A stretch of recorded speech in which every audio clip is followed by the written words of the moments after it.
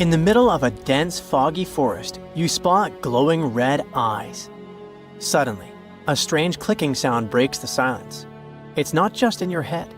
Stretching over 2,000 miles from Newfoundland to central Alabama, the Appalachian Mountains hide terrifying creatures like Bigfoot and the Wampus cat. You might think they're just myths, but there's actually a chilling explanation behind them. First up, the Mothman.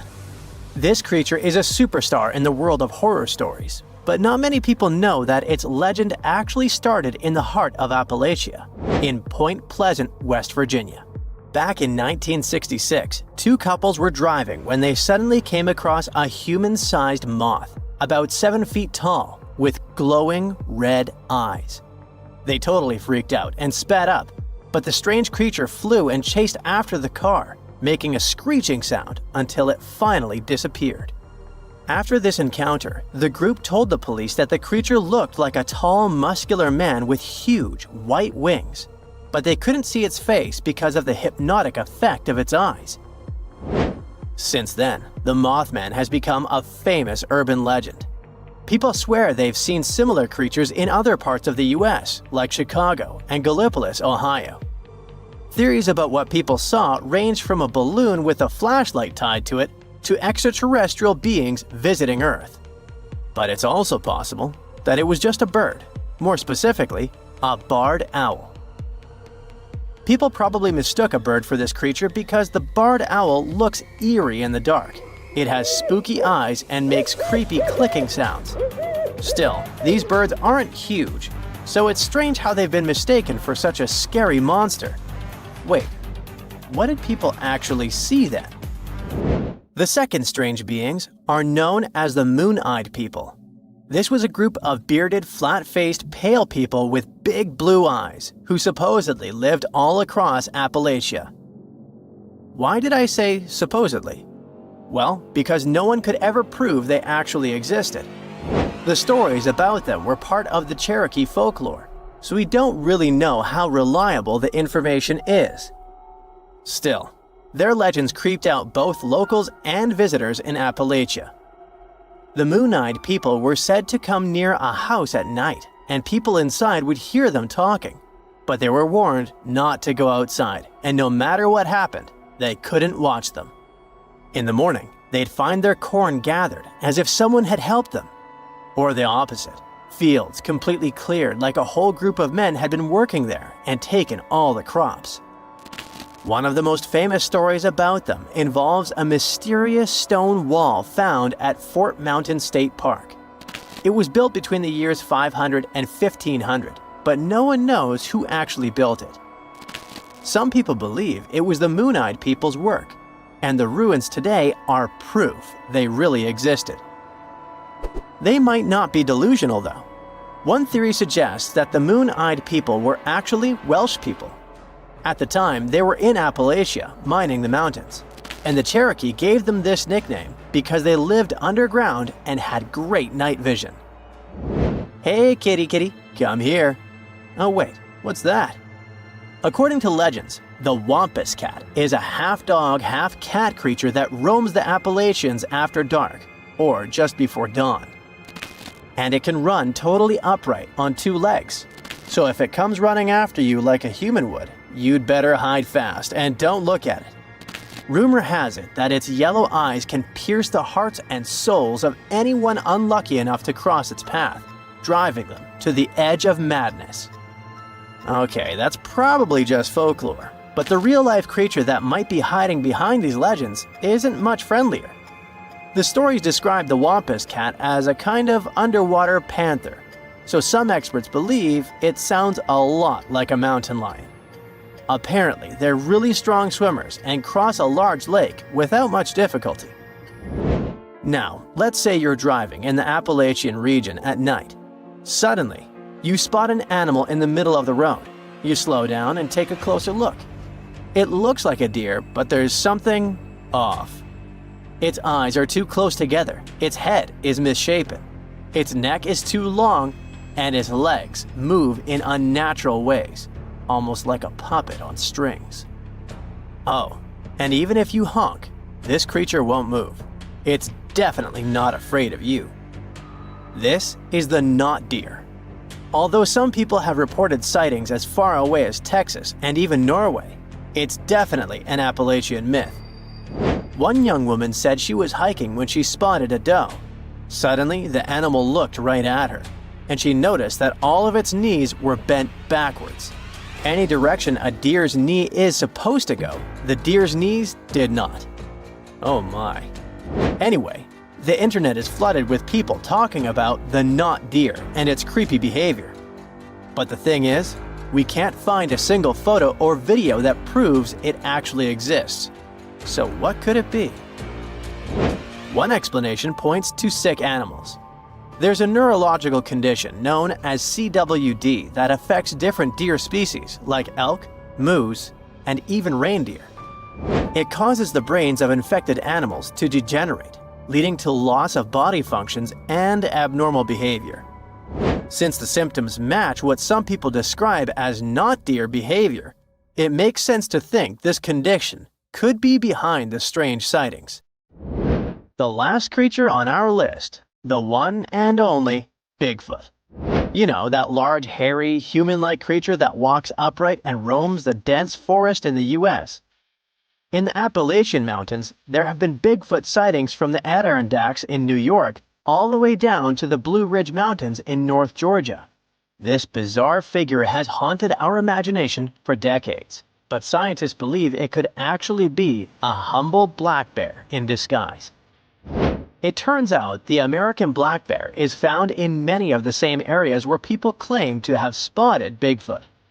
Studies show that for every 1,000 increase in the bear population, there was a 4% increase in Bigfoot sightings. And there are two main reasons why the American black bear could be the perfect imposter. The first reason, they're big. Adult males can weigh up to 660 pounds and grow up to 6 feet long. The second reason, while we think they primarily walk on 4 legs, they are perfectly capable of standing upright. In fact, not only are they capable, they do it all the time. They stand up to get a better look at something, sniff the air, or just to appear bigger when they feel threatened. When they do that, they definitely look like a human-like figure. And for those people who aren't used to being around bears, it's easy to mistake them for something more sinister and out of this world. Now you might be wondering why so many strange sights and creatures are said to live in the Appalachian, and the answer might be linked to the region's age. The process that led to the creation of these mountains has been going on for over 480 million years, which means they're older than Saturn's rings, for example. Over all this time, the region has gone through some drastic changes in its composition, creating a huge number of ecological niches with varying elevations, slopes, aspects, temperatures, and rainfall. And according to experts, the reason the region is so full of bizarre legends isn't just because the mountains are old, but because they still look old. Since a large part of Appalachia is basically untouched by humans, much of that ancient biodiversity is still around and seems unknown to us. This has created a landscape full of deep forests, mist-covered valleys, and winding rivers. A place where secrets seem to be hiding in the fog. And over the centuries, the isolation of the Appalachians only allowed these stories to grow. In 1975 in Puerto Rico, a farmer saw most of his goats lying lifeless on the ground. He got closer and saw that the animals were stiff and had 2 puncture marks on their necks. Goats were not the only animals that were hurt. Many pigs, cows, and geese lost their lives too. They all had the same distinctive bite marks on their necks, and all had been drained of their vital fluids. The locals immediately jumped to conclusions and blamed dogs, and the authorities didn't bother to do a better investigation and just said dogs had done it without looking for any proof. A couple of days later, though, many more animals were found deceased. Among them was a cow that had literally been opened, and it had a lot of scratches on its head. The farmer next door reported that his chickens had been destroyed by something. In just a few weeks, the creature took the lives of 90 farm animals. After some time, another farmer said that 10 of his goats had been drained, 7 had been hurt, and 11 were missing. This time, the authorities didn't waste any time and started the monster hunt, but they had no luck finding the culprit. The incident was all over the local newspaper, and the beast was named the Vampire of Maka. The incident caught the attention of the Agricultural Commission, and scientist Juan Rivera was tasked to solve this otherworldly mystery. His first suspect was a Puerto Rican boa. This non-venomous snake can grow to be a little over 6 feet. Still, its diet consists of only small prey. It's also very shy of humans and other animals. It avoids bigger creatures at all costs. You're more likely to see fish climbing trees than this boa taking down a whole cow. Near the crime scene, a large cave was discovered, and we all know that weird creatures like living in dark, cold caves. In the cave, they found some crazy-looking bats. As we've seen in movies, bats can turn into vampires, so they must be the culprit. But no, bats were as innocent as they could be. Their favorite food wasn't cows or goats, it was figs. They were peaceful fruit-eating bats that didn't care about animals. Again, the researcher hit a wall. Suddenly, all the terror stopped in July 1975. It seemed like the creature had vanished into thin air, but not for long. 2 decades later, 62 miles from the previous site, more animals were found. A local vet examined them. He was terrified to discover that every animal had 2 precisely cut holes like he had never seen before. The animals were anemic and looked like they'd passed away recently. By the looks of it, the creature's favorite food was goats, and that's how it got the infamous name we all heard of, chupacabra, which means the goat sucker. Dogs, chickens, rabbits, and other animals were not off the menu. In short time, the chupacabra took 1,000 farm animals. Now, this animal had a name, but people still had zero idea about what the chupacabra looked like, which was terrifying. In Canovanas, Madeline and her mother reported seeing a weird creature that could have been the chupacabra. They said it had been walking on 2 legs like a human and resembled a kangaroo. They mentioned that the monster also had spikes on the back, no ears, large dark eyes, and 2 holes for a nose. It had 2 arms with 3 fingers. The chupacabra seemed to like Madeline's house because her husband and his coworker found it in the garage. They tried to capture it, but didn't succeed. Madeline later drew a detailed sketch of it. Many people saw the sketch and reported seeing a similar creature. They claimed it had strong legs and wings and smelled like sulfur. Take all these descriptions with a grain of salt. If they'd been true, they would have been all over the news. But still, keep in mind these descriptions. They will be important later in the story. In 1976, on some talk show, they talked about the chupacabra, and the show quickly went viral. Soon, people started reporting having seen a similar creature in Florida and Mexico. Many said that the stories were like a unicorn rodeo. They were totally made up. In Mexico, 2 skeptical inquiries, Patricia and Mario, laid traps around those farms where the chupacabra had allegedly been seen. They caught some animals in their traps, but no sign of the goat sucker. They only captured wild dogs. The police stated that the chupacabra was just a wild dog, not a mythical creature. And still, in the next 5 years, there were numerous sightings of the chupacabra worldwide. On the 13th of August of the year 2000, a farmer from Nicaragua found 25 of his sheep and 35 of his neighbor's sheep hurt. So he decided to take the matter into his own hands. One night, he was patiently waiting in the pitch-black night for the creature to appear. Suddenly, from the corner of his eye, he saw something and managed to hit it. The creature passed away.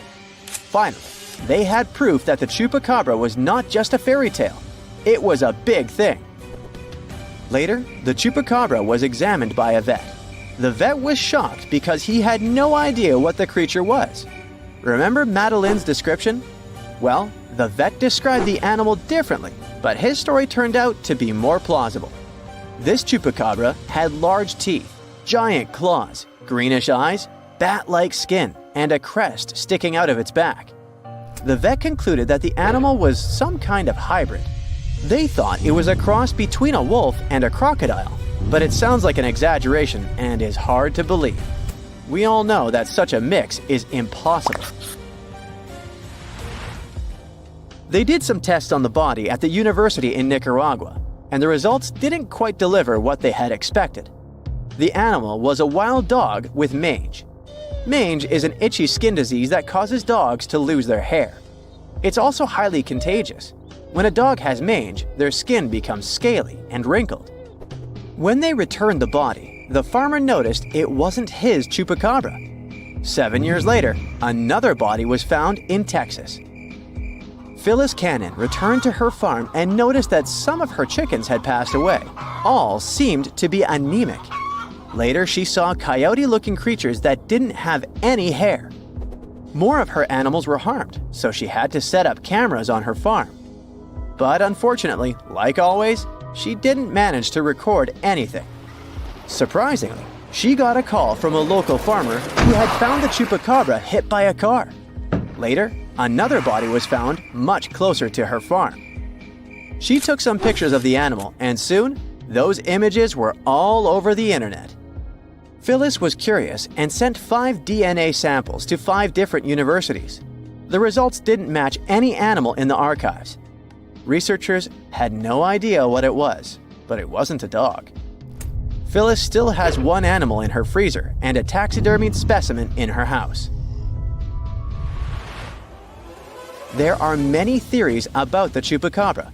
Some claim that the animal is a genetically modified monkey that escaped the lab. Others state that it's some mysterious, otherworldly creature. The most consistent hypothesis is that the chupacabra is a mix between a Mexican wolf and a coyote with mange. Now, do you remember that Phyllis said that she had sent samples to 5 universities and no match had been found? Well, it turned out she hadn't been telling the truth. At one university, they found that the animal was a mix between a coyote and a Mexican wolf and that it had mange. Animals with mange are weak and will likely try to hunt farm animals to survive. People, when they see something they don't know, tend to exaggerate, which is why all witnesses describe the animal differently. He's known as a creature of pure terror, a monster that inspires fear in all who gaze upon him. His name is Bigfoot. This hulking beast was said to have shaggy fur covering his massive frame. His eyes were glowing, fiery orbs of orange and red, and his teeth were sharp and jagged like knives. His massive hands had long, sharp claws that seemed to glow with weird energy. His most famous feature? His feet. Massive and heavy, with thick, sturdy toes that seemed to be able to crush anything in their path. Whenever he moved, the ground trembled beneath his weight, and his growls sounded like a volcano was just about to erupt. Sure, we've all heard the stories and seen the movies, but did Bigfoot really exist? Is he still out there, just waiting for people to notice him? Let's look at some of the information we do know for sure. Bigfoot became well known back in 1958 when a man from California named Ray Wallace claimed to have found large footprints near his work area. For years, his kids believed the whole thing was just a prank pulled by their father. People have reported finding many more footprints and a few handprints that were similar, but some of them were left by bears, others were fake, and many others can't be explained to this day. But the legend of Bigfoot predates this event. In 1955, a man named William Rowe said he saw a creature that looked partly human and partly animal while hiking on Mica Mountain in British Columbia. He later signed a document stating that the creature was about 6 feet tall, had brown silver-tipped hair, and had thick arms, broad feet, and breasts. Then there's the story of Albert Ostman, who claimed in 1924 that while he was camping alone near Toba Inlet in British Columbia, he was taken by a Bigfoot and held captive by the Bigfoot's family for a week. The man eventually escaped when the Bigfoot, father of the family, became sick after eating some of Ostman's belongings. There are no other Bigfoot memorabilia like the 1967 video called the Patterson-Gimlin film. Some people think it shows Bigfoot, but most scientists think it was just a person in a costume. The film is still often used by people who believe in Bigfoot as evidence that it's real. There are even scientists who think the film might not be fake. It's become more believable over time because of new scientific discoveries about how our ancestors walked. This opinion is based on the discovery of Lucy, a 3.2 million year old human ancestor that walked on two legs, which proves that our early ancestors were similar to apes and could walk like humans, just like Bigfoot. There's also a video on YouTube of Bigfoot in Provo Canyon, Utah that's very popular. The video shows a big black animal in the trees, possibly eating or looking for food. As the camera zooms in to get a closer look, the creature stands up on two legs like a person. Obviously, the people filming it got extremely frightened and ran away at once. The video was posted in 2012 and has been watched more than 7.6 million times. The people who made the video were not really looking for Bigfoot. They were simply camping and wanted to see some deer. They initially thought that they saw a bear until the huge creature stood up and looked straight at them. They ran to their car and left their tent and stuff behind. Their belongings are most likely still there.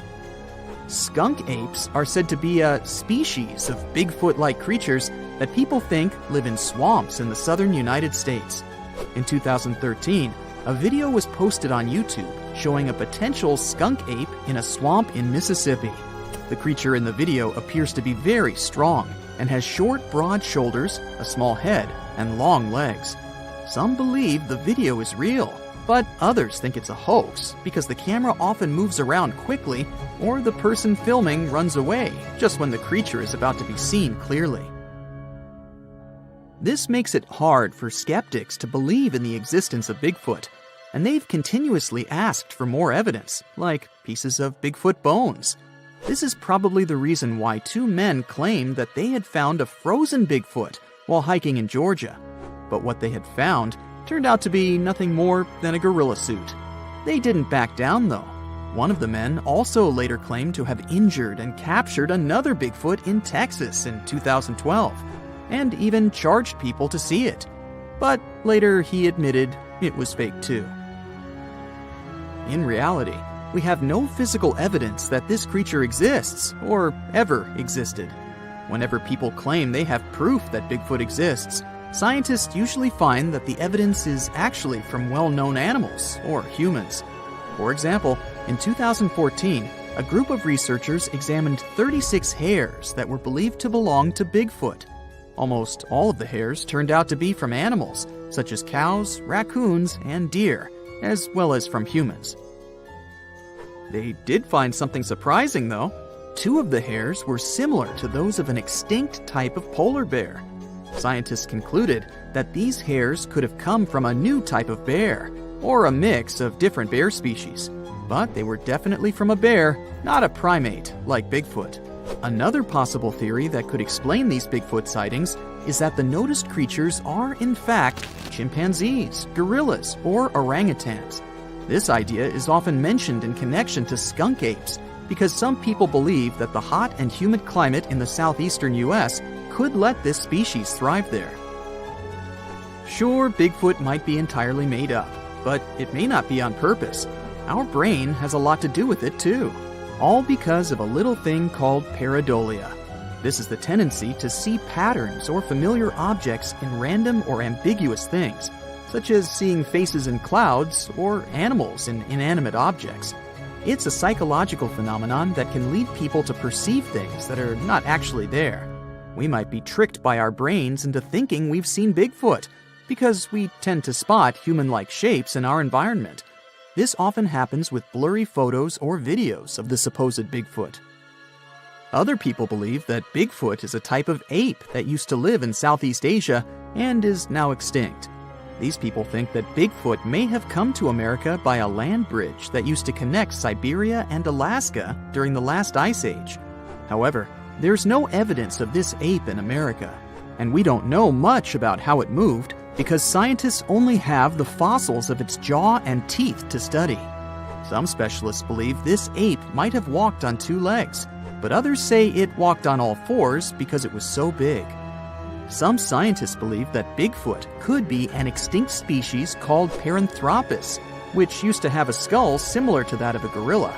It walked on two legs. However, the Paranthropus fossils have only been found in Africa, so there's no reasonable explanation for the Bigfoot sightings in America. Others believe that Bigfoot could be related to the Gigantopithecus, a type of ape that lived millions of years ago. Some people have even suggested that Bigfoot could be the missing link between apes and humans, but this idea is not supported by scientific evidence. There are theories that claim that Bigfoot was actually a Neanderthal. We do know for sure that Neanderthals are extinct because there are no known living individuals of this species. All evidence suggests that Neanderthals became extinct around 40,000 years ago, and there have been no confirmed sightings or discoveries of Neanderthals since then. Also, no remains of these species have ever been found in the Americas. Scientists have finally solved the Loch Ness Monster mystery. Here's the spoiler, you ready? It's not a real monster. It's probably a dinosaur that survived through the ages, or just a bunch of debris floating on the water. Thanks to many findings on the Loch Ness creature, we have proof of another story to tell you. It was 1933 when a man named George Spicer and his wife were driving along the shores of Loch Ness. That's when they saw something massive with a long neck moving across the road. It looked like a creature straight out of the prehistoric era, a dinosaur-like beast unlike anything they'd ever seen. That was the moment that Loch Ness monster theories started spreading around like wildfire. One of the most famous Loch Ness monster sightings came just a year later, in 1934, when a man took a photograph that became the most well-known image of Nessie. That's the nickname she was given. She? Anyways, the photo, known as the surgeon's photograph, showed a long-necked creature rising out of the water, and for years it convinced people that the monster was real. But years later, the truth came out. One of the men who helped take the photo confessed it was all a hoax. The photo had been staged after all. When the photo was published, it had been significantly cropped. This made the animal in the picture look much bigger than in real life, fueling the theories that the Loch Ness monster did in fact exist. In the 1960s, one of the first big scientific attempts to investigate the mystery of the Loch Ness monster happened. A research team took sonar equipment to the lake and spent hours scanning the waters in search of evidence of large creatures. What they found was puzzling. They recorded several objects moving deep in the loch, or lake, with no clear explanation as to what it was. Though the team didn't manage to capture anything definitive, this sighting helped fuel the belief that there was indeed something massive living in Loch Ness. After that, research about the mystery of the Loch Ness monster kept popping up. In 1972, with the help of underwater photography, some researchers managed to capture strange images, which got people's hopes up for a minute. But the truth is, this early research about the Loch Ness monster was far from conclusive. Now, of course, not everyone bought into the mystical, magical theories about the Loch Ness monster. Theory 1, from a professor of zoology at Oxford University, has made it clear that the monster is a biological impossibility. Hey, my pediatrician said that about me, too. Meanwhile, he says that no skeletal remains have ever been found in the region. Plus, no fishermen have ever caught anything resembling the creature in their fishing nets. For him, this works as proof that it simply can't be real. When it comes to the famous photos of the Loch Ness monster as evidence, well, that's pretty simple. The professor offers a more down-to-earth explanation. He argues that these images are either showing floating debris or birds, like cormorants, which have long necks and often appear to be low in the water. When people refute his suggestion, he takes us back to human psychology and explains that people often make mistakes and misjudge the size of things, especially when they just caught a glimpse of it, and even more so when they are hoping to see something specific. Now, many of those alleged photos depict an animal with a long neck and a small head, which has led some to believe that what they're seeing is a plesiosaur, a giant marine reptile that lived 215 million years ago and disappeared with the dinosaurs. The idea of a plesiosaur surviving all these years is a theory that's been around since the first sightings of the creature. But this researcher isn't buying it. He explains that no plesiosaur fossils have been found in the region dating to anything later than 66 million years ago. The idea of a prehistoric creature still lurking in the waters of Loch Ness just doesn't hold up scientifically. Then there's theory number 2, from a British naturalist who has spent over 50 years investigating the Loch Ness Monster phenomenon. His conclusion is a little less dramatic. He believes that most people who report sightings of long-necked creatures are misidentifying other animals. He suggests people think they are seeing a sea serpent. Reports of sightings from the Loch Ness Monster have been around since the 6th century CE, long before they were distilling Scotch whiskey or other explanations. Early reports of these sea serpents describe large creatures with long snake-like bodies and multiple humps. Some say the creatures were as big as boats, and many swore they saw something swimming in the waters. Many of these early sea serpent sightings may have been misunderstandings or exaggerations of normal animals in the loch, like large fish or even swimming birds. They could have been large eels, which are known to live in Loch Ness. These eels, especially when they're moving, might have given the impression of a long, undulating creature in the water. People who saw these eels from a distance, particularly in low light or misty conditions, might have mistaken them for something much more mysterious. Theory number 3 says something else. Nessie is just a series of standing waves. These happen when two boat wakes move in opposite directions, creating a big hump in the water that could look like a creature from a distance. Loch Ness enthusiasts even showed how it works, with footage from Fort Augustus, where a river meets Loch Ness. These enthusiasts had big plans to use drones with infrared cameras and special underwater microphones to search the loch. Now, Loch Ness is massive, stretching around 23 miles long and more than 700 feet deep. So, they thought they needed drones and infrared cameras to put an end to this discussion. But despite everything, they haven't found Nessie. But it's not only the Loch Ness Monster that lacks scientific explanation. There have also been scores of sightings of yetis and sasquatches that no one can really explain. Folks have made movies, dreaming of finding the truth about these creatures. But, according to recent research and evidence, it looks unlikely that we'll ever find definitive evidence of their existence. Science says they can explain Sasquatch sightings, and this is how. Biologists who study wildlife using camera traps, which are set up in remote areas to capture images of passing animals, have long attempted to find elusive species. These cameras detect movement and snap pictures, providing invaluable data on the biodiversity of different ecosystems. As camera traps collect more photos over time, the number of species recorded grows. However, after a while, the number plateaus, suggesting that no new species are being detected. While it's impossible to claim 100% certainty, researchers say that after significant camera deployment, it's safe to say the likelihood of discovering new species, especially large ones like Bigfoot or the Yeti, drops significantly. Camera trap studies have been running for years in regions where these creatures are rumored to live, but so far, no conclusive evidence has surfaced. Instead, the supposed proof of Bigfoot or the Yeti often comes from blurry photos or shaky videos taken by individuals who claim to have encountered them. The scientific understanding of biology also makes the existence of Bigfoot highly unlikely. Often described as a great ape, Bigfoot would have had to evolve in North America. However, great apes evolved in Africa, and the only great ape to make it to the Americas is Homo sapiens, whose ancestors crossed the Bering Strait only about 16,000 years ago.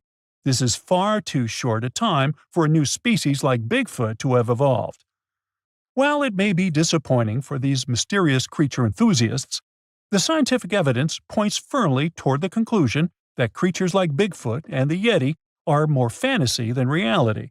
After decades of extensive scientific research, it's safe to say that yes, science has solved the mystery of the Loch Ness Monster, and it's pure fiction.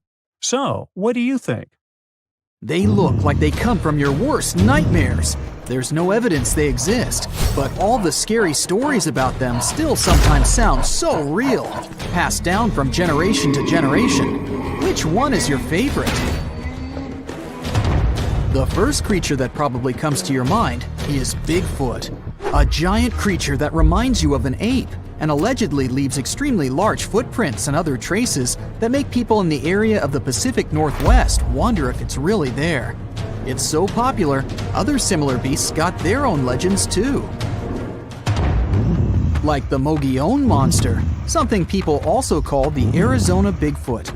Reported along the Mogollon Rim, this mysterious creature is 7 feet tall and has big red eyes. Stories say its body is covered with long reddish-brown or black hair, besides its face, chest, feet, and hands. It mimics coyotes, birds, and other wildlife, emitting strange whistle sounds at the same time. The creature tends to explore campsites when it gets dark. It builds nests out of twigs, pine needles, and leaves. And if you're in that area and someone is throwing stones from locations you can't see, yep, Mogollon Monster. This creature is omnivorous, which means it eats both plants and animals. And it prefers to wander at night, lurking for innocent prey lost in the woods. Urayuli, a 10-foot mythical creature people say hides in the southwestern woodland parts of Alaska. It's a hulking giant beast known for its extremely long limbs. Legends say their lanky arms are so long they reach their ankles. The creature is covered in a thick coat of hair. The only thing you can see on its face, not covered in the hair, is the creature's eerily luminescent eyes. The legend says Urayuli use their glowing eyes to hypnotize their prey. But not us, since stories say they prefer to catch deer. And they're known to be kind towards humans. And some claim the Urayuli are actually just a type of Bigfoot. Wendigo. This terrifying creature is said to be hiding across the northern forests of Canada and the United States, always looking if there's some lost wanderer. The story says the Wendigo used to be a lost hunter. The freezing winters transformed him into a fierce 15-foot-tall beast with desiccated skin tightly pulled over its large, pointy bones.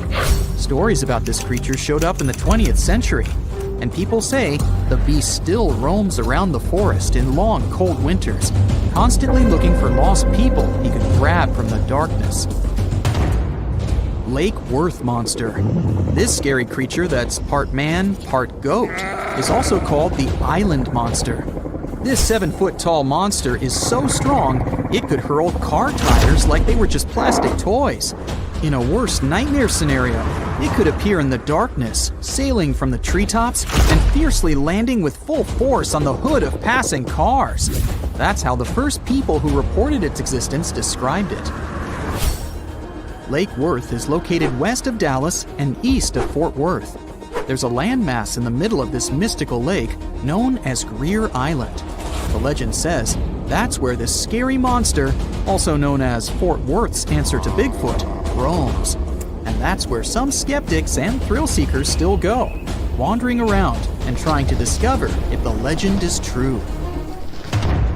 Lurking in the darkness with its scary red eyes, meet the Mothman, a humanoid beast reportedly seen in the 1960s in Point Pleasant in West Virginia. On one cold night in November of 1966, 2 young couples reported to the police that they saw a big gray creature with glowing red eyes. It looked like a flying man with wings around 10 feet wide. During the next couple of days, more and more people said they saw the same thing. Later, a wildlife biologist from West Virginia University told reporters that these descriptions fit the sandhill crane. It's a big American crane almost as tall as a human being.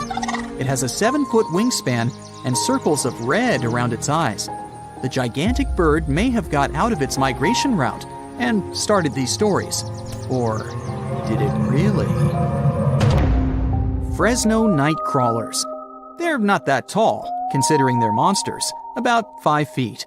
The upper part of their body is pretty small, so most of their height is their legs. These creatures have allegedly made 2 appearances so far. Once, people saw them in Fresno, California. In contrast, the other time was in Yosemite National Park in California. Both times they were in videos of poor quality, so it wasn't easy to find details of their upper body.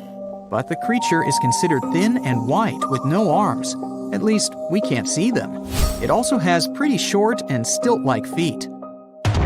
Have you heard of the slide rock bolter? It's said to be hiding somewhere in the mountains of Colorado.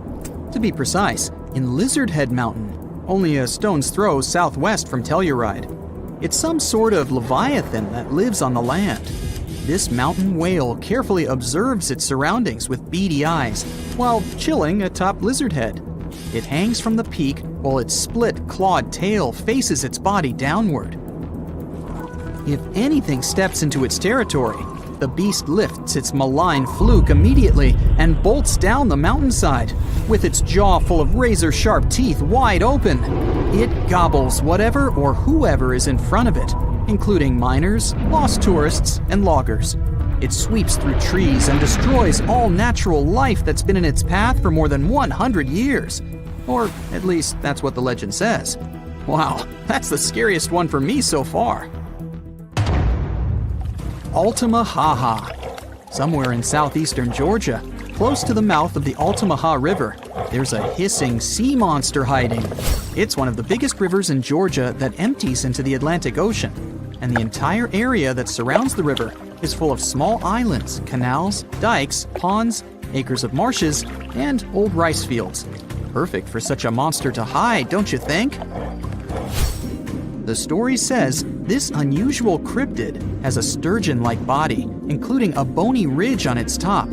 Due to its front flippers, the creature swims like a dolphin. His snout reminds me of a crocodile. His teeth are large and sharp, whereas his eyes are big and protruding. The beast is green or gray with a white-yellowish underbelly and is up to 30 feet long. There's no physical evidence the Altamaha really lives there, but the legends date back centuries when people started talking about an enormous snake-like beast that hissed and bellowed. Loch Ness Monster, or how many like to call it, Nessie. This myth dates back from old times, all the way to a group of people that lived in ancient Scotland known as the Picts. The legend started to grow in the 1930s. Back then, a road near Loch Ness was finished, offering a nice view of the lake without bigger obstacles. And in April of 1933, a couple noticed there was a large animal. They compared it to a prehistoric monster or dragon. Most people imagine it as a plesiosaur, which is basically a marine dinosaur. The beast quickly crossed the couple's car's path and then disappeared below the water's surface. Later that year, some researchers even big footprints. They believed they were from a pretty soft-footed solid creature around 20 feet long. Later, some determined the tracks were the same as the ones that a hippopotamus leaves. Plus, scientists said the lake wasn't that nutrient-rich for such a large predator. There are not enough animals to support such a beast at the top of the food chain. But the legend about a giant mythological creature has moved on, and still makes people across the world wonder if there's really something hiding deep down in the dark, murky waters of Loch Ness.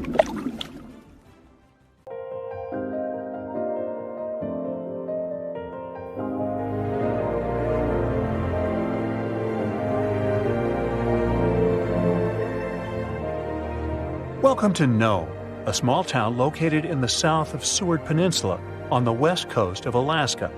If you live here, I'll bet you say there's no place like Nome. Well, maybe not. It's cold and snowy here, and no roads connect this town with other settlements. And with the onset of night, locals have disappeared here without a trace.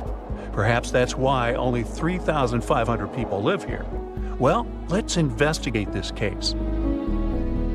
People disappear in cities for assorted reasons, but it was Nome who attracted the attention of the public. From 1960 to 2004, some 24 people went missing there. That number is statistically too big for such a small population. People just didn't come home in the morning, and no one knew what had happened to them. All the locals in small towns like Nome know each other. There are almost no strangers here, as it's difficult to get to Nome. There are no roads and no ferry crossing. All roads from Nome break off and lead to beautiful natural landscapes unspoiled by human mammals. You can get there and back by plane. And this is not some passenger jet, but a small biplane. Another way to get there is by snowmobile.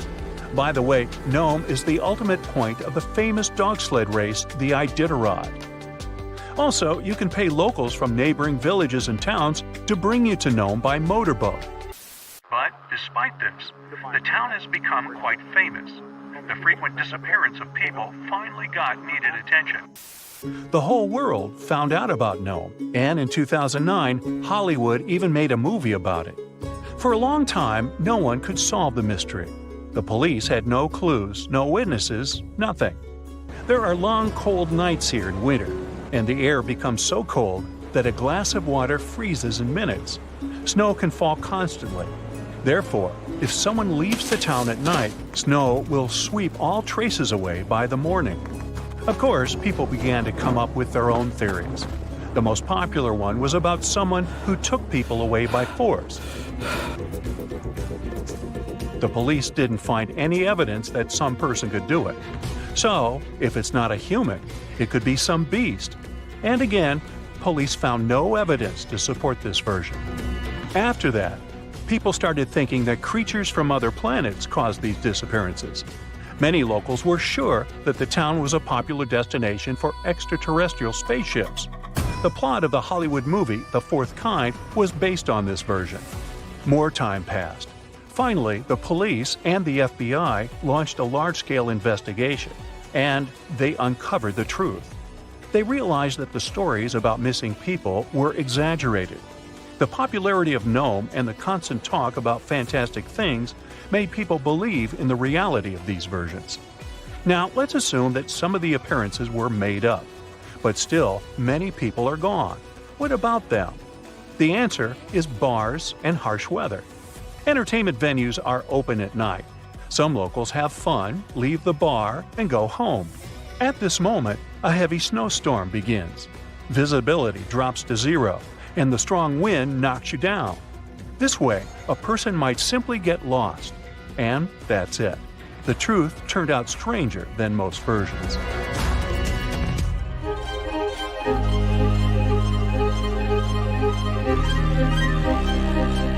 The Bermuda Triangle is a big area in the Atlantic Ocean, so the disappearance of ships and planes there seems not so surprising. But it's much creepier when it happens on a lake. Let's visit the Lake Michigan Triangle. It's located between Michigan and Wisconsin. For a couple of centuries, terrible things have been happening here. People put the same legends around this place as around the Bermuda Triangle. They reported unexplained phenomena and saw flying objects above the lake's surface. Some believe that the triangle is a time portal. Of course, no theories have been confirmed, but strange cases have occurred on the triangle territory. One happened in 1950, when a Northwest Airlines plane with 108 passengers disappeared without a trace during a flight over the lake. Police officers saw a red light over the lake 2 hours after the plane's last communication. The aircraft probably crashed, but rescuers didn't find any passengers or wreckage. All that's left was just an oil stain on the water. Many ships and boats disappeared there. But one of the strangest cases occurred on April 28, 1937. It was midnight. One ship was sailing through this lake. Captain George Donner went to sleep in his cabin after a hard day's work. 3 hours later, the vessel was approaching the port. One of the crew members went to the captain's cabin to wake him up. The door was locked from the inside. The assistant knocked, but no one answered. When he suspected that something had happened to the captain, the assistant unlocked the door. He got into the cabin, but there was no captain there. He seemed to have disappeared into thin air. The crew couldn't find him. Since then, the eerie disappearance of Captain George Donner remains unexplained. Meet David Paulides. In 2008, he finished his career as a police officer and began to study the mysterious disappearance of people in Europe, the USA, and Canada. He found out that most people went missing in the U.S. national parks. Over the past 150 years, more than 1,100 tourists have vanished there. Many of them were experienced travelers who knew how to survive in harsh wild conditions. David has written about these mysterious vanishings. He pointed out that some of them didn't disappear, but were found alive.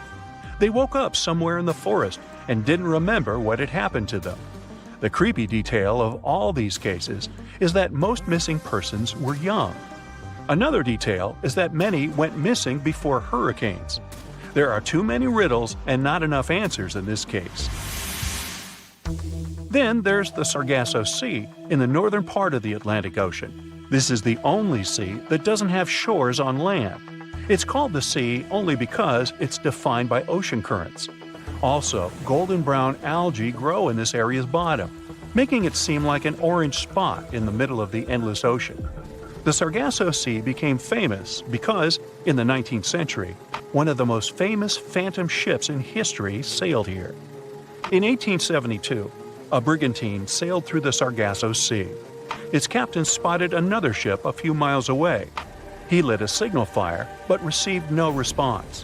Then the captain decided to sail closer to find out what had happened. On the hull of the mysterious ship was the name Mary Celeste. The captain of the brigantine and several crew members went on board. They walked around the deck and looked into the cabins and the hold. Everything was in place, but there were no people. The cargo and barrels remained untouched, so pirates didn't attack the vessel. The only damaged thing on the ship were the sails. They were torn to shreds. All documents except the logbook were missing from the navigator's cabin. The last logbook entry was added on November 24, 1872. The crew of the ship was never found, and this was one of many cases. In the 20th century, from the 60s to the 80s, there were many reports of empty boats and yachts floating on the sea. Also, some entire ships disappeared without a trace. All these cases still remain a mystery. According to one version, the four-sided current forms water funnels. Whirlpools can quickly pull a ship into the depths of the sea. This explains the disappearance of boats. But what about cases when the vessel is still on the water without a crew? Sometimes these whirlpools can create wind vortices. They're like little tornadoes. What if these whirlwinds are powerful enough to throw people overboard and tear the sails? Yeah, the theory seems too fantastic. So, what do you think happened? A bright flash on your left. Boom! Where did that lightning come from? Your plane shakes, your instruments stop working. A minute ago, the sky was clear and blue. Now, it's pitch black. Your senses go haywire. You don't understand which way is up or down. It's a strange feeling. You're beyond time and space. Lightning flashes from all directions. Clouds envelop your plane and swirl it into a vortex. You grip the controls and repeat to yourself, "I'll get out of this. I'll get out." Through the dark and thick clouds, you see a ray of light. It's your only chance. Your plane flies toward the light like a moth to a flame, and whoosh! You break out of the terrible whirlwind. Your instruments are back to normal. The plane's no longer shaking. You're saved. That's how pilots who faced the Bermuda Triangle anomaly describe their experiences. Well, at least on TV shows. The huge chunk of ocean between Miami, Bermuda, and Puerto Rico remain the planet's most mysterious area. But it's not alone. Alaska has its own triangle. Since the late 80s, 16,000 people have disappeared there. Eyewitnesses to the Bermuda Triangle anomaly talk about thick fog, lightning, balls of light, and hallucinations. In Alaska, everything's a bit more complicated.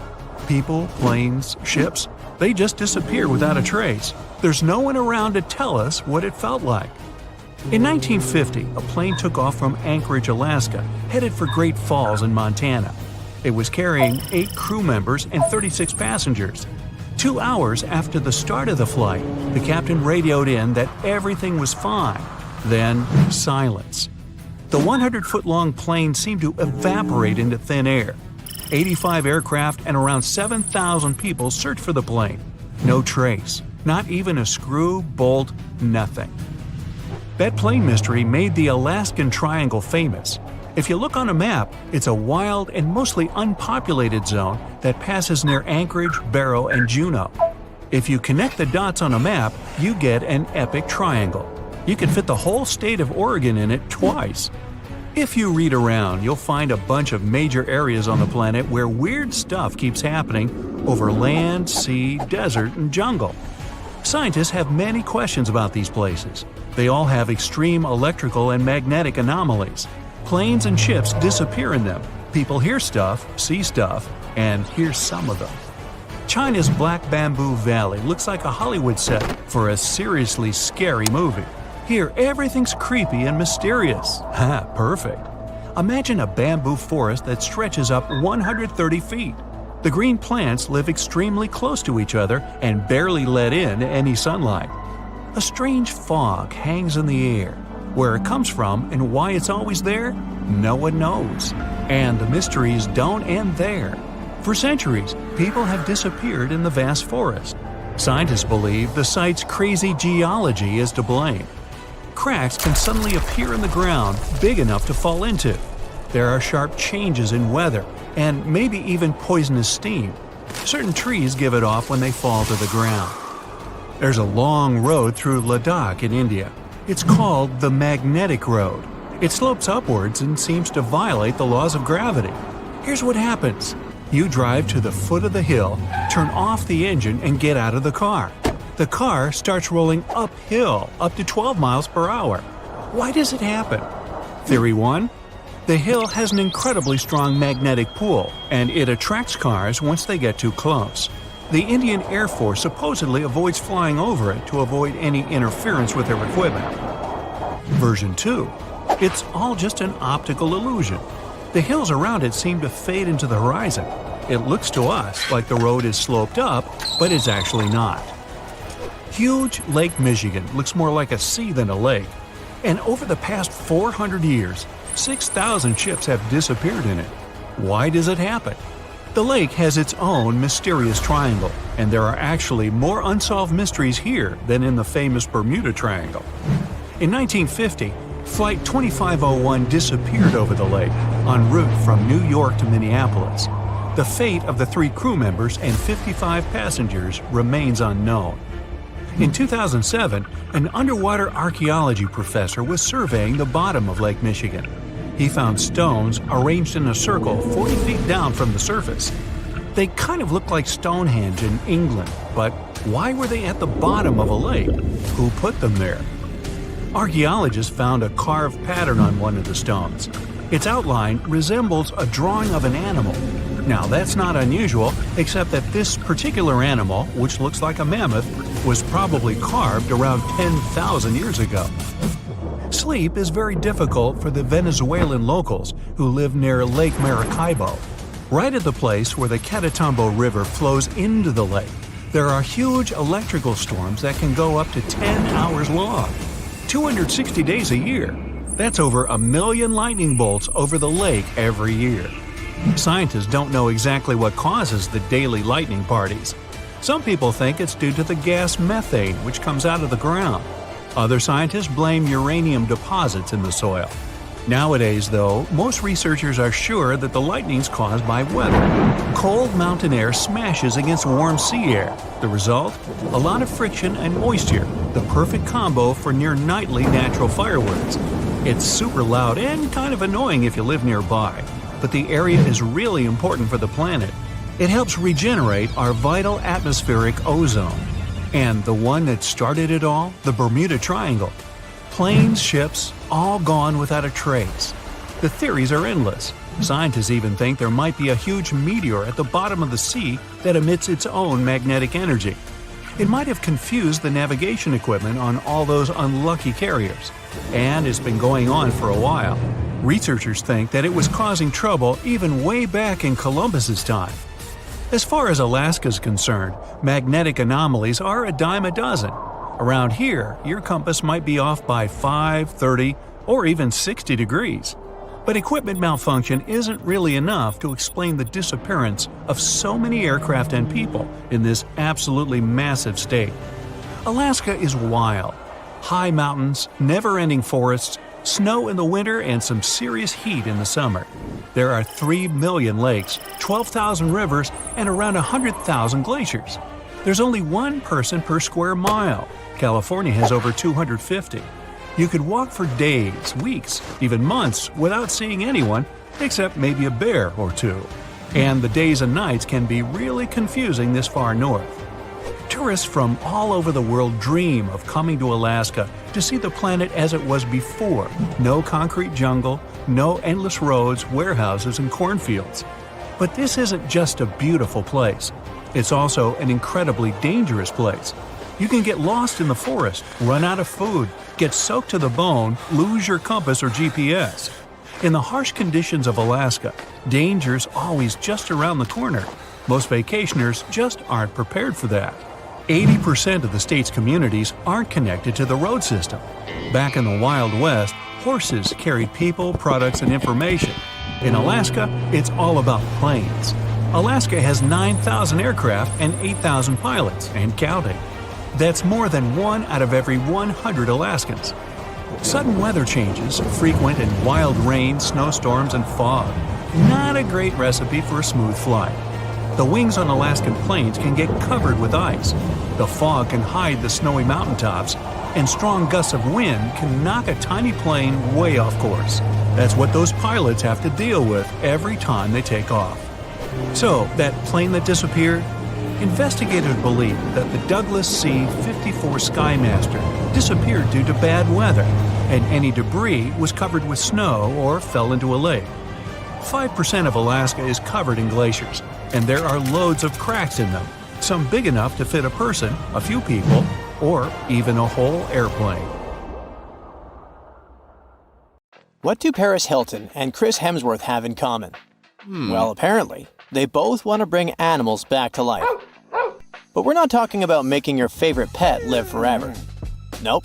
These celebs are actually helping a science company bring back animals that no longer exist, like the mammoth, the Tasmanian tiger, and even the iconic dodo.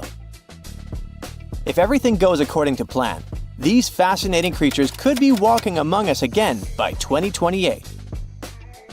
This groundbreaking effort is led by a company called Colossal Biosciences.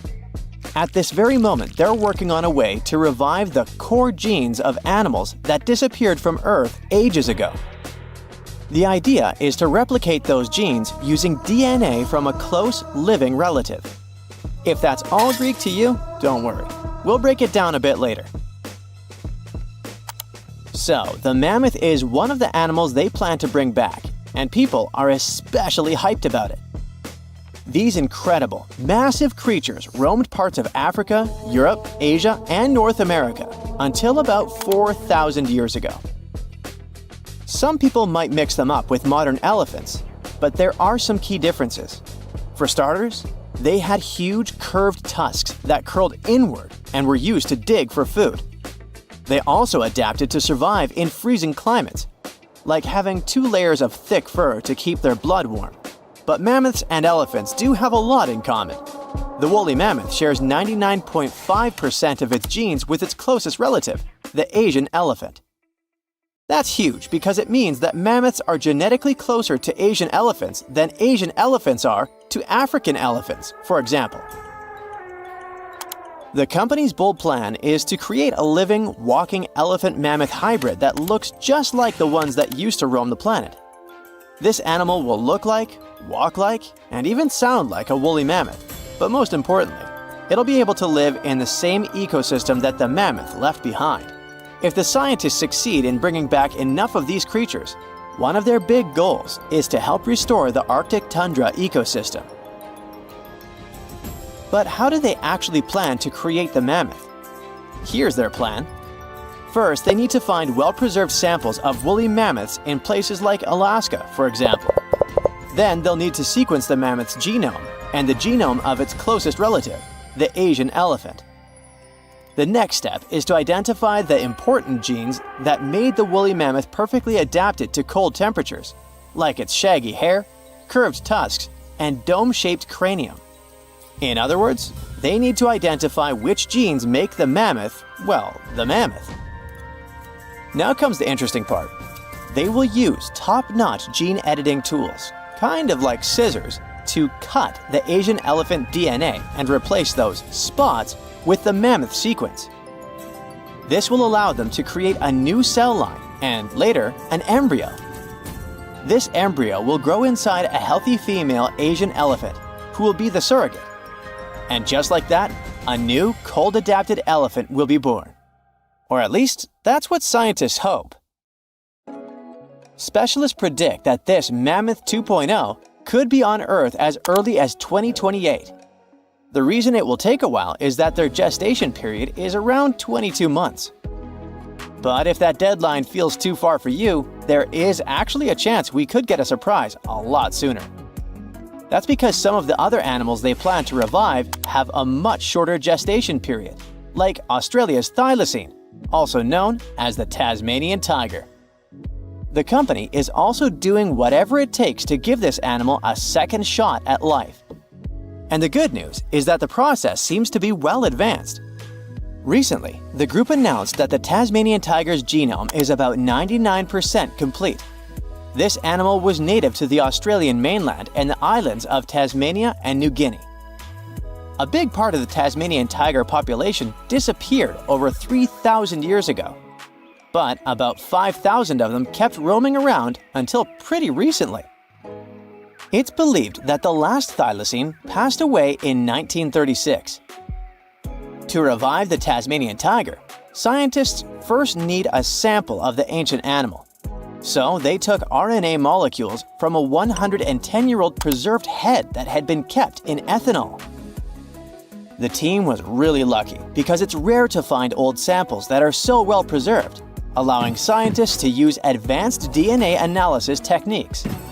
And by that, I mean they did a full, complete analysis. By studying RNA samples from important tissue areas like the tongue, nasal cavity, brain, and eyes, experts were able to learn a bunch of interesting things about the Tasmanian tiger. They could figure out how its brain worked, and also what this beast could smell, see, and taste. By the way, these semi-nocturnal animals had a special appetite for small rodents, lizards, and birds. After finding the perfect sample, the process of reviving it will be pretty much the same as with the mammoth, but with an elephant as a DNA donor, of course. In the case of the Tasmanian tiger, its closest living relative is a small marsupial called the fat-tailed dunnart. Even though this animal is small, it is a ferocious carnivore. So experts believe the whole DNA editing process will work just fine with its sequence. Their goal is to turn a fat-tailed dunnart cell into a thylacine cell. To accomplish that, they did more than 300 unique genetic changes into a dunnart cell. So there is no doubt they're pushing all the boundaries to make the dream of reviving animals a reality. This project also plans to revive the iconic dodo.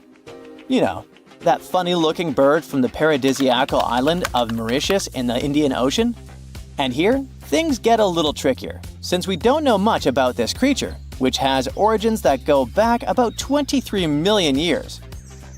Basically, the only clues we have about what dodos looked like when they were alive come from a handful of drawings, paintings, and written descriptions from the 17th century.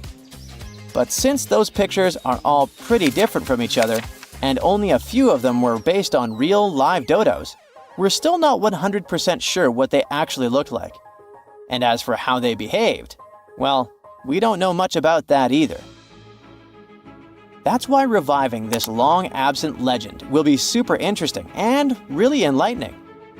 The sample they used to extract an old dodo genome came from a skull in the collection of the Natural History Museum of Denmark. And the dodo's closest living relative, which will provide the host cells, is the Nicobar pigeon, a gray bird with colorful features found in the Andaman and Nicobar Islands in India.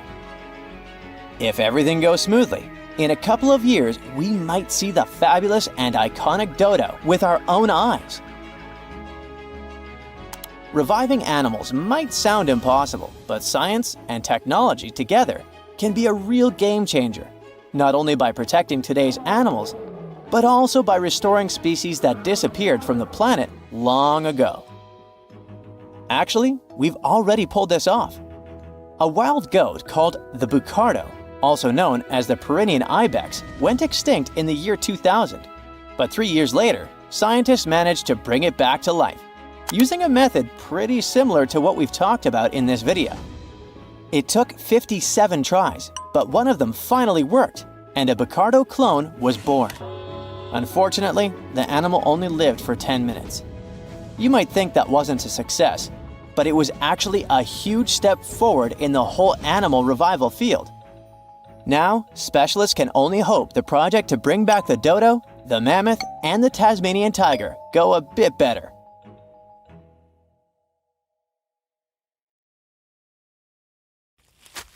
Psst, run! Really, it's not safe out there. There's a saber-toothed tiger lurking around. You better be careful. What are you doing? Don't peek. Okay, just one little peek. How's this possible, you ask? That's because you're in virtual reality, of course. These cool but very dangerous-looking big cats were alive during the last ice age. What if they decided to show up at your doorstep out of nowhere? Knock knock, a saber-toothed tiger is waiting for you to buy its cookies. Meanwhile, the coelacanth, this massive-looking fish, comes from a lineage that's been around for over 300 million years.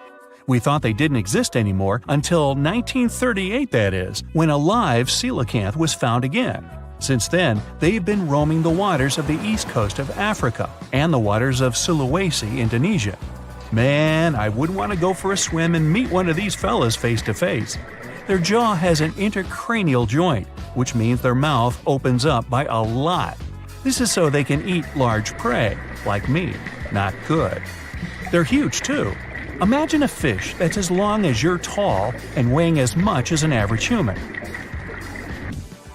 The takahe, a flightless bird, was thought to be gone in the year 1898. They're very cute, small and multicolored, usually not taller than your knee. But picture this.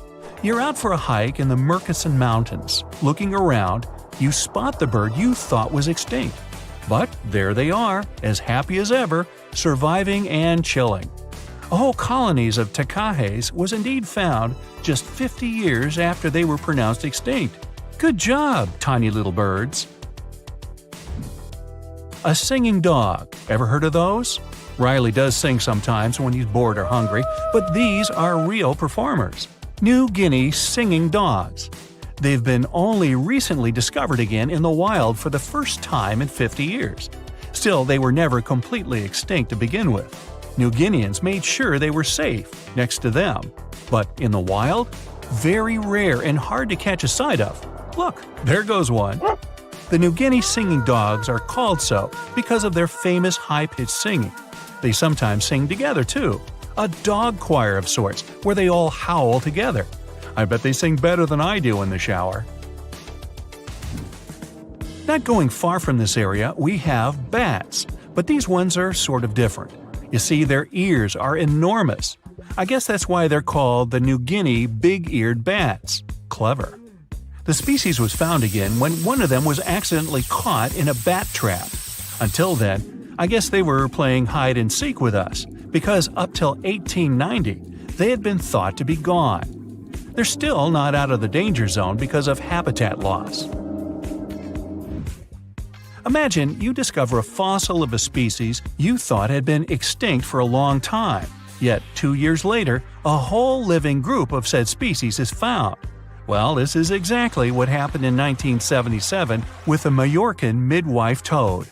It's sort of brownish in color with darker brown that makes up its skin spots. Other than that, it's just a small toad with googly eyes. The group of live toads was found close to where the fossil was, on the island of Majorca. There aren't many of them left, about 500 in fact, and as of right now, they're declared vulnerable by the International Union for Conservation of Nature. Now, are you a fan of tortoises? You will be when you take a look at this huge beauty. It's called the Ferdinanda Island Galapagos tortoise. It hasn't been seen since 1906, but on February 17, 2019, we were finally able to look at one of these beautiful creatures. It's probably out there with a few of its mates right now, but they also don't allow themselves to be seen. We only know they exist because there's a few tracks and scents. With yet another frog, we have the horned marsupial frog. They're out and about in Ecuador, in the Chocó forest to be more specific. They're called this way because of their distinctive horns directly on top of their eyes. You know the pouch kangaroos use to carry their offspring? Well, the female horned marsupial frog also has that, except it's on the back, so it acts as sort of a backpack. They develop their embryos there, and when they're ready to come out, they hatch as complete infants, unlike regular frogs where they start out as tadpoles. One more toad, the starry night toad or harlequin toad. They're black and covered with loads of white spots all over them. Lost for 30 years, it was discovered back in 2019. Picture them as big bodyguards, water bodyguards to be exact. Oh, that's a very big toad on your screen. Well, for the Arhuaco people, that's exactly what they are, guardians of water. They also have their own name for them, Guna. Sounds like a cheese. When scientists found them yet again, they came across 30 of these little creatures, but initially, they were expecting only one. Well, what a nice surprise. Here's a tiger for you, although it doesn't quite look like your typical tiger. It's called the Tasmanian tiger, and it seemingly disappeared since 1936. But then, out of nowhere, people started seeing them out there in the wild just 5 years ago in 2016. They sort of resemble dogs more than tigers, or a fox maybe. Just take a look at its muzzle. Maybe even a mix of both. Then, a few others started popping up too. And if you happen to think you're seeing one right in front of you, but you're not quite sure, check if they've got stripes on their back. They're definitely out there, but still technically marked as extinct by the IUCN. Okay, picture a horse that looks straight out of a movie scene. Tiny, gorgeous fur, very well behaved. It's tiny, but it's not a pony. It's a Caspian horse. They have an interesting backstory to them. They were discovered by Louise Leyland, who got married to an aristocrat in 1957. Having moved to Tehran, Iran, she didn't quite like how the horses behaved there, so she took matters into her own hands. She took a few people with her, and off they went to the Caspian Sea mountain. And in there, they found 3 of these beautiful tiny little horses. Well, that's how the story goes. Coming up next, a possum that was found in an unexpected place. Guess where? You have 3 options to pick from: hiding in a ski resort, in the Australian outback, or in someone's apartment in the bathroom. Which one do you choose? You have 3 seconds. The right answer is a ski resort. Yes, this possum is called the mountain pygmy possum, and it's originating from Australia. So far, there are 3 different living populations of this tiny possum, but it was believed to be extinct until just 1966. There are fewer than 100 of them, so the IUCN has marked them as critically endangered. Also from Australia is the night parrot, an absolute delight to birdwatchers. Very beautiful, yet mysterious. These little fellas live in very remote areas. You can probably count on the fingers of your hand how many times these birds have been seen since they were found again in 1979. That's how rare they are. Have you ever seen a pygmy tarsier? Neither have I. It was only in 2008 that 3 of them were caught. Scientists don't really want to lose track of their movements again, so what they did was gift them with tiny little collars. This way they can live their life as happy as ever and will know they're safe. The last one I want to tell you about is the tree lobster, but as the name might mistakenly tell you, they're not really lobsters. They're just big black bugs with huge legs. Their extinction story is a sad one. In 1920, a cargo ship got stuck on Lord Howe Island, and it had rats aboard. These rats fled the ship and ran straight to land. Even though tree lobsters are bigger than most insects, they're still relatively small compared to rats. The poor things never stood a chance. Still, in 2004, life shone again for these distinct critters. A pair of Australian scientists were out and about on the island and came across 24 of them. All of them were living beneath one single shrub. Hey, if there's enough space for everyone, it's not small, it's cozy. Bottom line, it's better to be distinct than extinct. Don't you agree? Currently, there are approximately 20 billion animals inhabiting our world. If everything were ideal, we would have 5 billion more animals on Earth. But many species have gone extinct, and around 44,000 species are currently endangered. The largest, most recent mass extinction event in history occurred during the dinosaur era, leading to the eradication of 75% of species on Earth. The Tulachi wallaby is a long-lost relative of today's kangaroo, but they had a hidden superpower, night vision. That's why they were mostly active at night. They were 3 feet tall and fed on grass, fruit leaves, and other plants. Wallabies lived in grassy areas near swamps and other water bodies, but not for long. By the 19th century, their numbers had gone down, bringing them to the edge of extinction. Only 14 wallabies had been left in the wild by 1920. A rescue mission was launched. They tried to capture the last 14 animals to protect them. But the situation got out of control and 10 wallabies lost their lives. The 4 remaining ones were transferred to a special facility, and in 1935, the last animal passed away. Only one picture of the Tulachi wallaby is left now.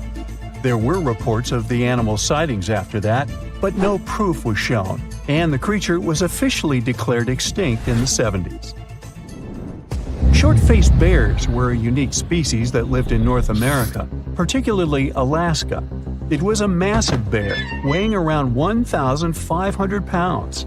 When standing on its hind legs, it was around 12 feet tall, a whole foot taller than today's biggest beast in this family, the polar bear.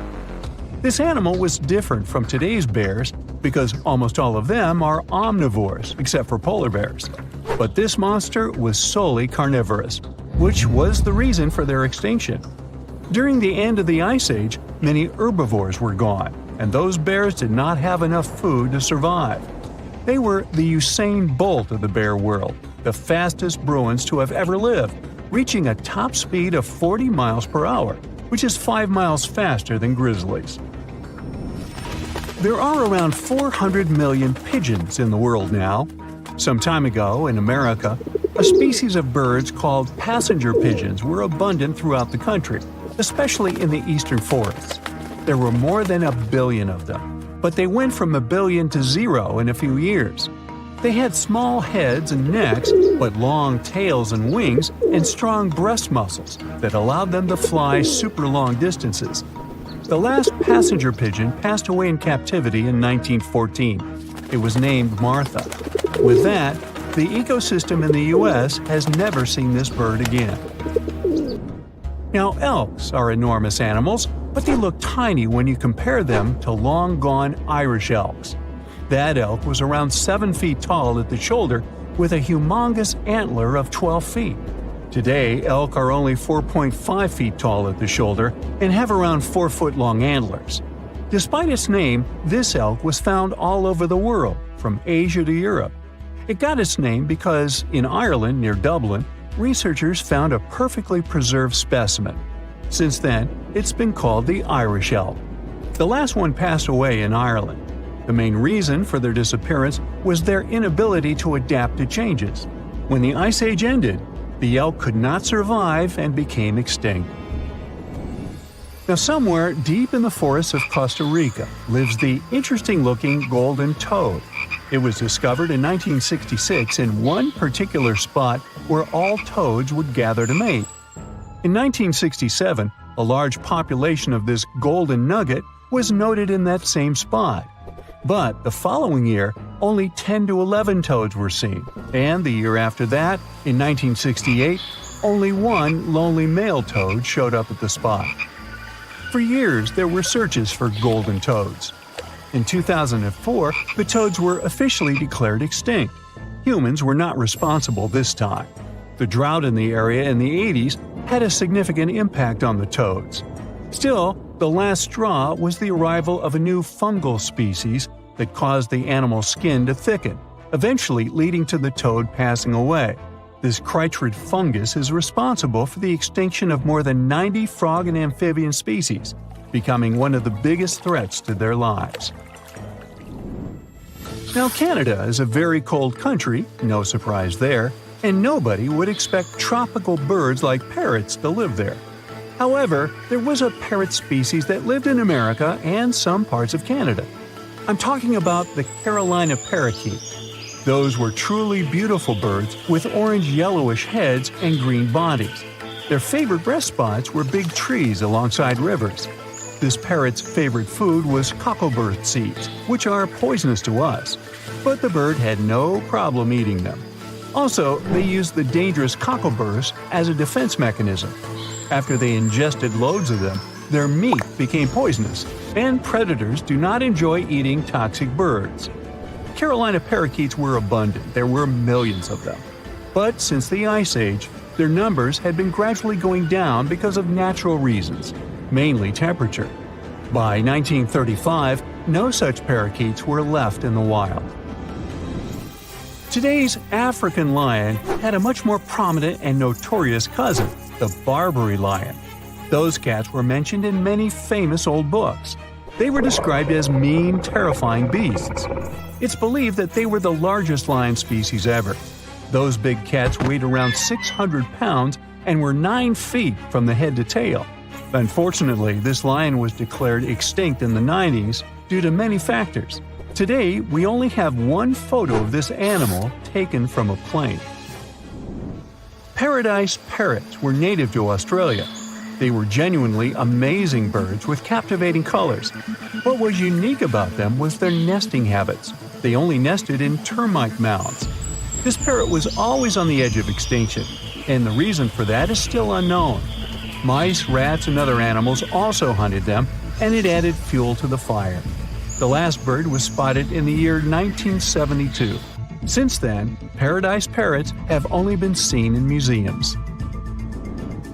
The Gulf of Mexico was once home to Caribbean monk seals. This species of seals enjoyed spending time in the warm subtropical climate of the Caribbean.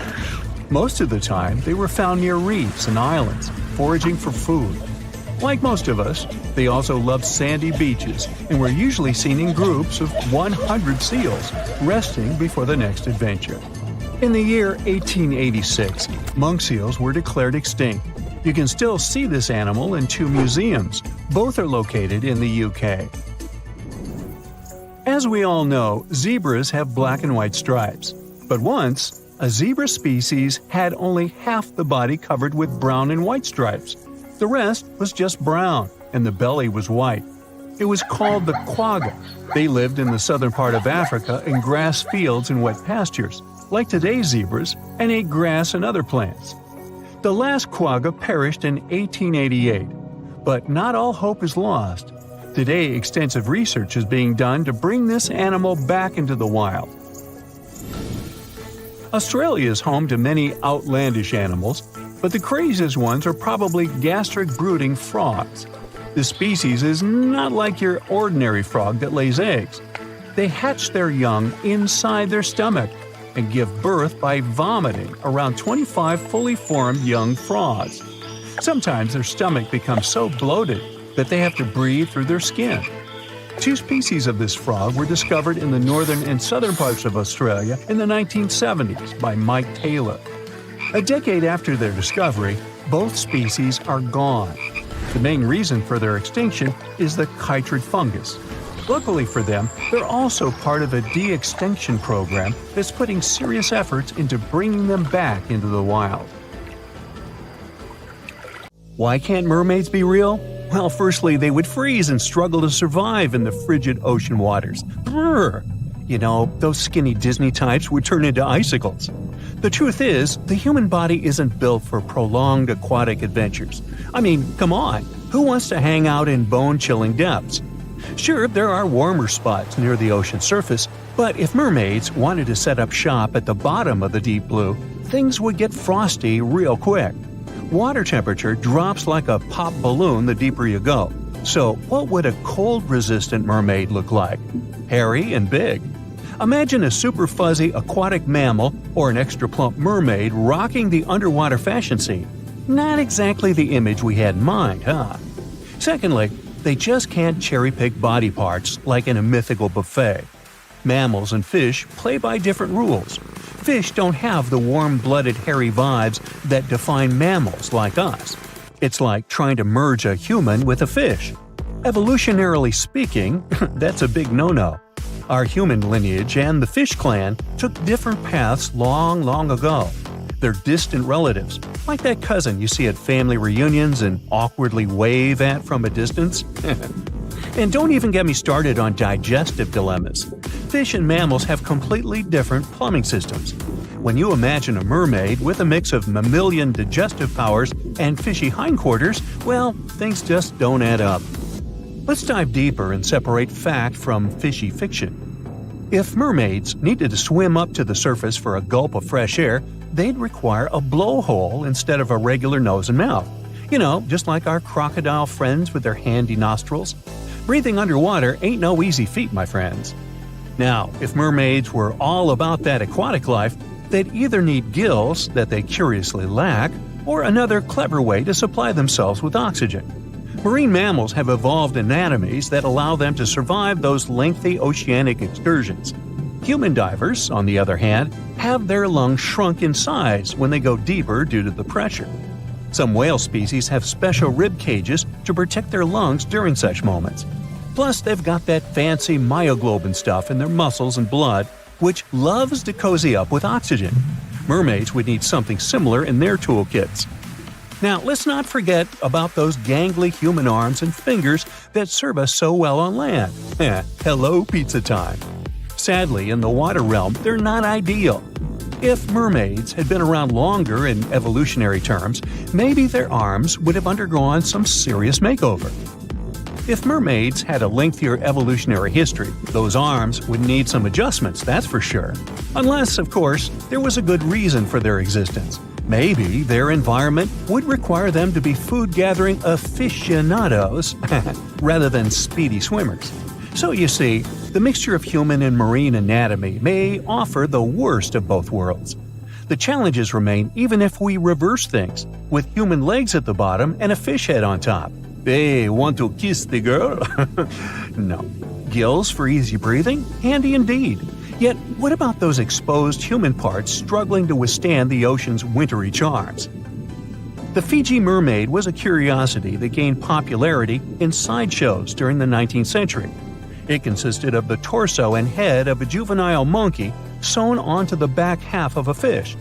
This peculiar object was presented as the mummified body of a creature believed to be half mammal and half fish, resembling a mermaid. P.T. Barnum, the renowned showman, acquired the mermaid and exhibited it in his American Museum in New York in 1842.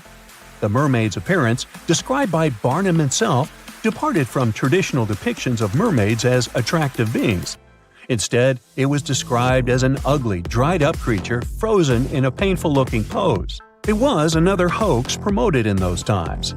I know, this sort of breaks the spell. But if the water is going to get dangerously cold, then realistically, mermaids would spend some time fattening up. Basically, they would look like sea lions. It all comes down to the freezing temperatures of water at some point. This made me ask, what if the ideal place for these ladies was underground caves and Arctic waters? Well, let me tell you a story.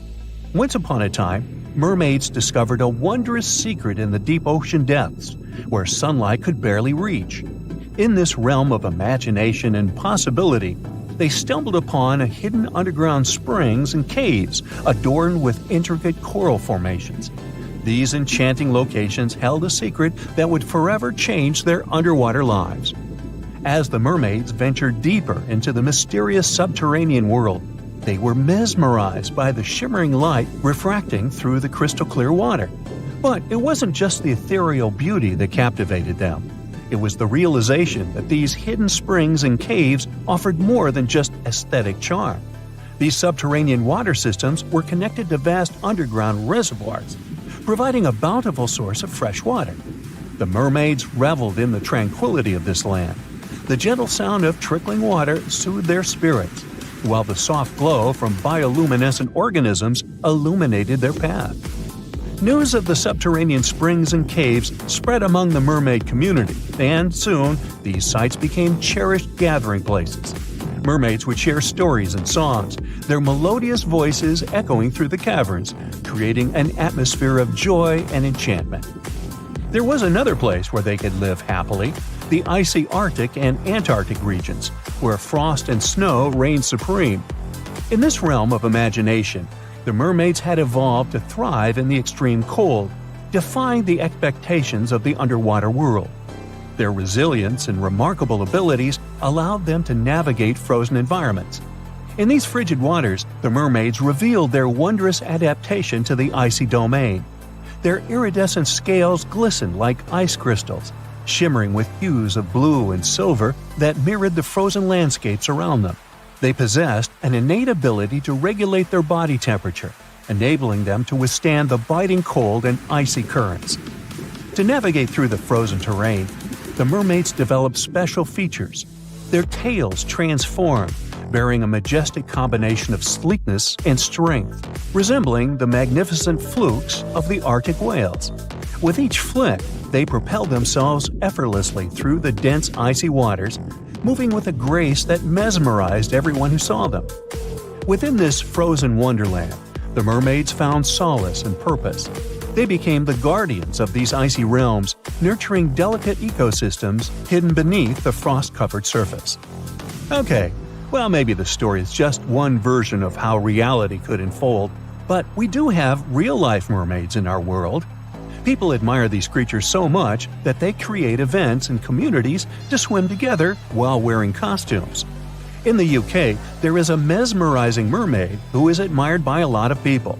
Her name is Hannah Caddick, also known as Mermaid Torva, and her tale showcases the vibrant colors of the local sea life.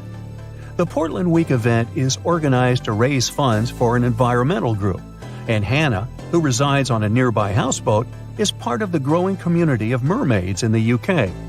Like other mermaids, Hannah uses a monofin, a large single flipper that propels her through the water.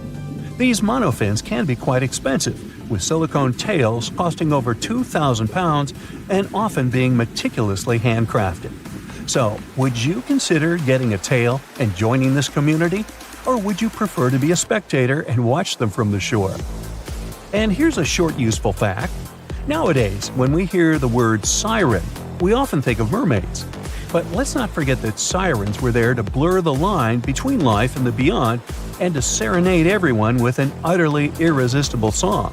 While plenty of water-dwelling temptresses are out there, the sirens were the real deal. They lured sailors. But mermaids aren't the same as them. Mermaids are enchanting and nice creatures. And these days, sirens are what you hear when fire trucks, ambulances, and police cars drive by on their way to help someone. Once upon a time, in the deep blue sea, there was a giant monster called the Kraken. People believed it lived in the waters near Norway and Greenland. The first time anyone wrote about the Kraken was a long, long time ago. It was a man named Erik Pontoppidan from Denmark in a book called The Natural History of Norway. He wrote that the Kraken looked like a huge octopus or cuttlefish, and it could pull ships down to the bottom of the ocean. Later on, people started to imagine the Kraken as a giant squid. Even today, the story of the Kraken is still very popular, and it can be found in books, movies, or games. The stories surrounding the Kraken might sound like nothing more than local folklore or myths, but in 2004, the first giant squid was photographed.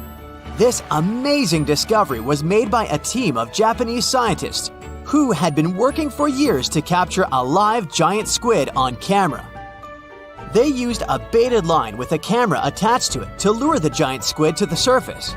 They also used a special lure that mimicked the light patterns of a small creature to attract the giant squid. After several days of waiting, the team finally got lucky. The image showed the giant creature's long tentacles and large eyes, as well as its distinctive body shape. It didn't stop there, though. In 2012, another team of scientists, this time from National Geographic, filmed a live giant squid for the first time in its natural habitat. This footage gave the world a much better understanding of the giant squid and its behavior. You've surely heard about this next myth too. It was said to be the most beautiful and wealthy city to ever exist. Its entrance was decorated with marble statues. The architecture of this city was sturdy and imposing. The depictions of Greek deities, beautifully painted, could be seen almost everywhere. The city has been the subject of debate for historians and fiction writers alike. We still have very little information on the location of the ancient city of Atlantis. That is, if it even existed. Since it was supposedly swallowed by the sea in its entirety, it's no wonder some curious minds linked it to other mysterious locations on Earth, even to the Bermuda Triangle. But let's not get ahead of ourselves. It's not yet confirmed that Atlantis truly existed. The idea of an island sinking into the sea due to an unknown disaster is a widespread idea in mythology and popular culture.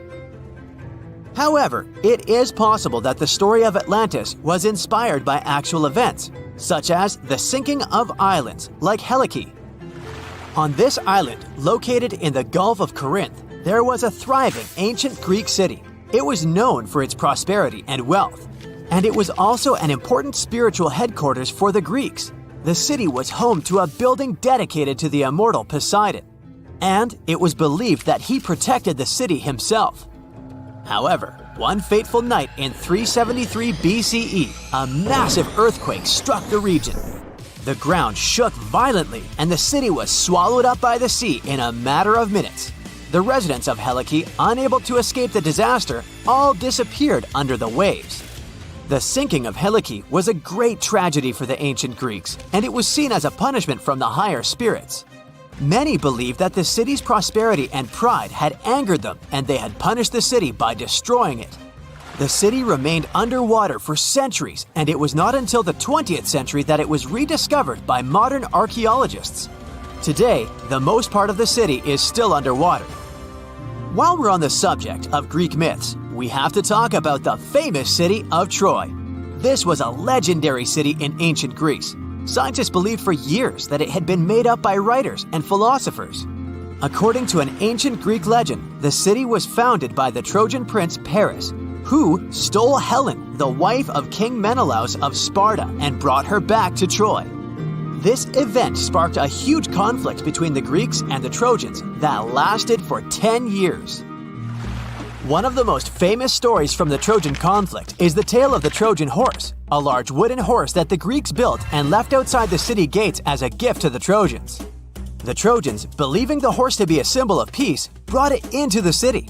But inside the horse, there were Greek fighters who, once inside the city, opened the gates and let the rest of the Greeks in. The Trojans had no escape this time, and they were ultimately defeated. The city was rediscovered in the 19th century in modern-day Turkey.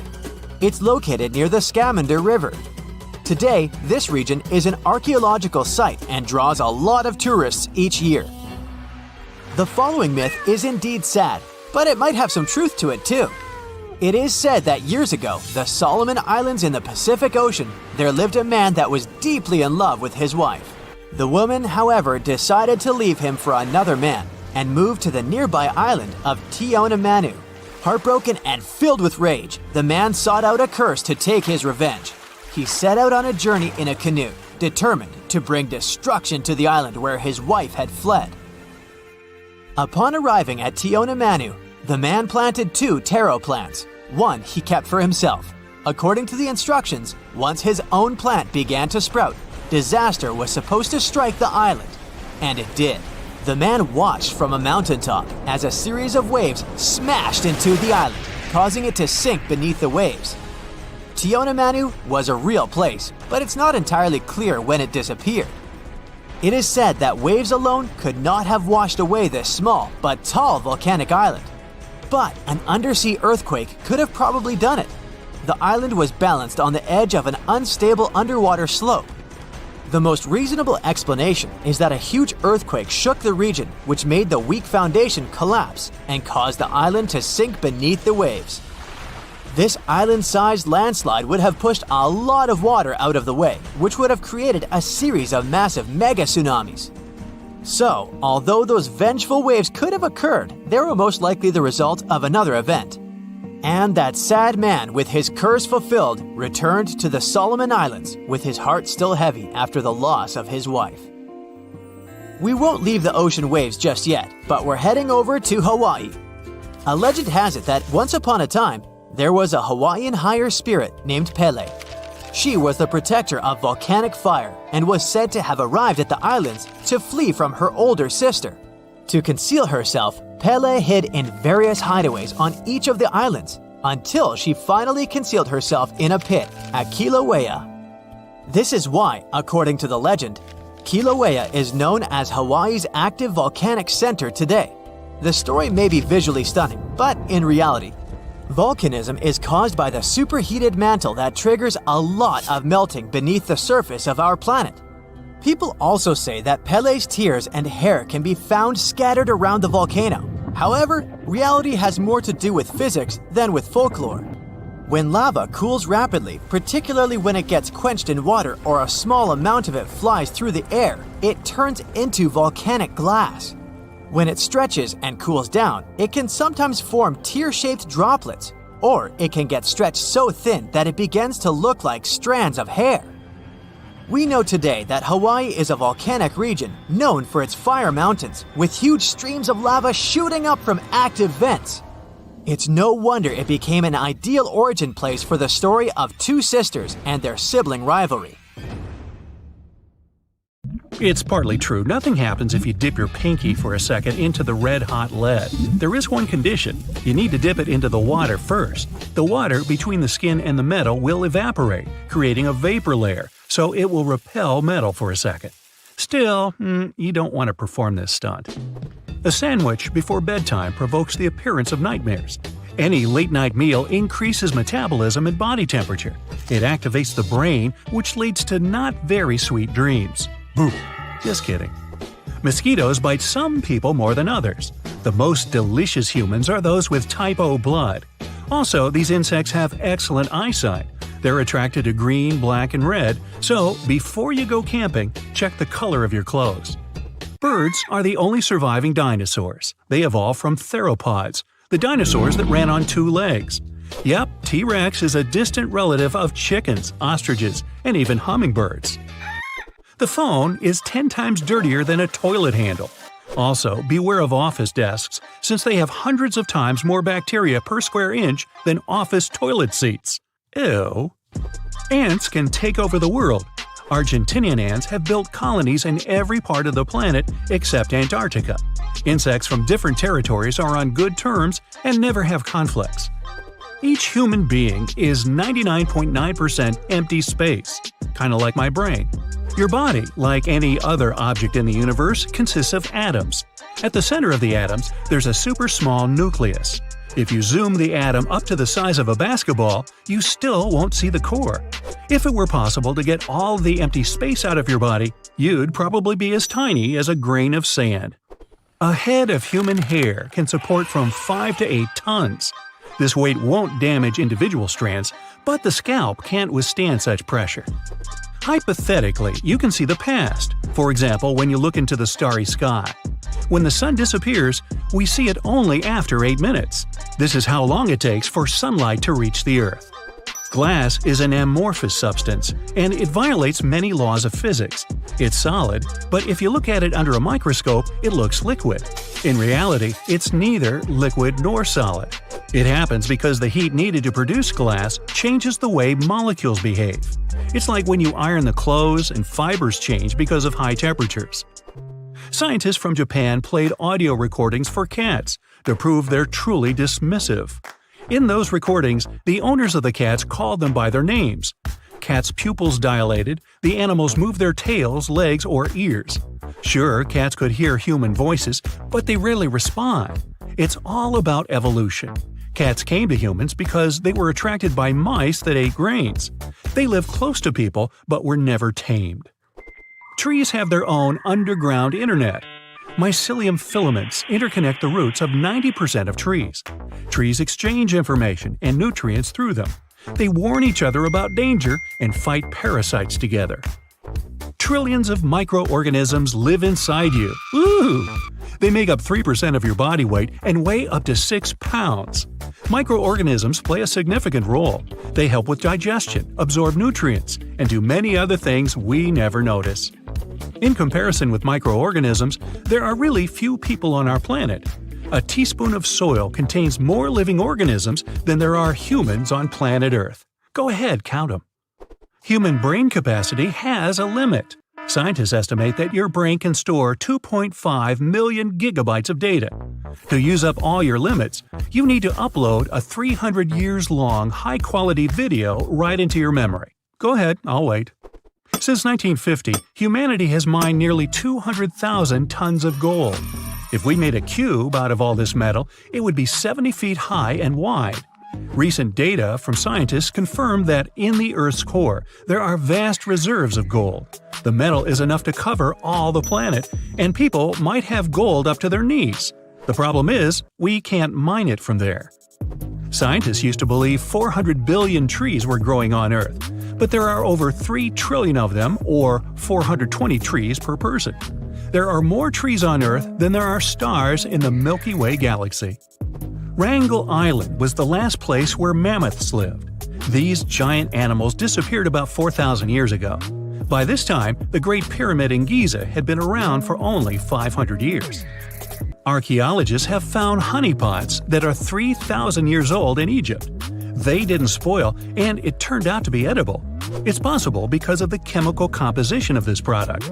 Bacteria and insects that can spoil honey can't live in it. You're drinking the same water that dinosaurs drank. The water on our planet is the same as it was billions of years ago. Only a tiny portion of the liquid has evaporated. By the way, scientists still don't know exactly where the water came from. We have a detailed map of the Moon and Mars. Still, over 80% of the Earth's ocean is unmapped and unexplored. We can't study the oceans properly because of pressure, cold, and lack of light underneath billions of tons of water. The myth that you can't put hot food in the fridge is true. If you freeze some hot soup or roasted meat, the food might lose its nutritional value. You also risk breaking the refrigerator. Before freezing, it's best to wait for the temperature of the food to drop to room temperature. There's a biologically immortal creature on Earth, a transparent jellyfish called… I'll leave it on the screen. When it reaches maturity, it sinks to the bottom and turns into a polyp. From a polyp, the creature again turns into a jellyfish. The number of rebirths is unlimited.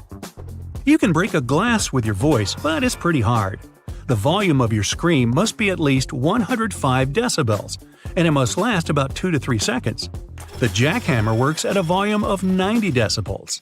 Hey, I had a gym teacher once who was named Jack Hammer. Sailors from all over the world talked about the giant squid they met on their voyages.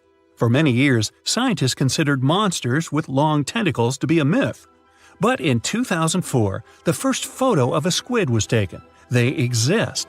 Scientists have registered an animal that has grown to 43 feet. Holy calamari!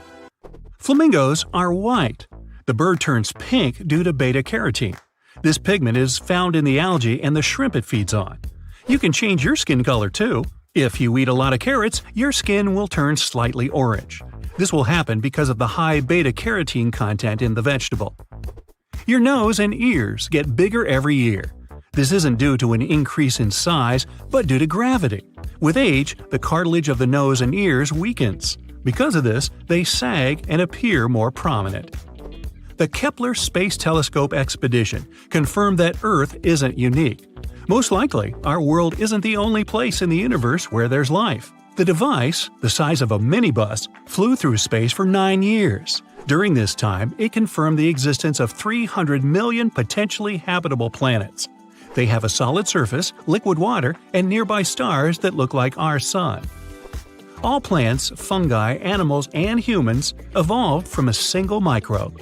Scientists called it LUCA, the last universal common ancestor. The microbe was discovered by comparing the genes of living beings and their descendants. LUCA lived 4.5 billion years ago. It lived in the craters of deep-sea volcanoes among hot lava and water. Hey, I think we should have a family reunion, don't you?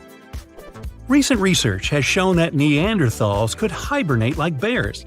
This is confirmed by the bones of ancient people from the Spanish cave Cima de los Huesos. Scientists have found signs of slow bone metabolism. It proves Neanderthals slept for months and did not leave the cave. The myth that closed eyes improve memory is true. When your eyes are closed, you don't need to memorize information visually, and the environment does not distract you. This frees up your brain energy and makes the memory more efficient. The acidity levels of the human gastric juice and the acid from the car battery are almost identical. Plastic and even metal will dissolve in your stomach. If we drop a metal plate the size of a penny into gastric juice, there will only be about 63% of it remaining within 24 hours. You can put a shark in a trance for 15 minutes. To do this, you need to stroke its nose with your hand. Yeah, you first. I'll watch from here, thanks. This sort of hypnosis is called tonic immobility, thanks to the receptors in the shark's nose. When stroked, the receptors send many signals, and the shark's brain cannot process them all. I know the feeling.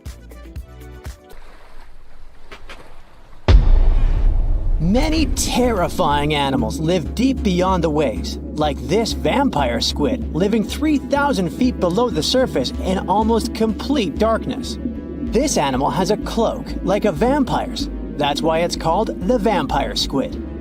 Deep down at the bottom, it can't use ink to defend itself. So this animal has developed an unusual tactic. It glows slightly to scare away predators. If this tactic fails, the vampire squid can turn its body inside out, revealing tiny spikes. When you translate its scientific name, Vampiroteuthis infernalis, it literally means vampire squid from the nether. Despite its terrifying looks, it's a harmless ocean animal. This previous creature was not from space, but this object definitely is. Before Elon Musk found a way to reuse rockets, NASA would simply drop old ones after launching astronauts into space, most of the time in the ocean or deserts. In 2012, Jeff Bezos launched a mission to find the Apollo 11 rocket. They found it by using sonar, but it was in terrible condition. It was sitting on the bottom of the ocean, not far from the predicted site. They were able to rescue the engine and reconstruct 2 of them. The most famous lost city is Atlantis, but sadly, we still haven't discovered it. However, Heraklion was also just a myth until one British pilot saw something that looked like a city while flying over the Mediterranean Sea. He reported it, and 60 years later, a group of divers went there. They were shocked when they found an entire city underwater. It was loaded with artifacts that could tell us a lot about the history of the place. Now it's one of the best underwater archaeological sites in the world. It's believed that the rising sea caused the whole city to go underwater. The Titanic sank in 1912. The wreck was claimed to be officially discovered 74 years later. In reality, though, a fisherman found the Titanic 8 years earlier while fishing in the Atlantic Ocean. He was pulling out his net when he spotted a head stuck in it. Luckily, it was just a doll's head. Years later, after the fisher had passed away, his son sold the doll to a doll collector. She did a lot of digging and research on every person who had a porcelain toy on the Titanic. She found the owner of the doll. Ava Hart was on the Titanic and had a doll with her. Ava survived the catastrophe by a miracle, but her toy didn't. Hart even wrote about the doll in her journal, and every detail matched the toy found by the fisherman. The tripod fish lives deep in the abyssal zone, around 20,000 feet below the surface.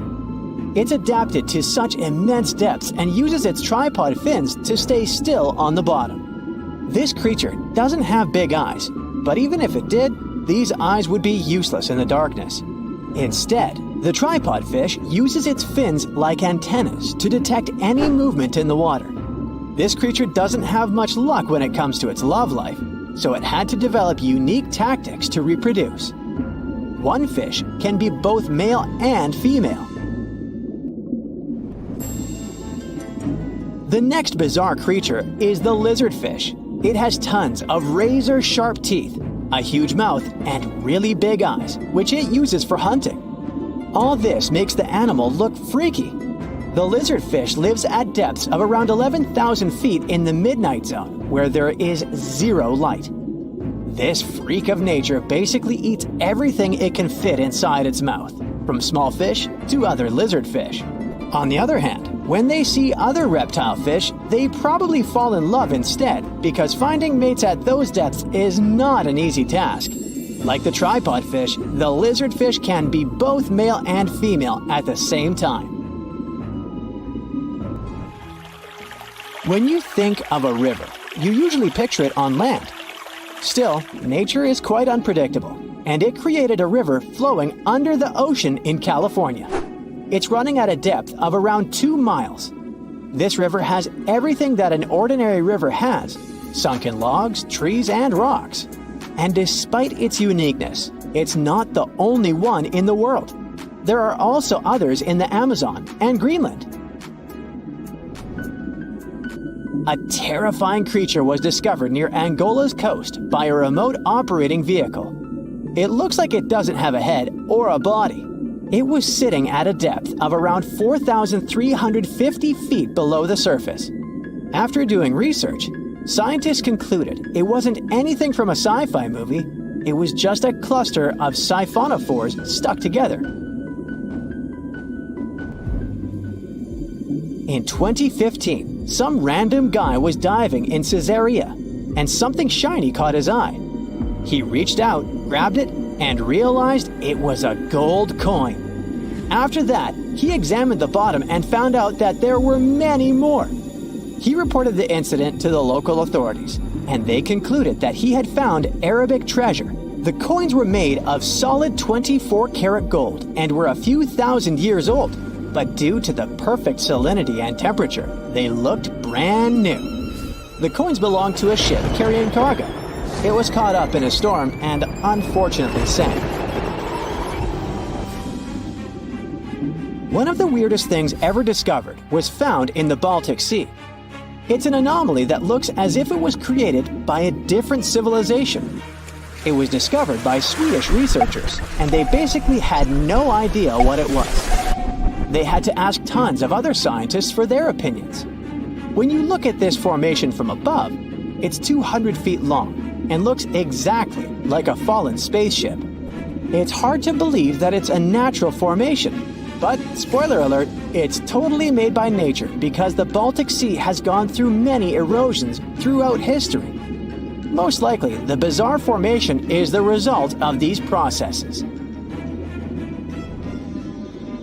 A group of divers in Madagascar were shocked when they found this 7-foot monstrosity of a knife on the seafloor.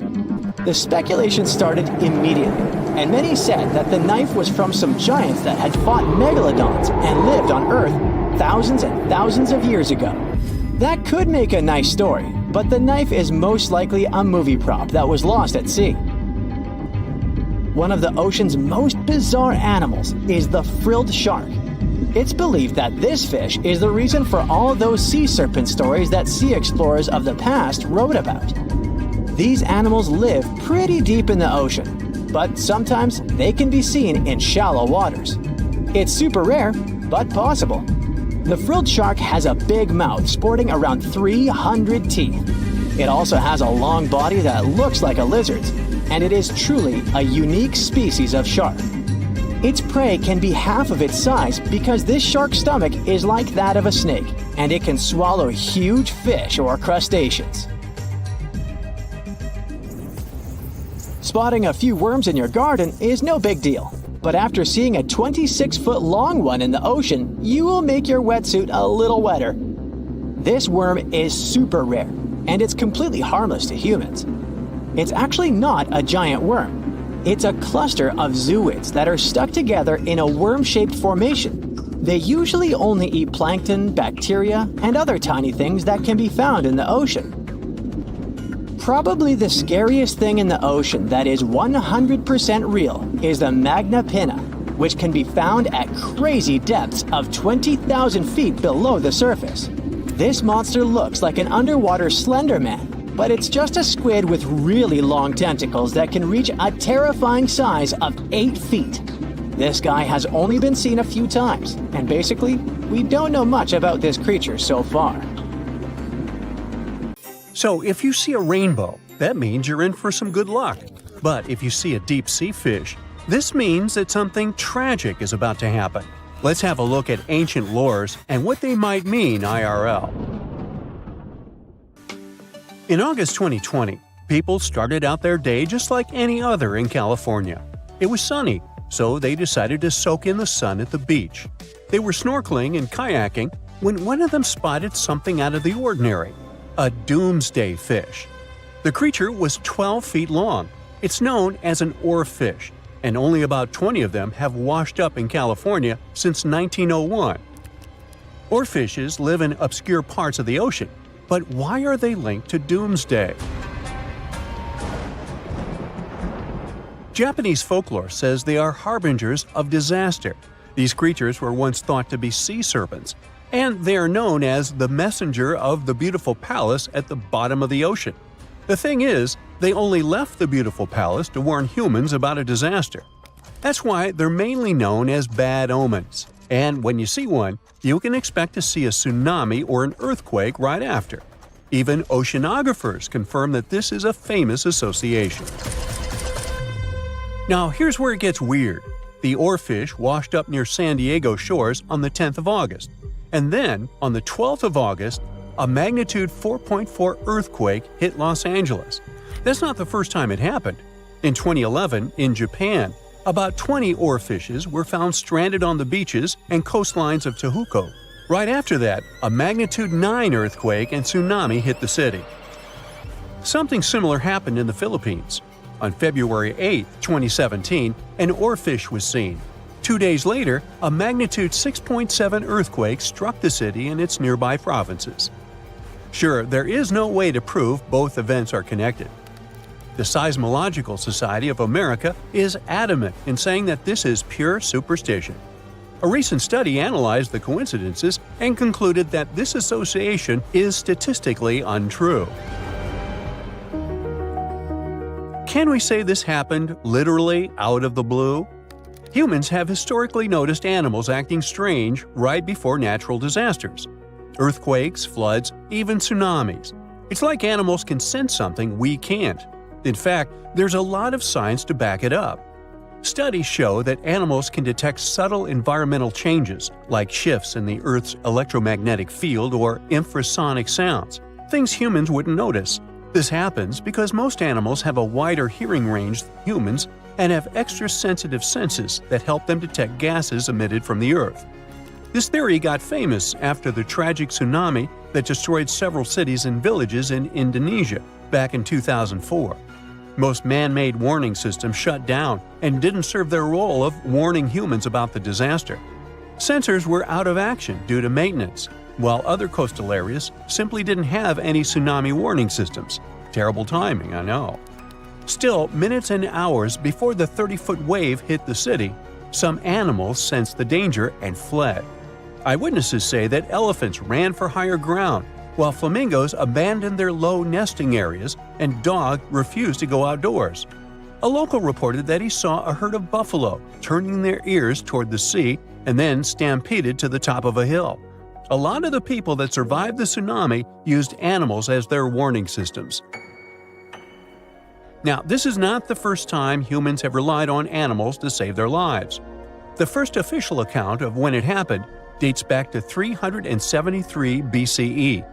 I wasn't around then, but the Greek historian Euclides reports how the local population saw rats, weasels, and snakes running from the town before a massive earthquake hit. So what exactly is it that animals can sense that humans can't? To find that out, scientists put biologging tags on cows, sheep, and dogs living in Italy. For about half a year, they tracked the animals. During this time, official statistics recorded over 18,000 quakes in the region. The most shocking information was that animals began to change their behaviors up to 20 hours before an earthquake. Before an earthquake, something called positive holes happen. It's an electric charge that flows from the crust up to the surface of the Earth. They can change the air molecules above where they appear, and animals can pick up on them. There's also evidence that animals might sense changes in groundwater. Before earthquakes, the stress in fault lines can release radon gas, which could alter the chemistry of groundwater. Animals that rely on it might detect these changes and react. Birds are also super sensitive to shifts in the Earth's magnetic field, which can change just before a quake. Another research happened near Mount Etna. Located in Sicily, Italy, it's one of the most active volcanoes on the planet. In 2002, a massive eruption wiped out a ski lift, 2 hotels, and a series of shops located near Etna. So, over the past years, a group of researchers decided to track goats living next to Etna. Their big aha moment came in 2012, when the goats started to act erratically 6 hours before Etna started to spew lava. These researchers were able to retrospectively predict around 7 disasters over the course of 2 years, all thanks to these goats. Back in 2014, a group of scientists studying golden-winged warblers in Tennessee noticed something odd. The birds had taken a detour from their customary breeding grounds.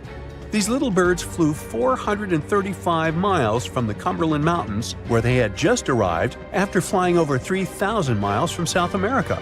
Right after the birds left, a series of more than 80 tornadoes struck the area, causing over $1 billion in damage. What these birds did is something scientists call an evacuation migration. They sensed the tornadoes coming from over 250 miles away.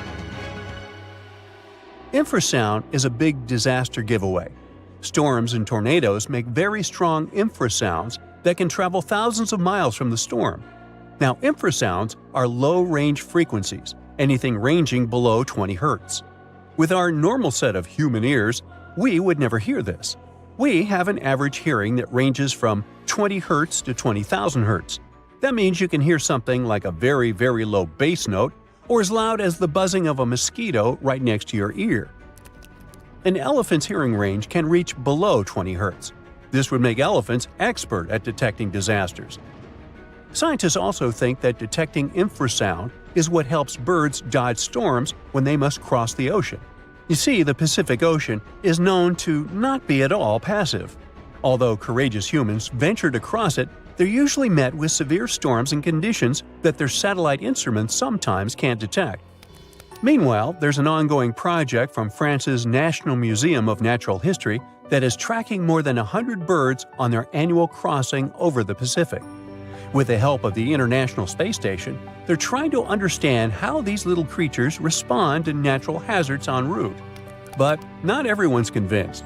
Some scientists argue that while animals might be sensitive to environmental shifts, predicting disasters based on their behavior is too risky. The U.S. Geological Survey has pointed out that many reported cases of unusual animal behavior before disasters are anecdotal, meaning stories and reports, and large-scale studies have yet to prove a direct link. Although humans don't have these super capabilities of predicting disasters, we have some things that might help us.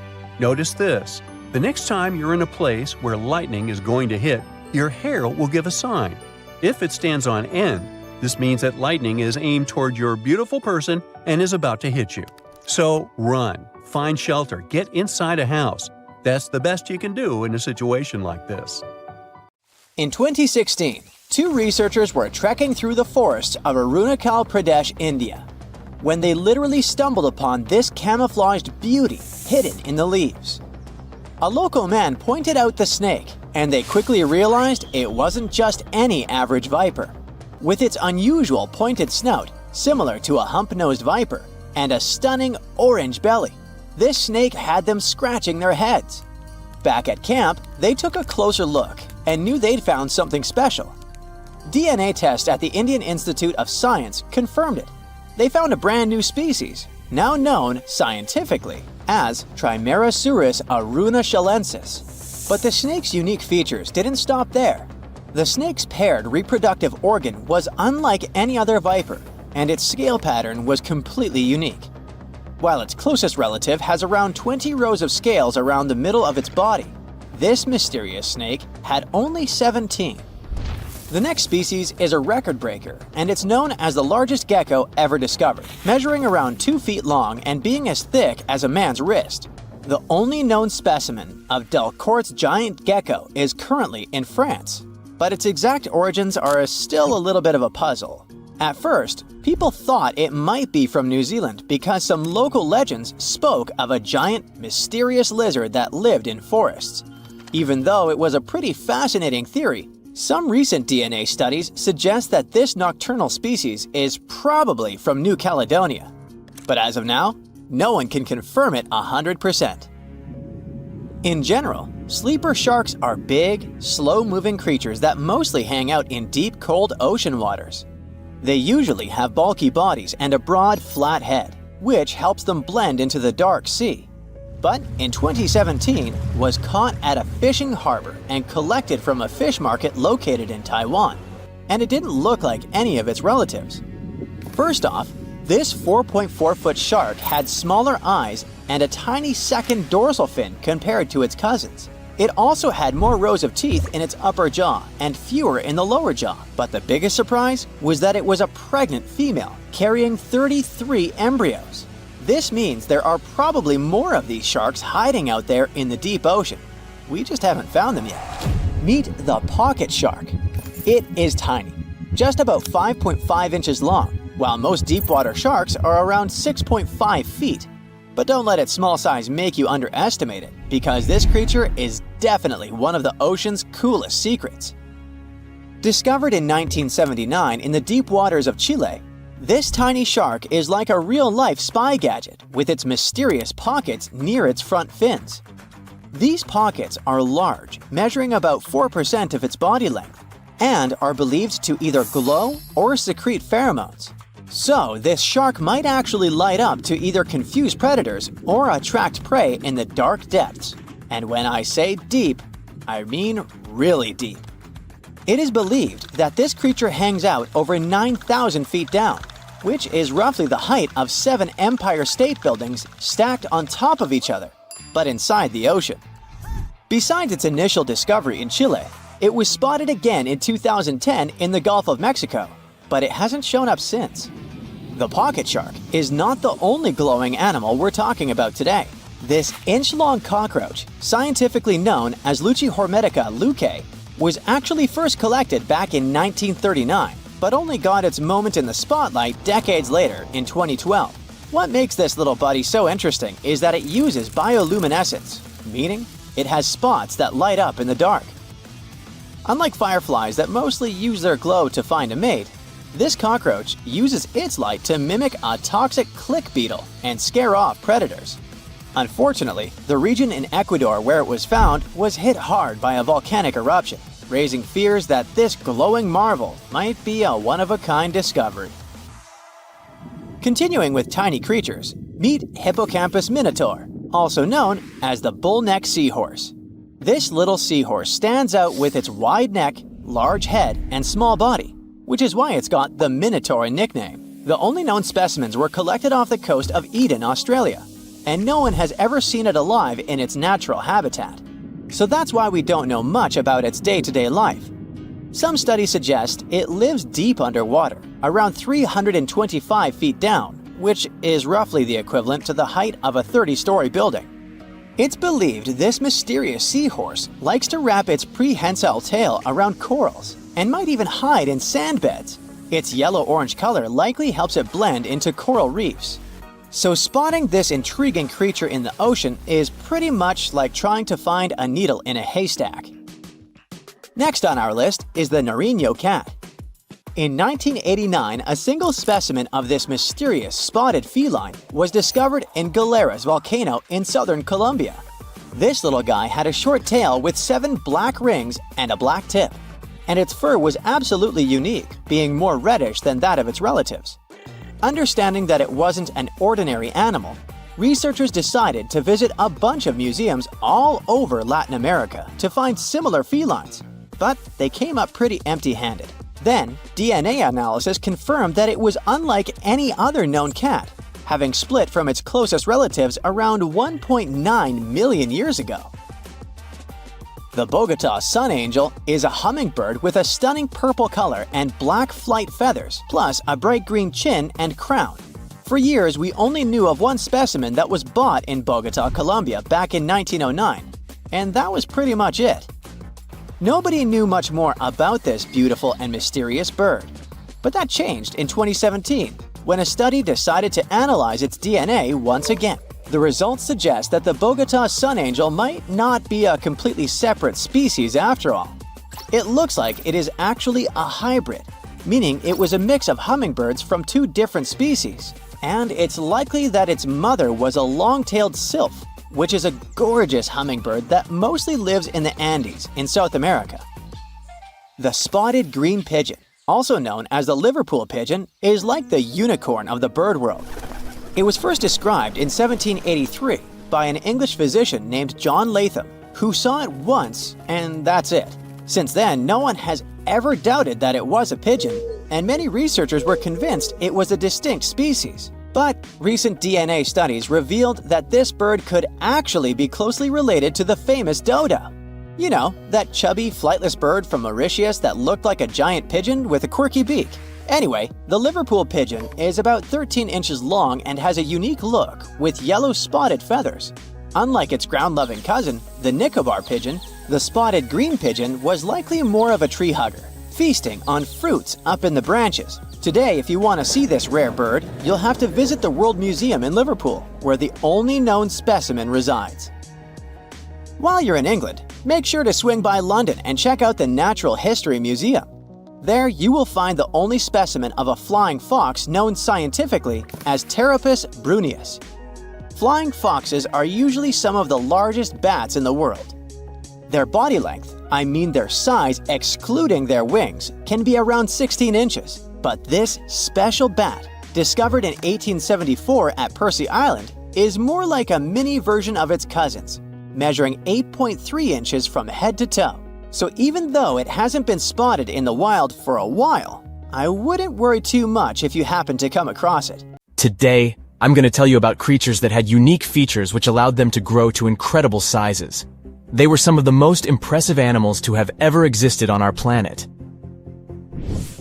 The Argentinosaurus is a genus of sauropod dinosaurs that lived approximately 97 million years ago in what is now South America. Scientists think it was one of the largest land animals ever, with a length of up to 100 feet and a weight of up to 100 tons. A farmer stumbled upon a giant leg bone while tending his cattle. That's how he discovered the first fossils of the Argentinosaurus in Argentina in 1987. Further excavations uncovered more bones, revealing a massive dinosaur that would have dwarfed most other animals of its time.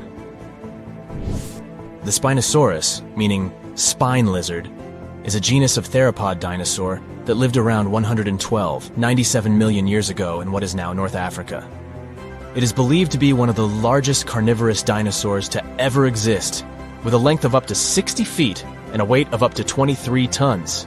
The Spinosaurus is known for its distinctive elongated sail-like structure on its back. It was likely used for thermoregulation. It also had long crocodile-like jaws that were lined with sharp teeth. This allowed the creature to catch and eat large prey, such as fish, crocodiles, and other dinosaurs. The first fossils of the Spinosaurus were discovered in Egypt in 1912. The sperm whale, Physeter macrocephalus, is a species of toothed whale that is the largest toothed predator on Earth. It also has the largest brain of any animal species. It is found in oceans all over the world and can dive to depths of up to 7,000 feet in search of food. You can easily recognize sperm whales by their massive, block-shaped heads, which can measure up to 1/3 of their total body length. They have dark brown or grayish-blue skin and a distinctive wrinkled appearance. The Titanoboa is an extinct genus of a giant snake that lived approximately 58 million years ago. It is considered to be the largest known snake ever. It could grow up to 42 feet and weighed around 2,500 pounds. The first fossils of the Titanoboa were discovered in a coal mine in Colombia in 2004. This discovery meant a lot because it provided insights into the size and behavior of snakes during the Paleocene era, as well as the overall climate and ecosystem of the time. The blue whale, Balænoptera musculus, is the largest animal on Earth, measuring up to 100 feet in length and weighing as much as 200 tons. These marine mammals are found in oceans all over the world and can live up to 90 years. Blue whales have a long, streamlined body that is usually blue-gray in color with mottled patterns. They have a small dorsal fin and 2 pectoral fins that are about 1/3 the length of their body.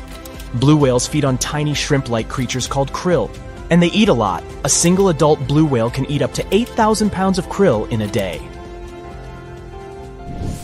The Leedsichthus is an extinct genus of large, bony fish that lived during the Jurassic period, approximately 155 million years ago. It is believed to be one of the largest fish that have ever lived. Some estimates suggest that it could grow up to 55 feet in length. The first fossils of Leedsichthus were discovered in England in the 19th century, and more recent discoveries have been made in other parts of Europe, South America, and Africa. Despite its enormous size, the Leedsichthus was a filter feeder, similar to modern-day whale sharks, and likely fed on plankton and other small organisms. The creature did it by simply swimming with its enormous mouth open, filtering water through its gills. The pterodostro is an extinct species of flamingo-like birds that lived approximately 35 million years ago. They were relatively small birds with a wingspan of about 2-3 feet. And they were known for their distinctive long, narrow beaks equipped with comb-like structures used for filter feeding. The pterodostro lived in shallow bodies of water, like lakes and lagoons, and mostly fed on small crustaceans and other tiny organisms. The animal filtered them from the water using the comb-like structures on the inside of its beak while swimming through the water. The African elephant is the largest land animal on Earth and one of the most recognizable ones. There are 2 species of the African elephant, the savanna elephant, Loxodonta africana, and the forest elephant, Loxodonta cyclotis. You can see them in various parts of sub-Saharan Africa. These creatures can be identified by their large size, gray skin, and long trunks. African elephants can grow up to 13 feet tall and weigh up to 14,000 pounds, depending on the species and gender. Most of the ocean is still shrouded in mystery, whether we're talking about dark corners or creatures that are hiding in the depths. But sometimes it gives us a peek into scary things it hides in its cold, dark depths. Like when you hear on the news that there are some deep-sea creatures washed ashore after a powerful storm once again. Some just look weird, while others are real monsters that live at depths of more than 3,300 feet. The coldest and deepest parts of the ocean have created one specific phenomenon called gigantism. So, sea spiders, squids, worms, and many other animals, mostly invertebrates, or creatures without backbones, they're all way bigger and scarier than the versions we see in the more shallow areas. In the Pacific depths, you can see a sea sponge as large as a minivan. Or what about the colossal squid that lives in sub-Antarctic waters and is nearly 14 times longer than the arrow squid, a type that mostly lives in New Zealand? Researchers found many of these underwater monsters in the abyssal zone of the ocean. Back in 2021, the researchers showed images of the giant phantom jelly. It was at a depth of 3,200 feet. Its tentacles were 33 feet long. Wow, I wouldn't like to face that one on the beach. It probably eats only small fish and plankton, but it can swim to depths of more than 21,900 feet. And down there, this giant jelly doesn't have enough food. How does it survive then? Scientists haven't figured it out yet. And there are even more questions related to the giant squid, the biggest one ever found. This monster is 43 feet long, with a weight of nearly a ton. Imagine if those tentacles would grab your car, or something like that. They would smash it like it was a toy. There's no light in the abyssal zone. Sun rays just can't penetrate that deep. So there's no algae or underwater plants there. Local animals mostly eat snow. Marine snow is not like the regular one you build a snowman with. It consists of any small flakes or remains that fall from the surface of the ocean. Maybe even some leftovers that animals up there couldn't eat. So it's not much. But apparently, it's enough for very large creatures that hide deep down there, like giant squids. Squids that generally live at such depths don't bother going after their prey. They just wait until the poor animal swims right up to their long tentacles and falls into a trap. It may not be the best method ever, because not many animals will even swim into these dark, cold parts. but it's the method that saves energy. A giant squid eats only 1 ounce of fish daily, which is approximately 45 calories. That's nearly 50 times fewer calories than an average person should eat per day. So when a squid gets 1 fish, it saves it for a couple of days. I hope giant squids won't get the idea to go to the surface and look for food when there's not enough of it in the abyssal zone. And I hope even more that giant Greenland sharks won't get that same idea. You can find them at depths of up to 7,200 feet. They're twice as slow as we usually walk.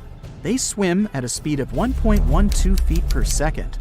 Their slowness is part of the energy-saving mechanism that creatures down there need to survive. But they can speed up in the form of short bursts when they need to catch prey. But they kinda change their diet from predator to scavenger, considering their environment. There will be more leftovers falling from the surface than animals to go after. Greenland sharks grow just 0.4 inches per year, and they're mostly 20 feet long, which means they live for a very long time, sometimes up to 400 years. They also have a slow metabolism, and that's one of the main factors for their long life, too. Greenland sharks like to spend their time in cold waters. They're adapted to that, since their tissues have specific chemical compounds that prevent the forming of ice crystals all over their body. That means they have some sort of natural antifreeze. So what makes them so big? Scientists are still not sure, but some theories try to explain it. There's this thing called Kleiber's rule that says bigger animals tend to be more efficient. Just take a small fish and compare it to a whale with a mass hundreds of times bigger. The whale has a greater metabolism. It conserves energy more efficiently and loses less of it to the surroundings through heat. Moving on, bigger animals can ingest bigger prey. They're more likely to go through tough issues in their environment or defend themselves from predators going after them. Also, the body gets bigger when temperatures are lower. The Greenland shark is a perfect example.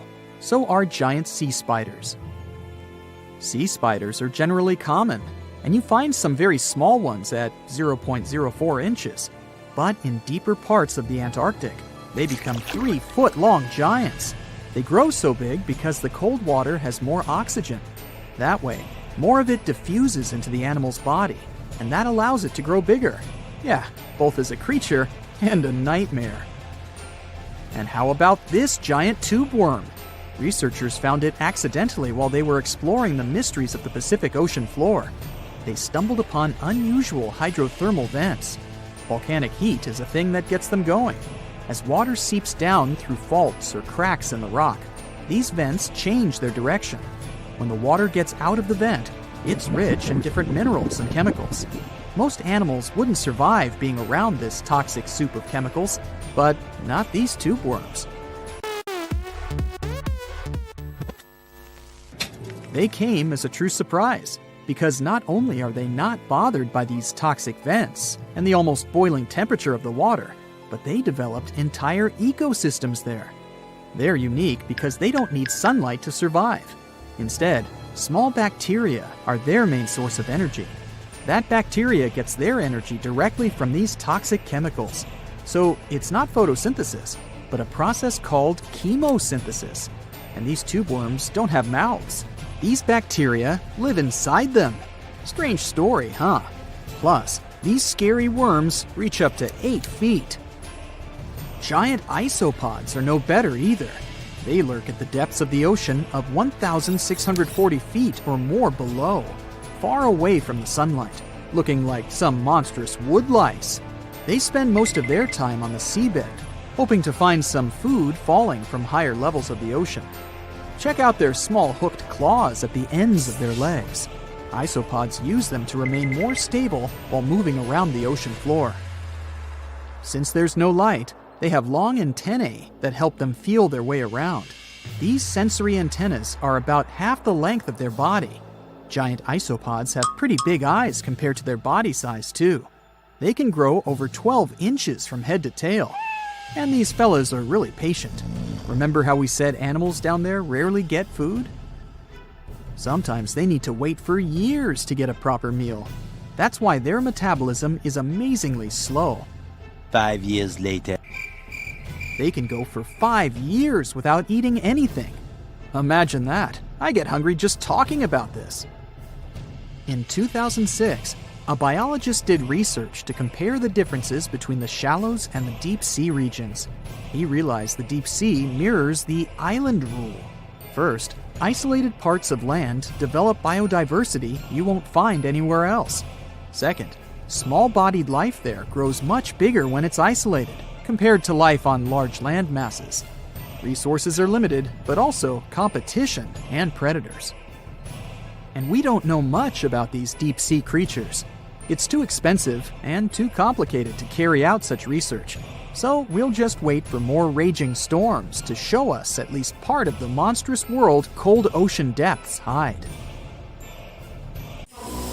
Beneath the thick, shadowy canopy of a prehistoric rainforest, a silent hunter slides into the murky river waters. This is Titanoboa. Its size is horrifying, stretching over 40 feet long, which is about the length of a school bus, and weighing as much as a small car. It reigns as the largest snake ever known. This is around 60 million years ago. It's only been 6 million years since the dinosaurs were wiped out by an uninvited asteroid. Nature is slowly returning to life, the Paleocene epoch. Titanoboa's home is lush and sweltering. The air is very humid, like in a steam room, and the rivers are teeming with fish, perfect for a predator like this. Now that the dinosaurs are gone, Titanoboa becomes the queen of hunting. It's perfectly built for both power and stealth. A strong, sturdy spine can hold the snake's massive size while staying smooth and silent. Titanoboa glides through the water like a shadow, barely visible. It doesn't chase. It doesn't need to. Titanoboa waits beneath the river's surface in darkness. A bunch of ancient lungfish meanders too close. With one surge, it lunges, its jaws snapping shut.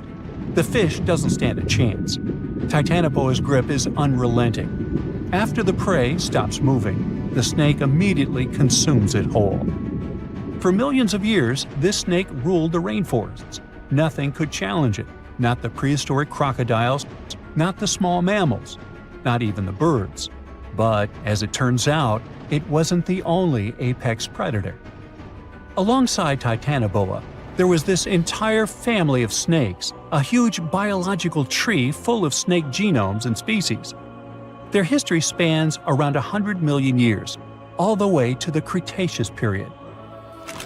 We find their fossils all over South America, Africa, India, and Australia. That's because they evolved in the Gondwanan continents. Back then, all of this was one huge landmass, and they lived right in the heart of it. Now, this family coexisted with all the dinosaurs.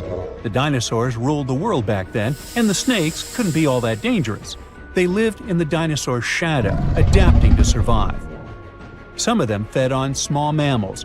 Others waited for the dinosaur eggs to hatch.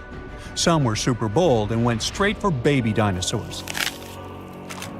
Fossils of one species showed the remains of a little titanosaur, that giant long-necked dinosaur, inside its stomach.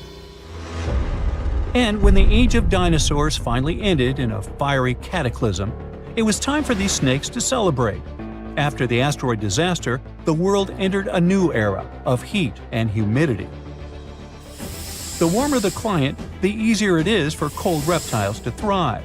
Snakes, including Titanoboa, grew larger than ever, but so did the members of this family. All the snakes spread across continents, growing larger and scarier by the century. And eventually, Titanoboa stopped being the only ruler of jungles.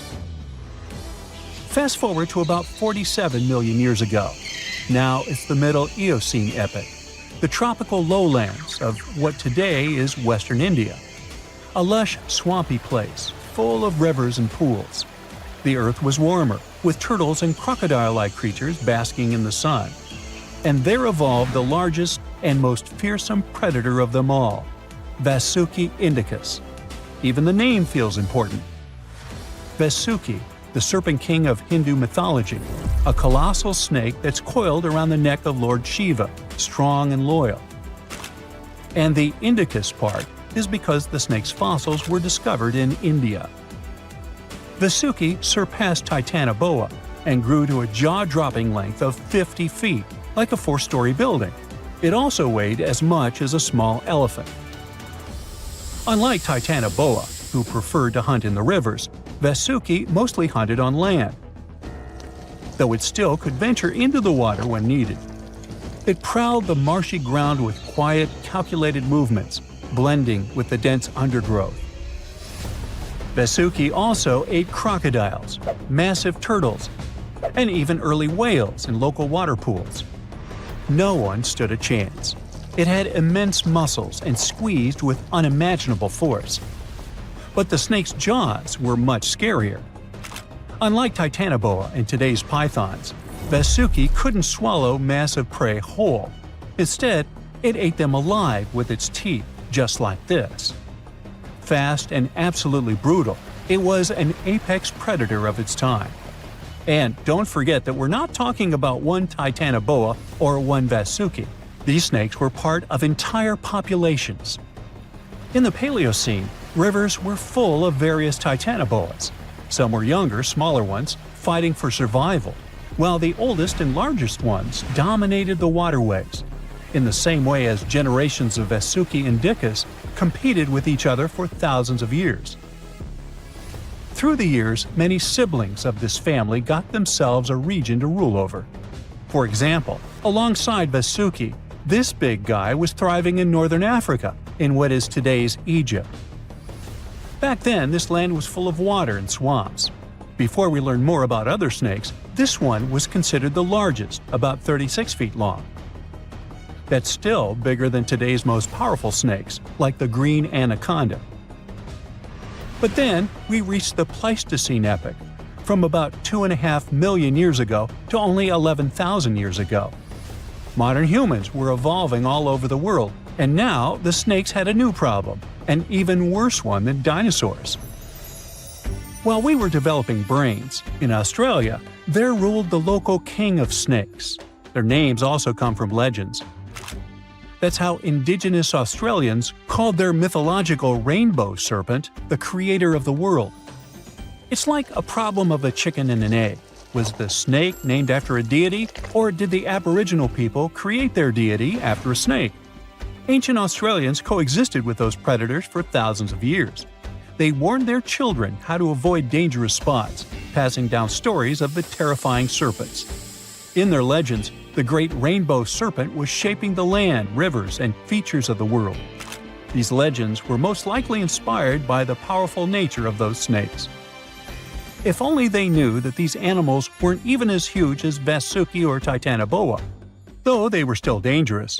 Urlungor was up to 26 feet in length.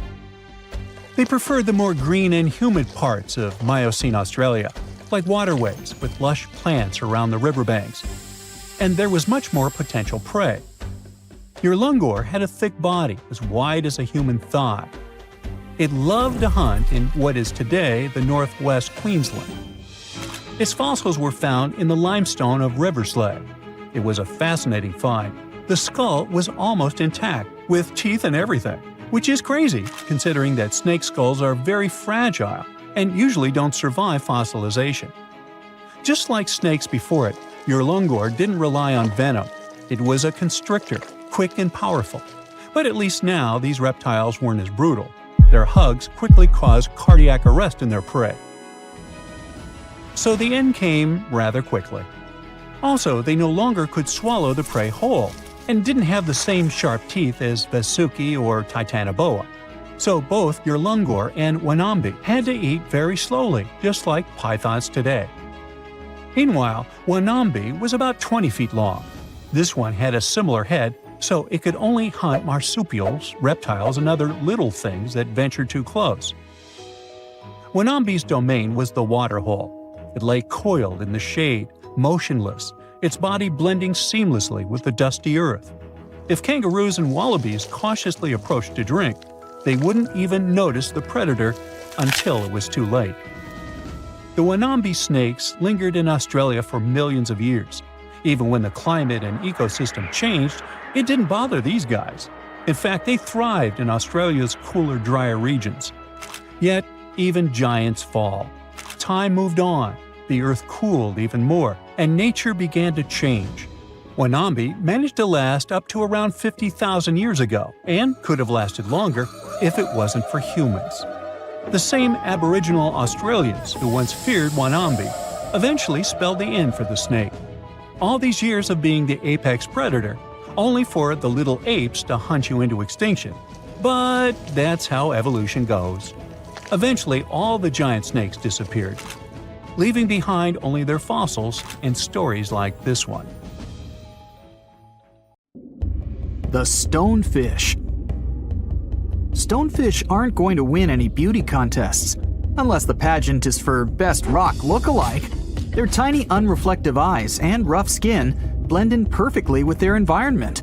A large head, an even bigger mouth, and a home full of, it's rocks. And just because you're on the beach doesn't mean you're safe. Stonefish can survive for 24 hours out of the water. Stepping on one, or even handling one, won't be that fun. Their dorsal fin spines have extremely strong venom. It shoots out when they get stepped on, and it can lead to paralysis or even heart failure. You'll need help fast. No wonder they're one of the most dangerous creatures in the water, or anywhere.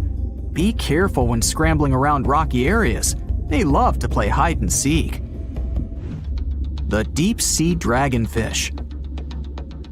If there were a prize for the most hideous fish in the ocean, the deep-sea dragonfish would win.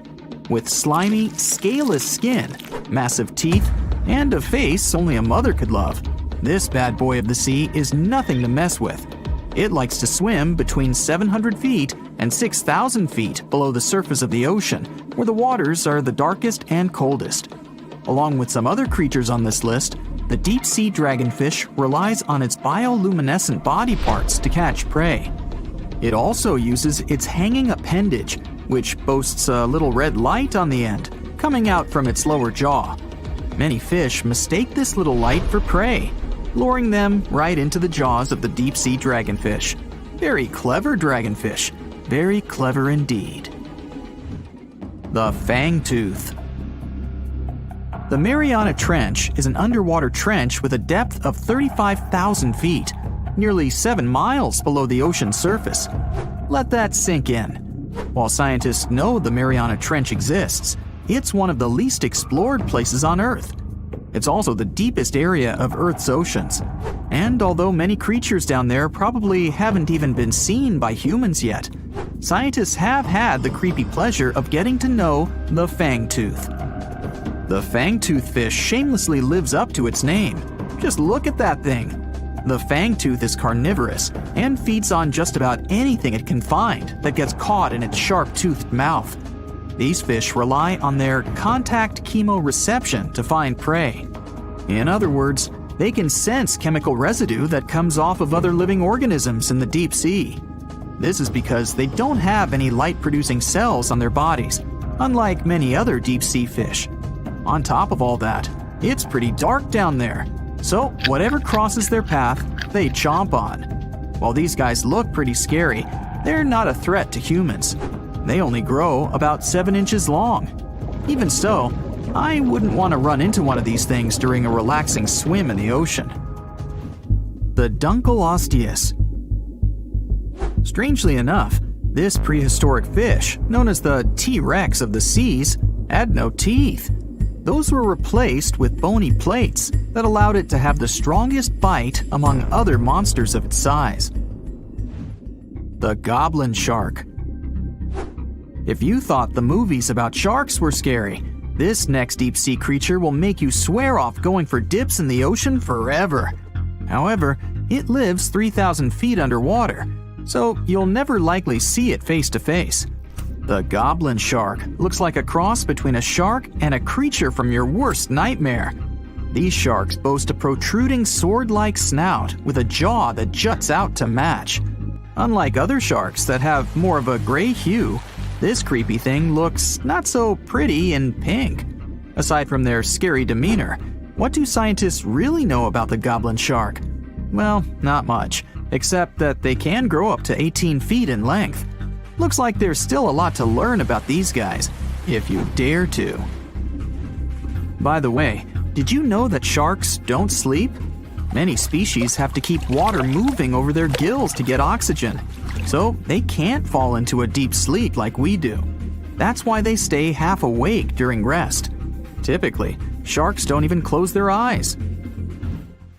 The cookie cutter shark. This shark is a living horror, with lower teeth being big and sharp, while the upper ones are much smaller. When its teeth fall off, the shark eats them to maintain calcium levels. Pretty smart solution for a shark. The frilled shark. Studying the frilled shark is like looking through a portal back to prehistoric times. That's because scientists think that these eel-like sharks haven't changed much since their oldest ancestors roamed the deep sea waters, so they're sometimes referred to as living fossils. These sharks' mouths are filled with a terrifying 25 rows of backward-facing sharp teeth, 300 in total. They're designed to grasp prey and hold them tight so they can't get away, according to early studies of the shark conducted in 1884 and published in the Bulletin of the Essex Institute. Luckily for swimmers, the frilled sharks live between 390 feet and 4,200 feet below the ocean's surface, so they'll probably never run into them. Probably. This is probably the worst nightmare of any dentist. The northern stargazer. Take a look at this cutie. The northern stargazer is definitely not something you'd wish to see on the ocean floor. This horrid creature hides its body under the sand, leaving its face above to wait for prey. The tasseled wobbegong. Here's another carpet shark on our list. It lies low on the bottom of the sea and patiently waits for its prey to come by. The Australian ghost shark. The Australian ghost shark isn't really even a shark, but a very bony fish. It's also a living fossil. It hasn't changed within the last 400 million years. Believe it or not, sharks and humans have a common ancestor that lived around 440 million years ago. Even though we both evolved in our own way, there are still some signs of that connection. For example, the genome of an elephant shark is very similar to humans. The Leopurodon. This list of terrifying creatures would be incomplete without mentioning the terrifying and prehistoric Leopurodon. This carnivorous marine reptile existed during the Colovian stage of the Middle Jurassic era and ruled the waters at 9 feet in length. Scientists believe Leopurodon thrived in this deep-sea trench because of its ability to swim long distances and its 4 paddle-like limbs. While they probably weren't able to propel themselves toward prey like other animals of the area, they did manage to accelerate and attack very ruthlessly and efficiently. Additionally, they relied on their long snouts to smell prey, which leads scientists to believe they didn't rely on sight for hunting. This means they could have thrived in the dark Mariana Trench. Around 150 million years ago, Leopurodon became extinct due to competition for prey against other thriving marine reptiles. And I think I speak for all of us when I say, thank goodness for that. Considering that scientists have only explored 5% of the ocean floor and found some of the scariest sea creatures imaginable, one can only dream of what other animals reside in the deep sea waters. Perhaps it's best to keep them in your imagination. Am I right? The megamouth shark. This shark is a filter feeder, and it's friendly to humans, although its huge mouth can look quite threatening. Like basking sharks, it swims with its mouth constantly wide open, as if it were on Twitter. The gulper eel. This deep-sea eel has an easily distended belly that allows it to swallow prey twice its size in a single monstrous bite. They have very unusual jaw shapes and can reach about 2 to 3 feet in length. Do you see that large log near the ocean floor? Maybe it's part of an old ship. Treasure, gold, diamonds, I'm rich! Well, as you get closer, you notice something. It's swimming! It's not a shark or a dolphin, it's a saltwater crocodile! Now, don't panic. If you bump into one of these reptiles in the sea, it's unlikely it'll think of you as food. Crocodiles have a special valve in their throat that stops them from drowning underwater. But that doesn't mean they can't bite. Usually, they're heading to a nearby island, and the quickest way there is to body surf. They can't really take the ferry, you know. Watching one from a distance should be okay. Just don't swim to shore right away. They love to ambush their lunch in shallow water. If there's one time I'd want to see a great white shark, it's when I'm diving with crocodiles. They'll gladly take a crocodile-sized nibble, given the right motivation. How heavy is the largest living snake? How can a snake eat a whale? Get ready, I'm about to answer these questions. Before the last ice age, giant mammals like mammoths ruled the world. The modern animal kingdom we're familiar with was shaped around 55 million years ago. I mean, there were still 1,000-pound bear dogs living from Asia to America.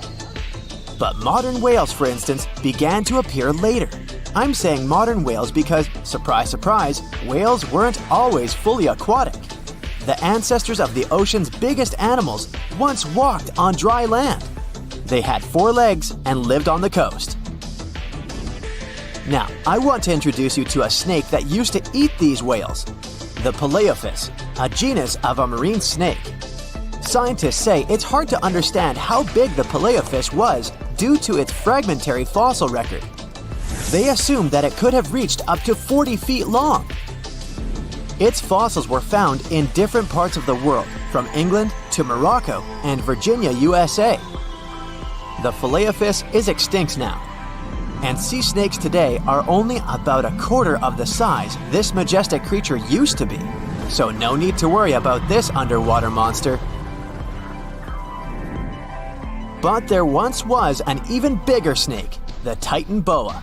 It was around 50 feet long and most likely weighed over a ton. It used to live in what is now known as northeastern Colombia, around 60 to 58 million years ago. Scientists say that it mostly fed on fish.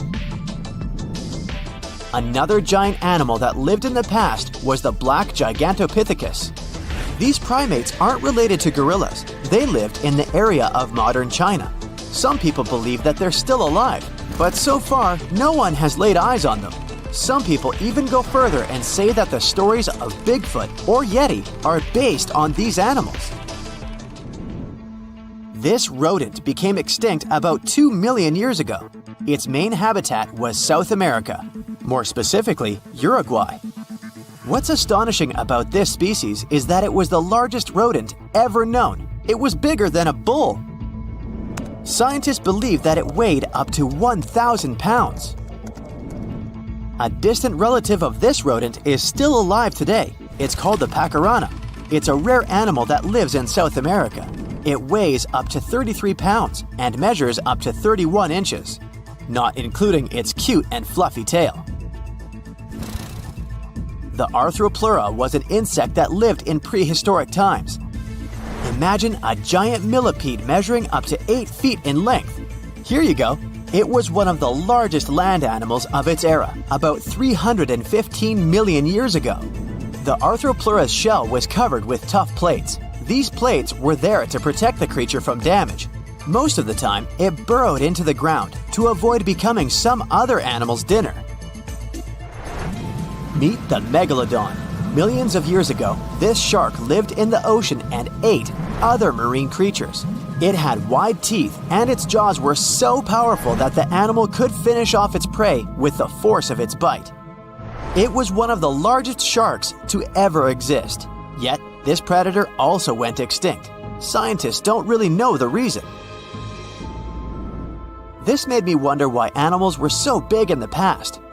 Nowadays, smaller creatures flee or hide from predators. But apparently, it wasn't like this before.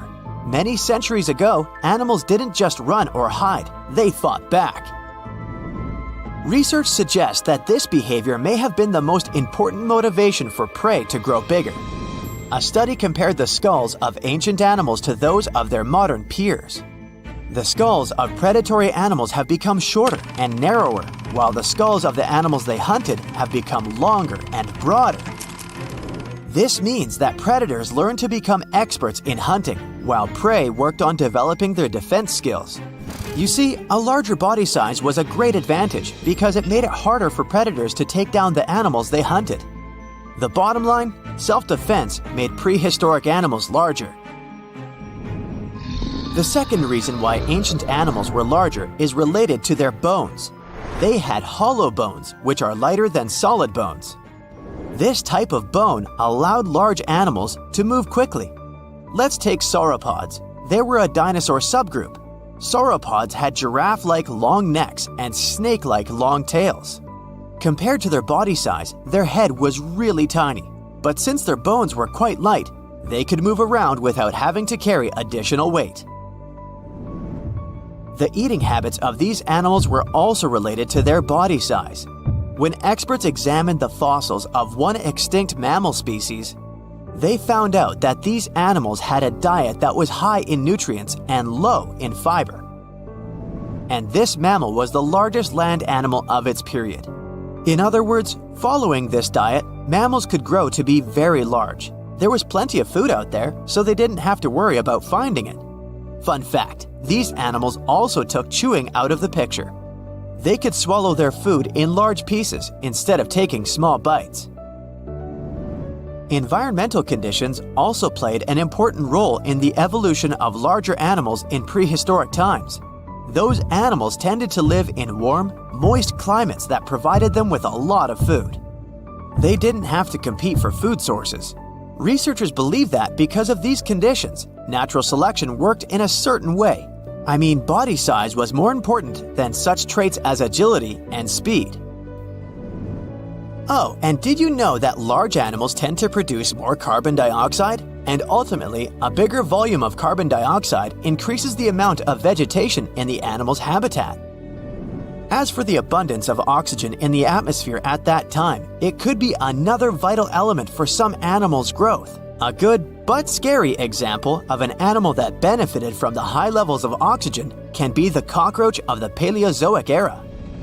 At that time, cockroaches were the size of modern house cats. Now this one would give me the chills if I ever faced it. Ugh.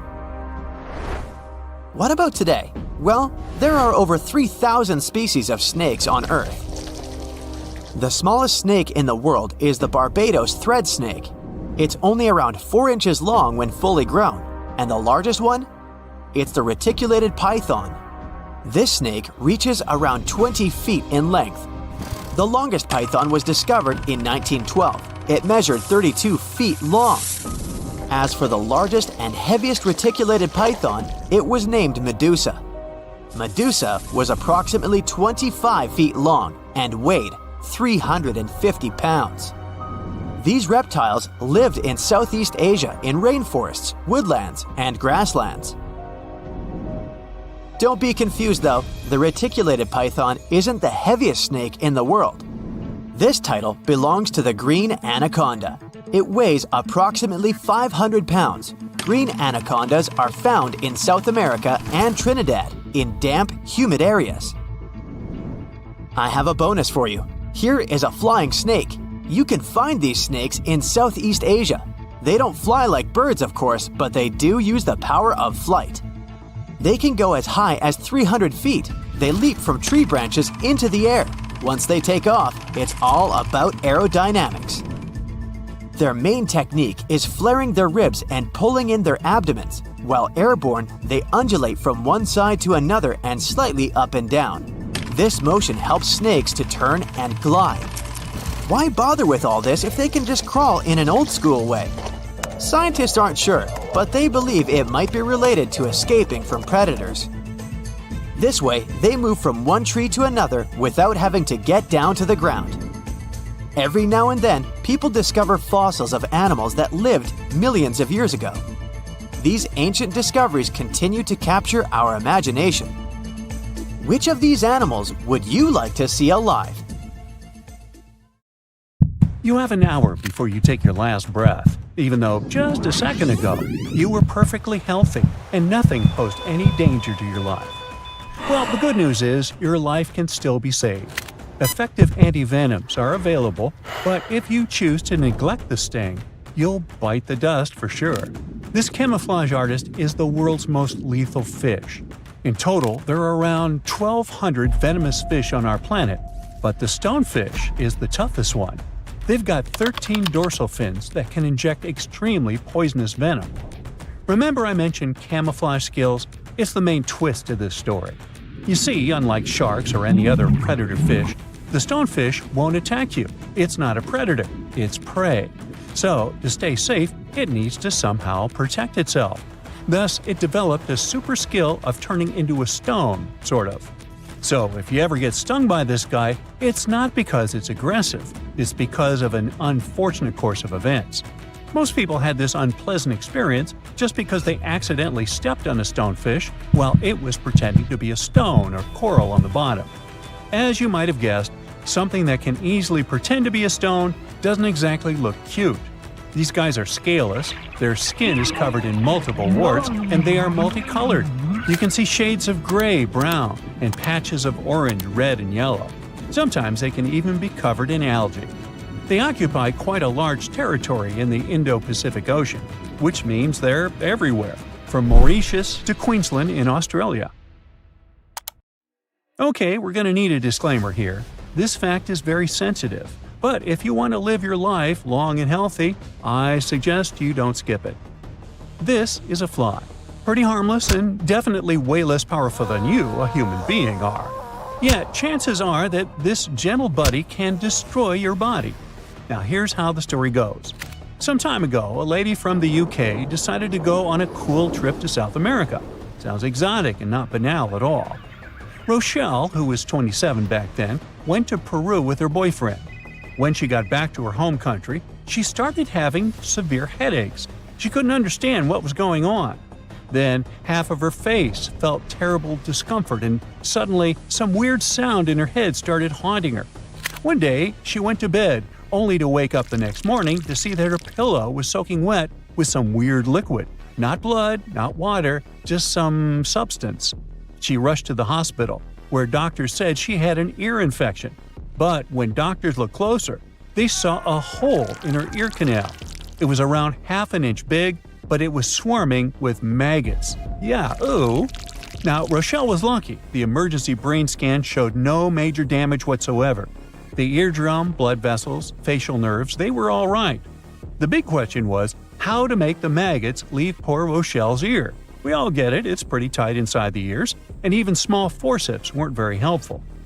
So to save the lady, the doctors decided to use olive oil. They expected the maggots to drown, and indeed 2 maggots did. Yet there were 8 more.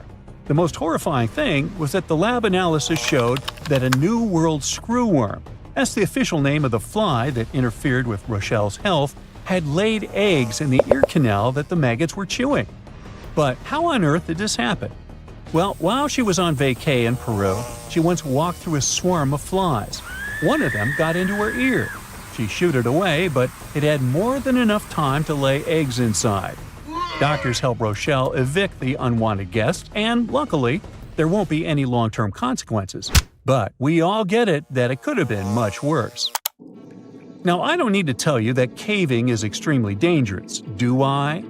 Back in June 1990, a man called Gary Lutz took his sons, Buddy and Tim, on a spelunking adventure to West Virginia's New Trout Cave. He packed food, water, and spare headlamps. But here's where he messed up. He left the pack behind when they reached the maze, a tight spot with jagged rocks. He figured they'd grab the supplies before their headlamps ran out of charge. Oops, bad move.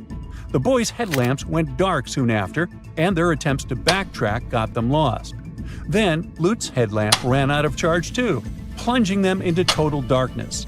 For 5 horrific days, they had no food, no water, and no light.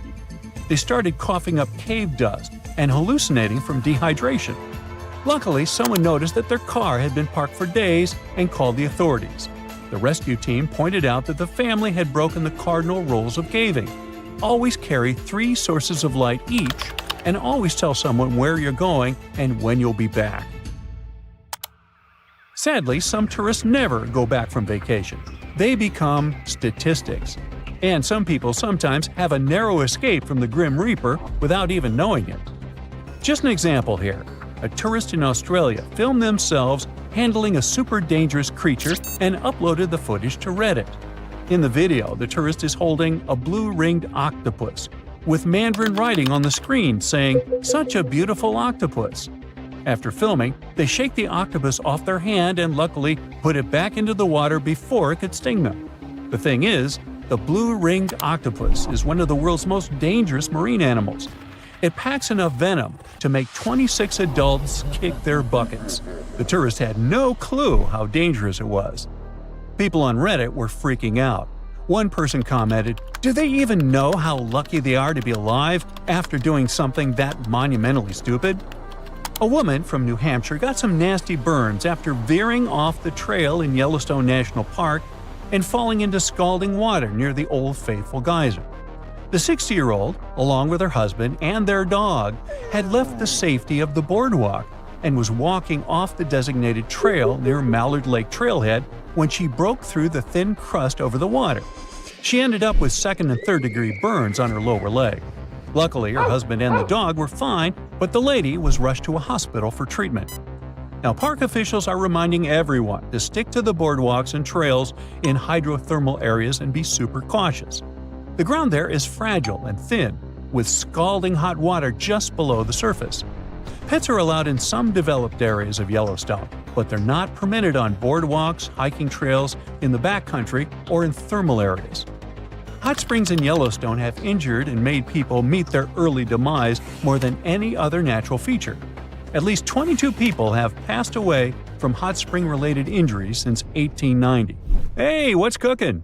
Oh, it's you. Jumping off a bridge into a river filled with crocodiles. What could possibly go wrong? Turns out, a lot. One New Year's Eve, Australian tourist Aaron Langworthy decided to try bungee jumping off a bridge that connects Zimbabwe and Zambia, right near Victoria Falls. It's a 360-foot drop of pure adrenaline. But for Langworthy, things went sideways when her bungee cord snapped, sending her plunging into the Zambezi River, which is known to be home to plenty of crocodiles. Now, Erin herself says it was a miracle she survived. When she fell, she blacked out on impact and felt like she'd been slapped all over, but the cold water shocked her back to consciousness. Now, it's easy to judge tourists for taking risks like this, but bungee jumping has been a thing at this spot for over a decade, drawing more than 50,000 tourists each year and bringing in much-needed revenue for both Zimbabwe and Zambia. The authorities claim bungee jumping is safe. The probability of an accident like Aaron had is 1 in 500,000 jumps. So I think Aaron should go buy a lottery ticket. You're going to Ilha de Queimada Grande, one of the most dangerous islands in the world. There, you find yourself among rainforests, huge rocks, and grasslands.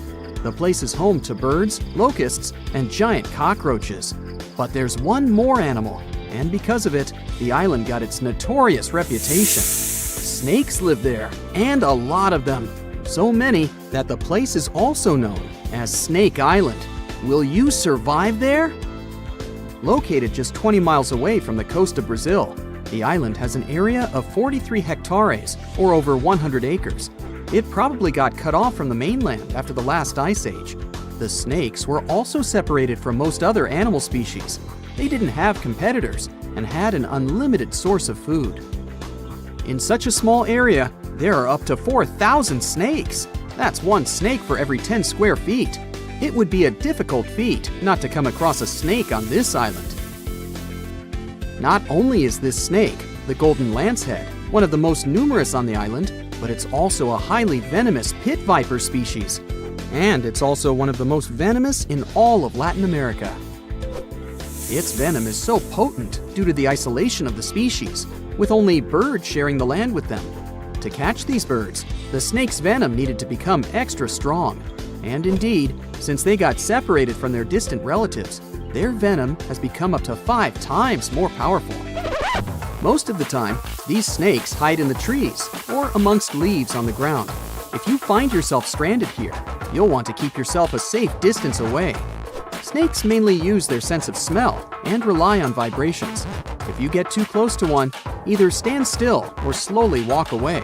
If you make too many vibrations, this will make them feel threatened, causing them to strike.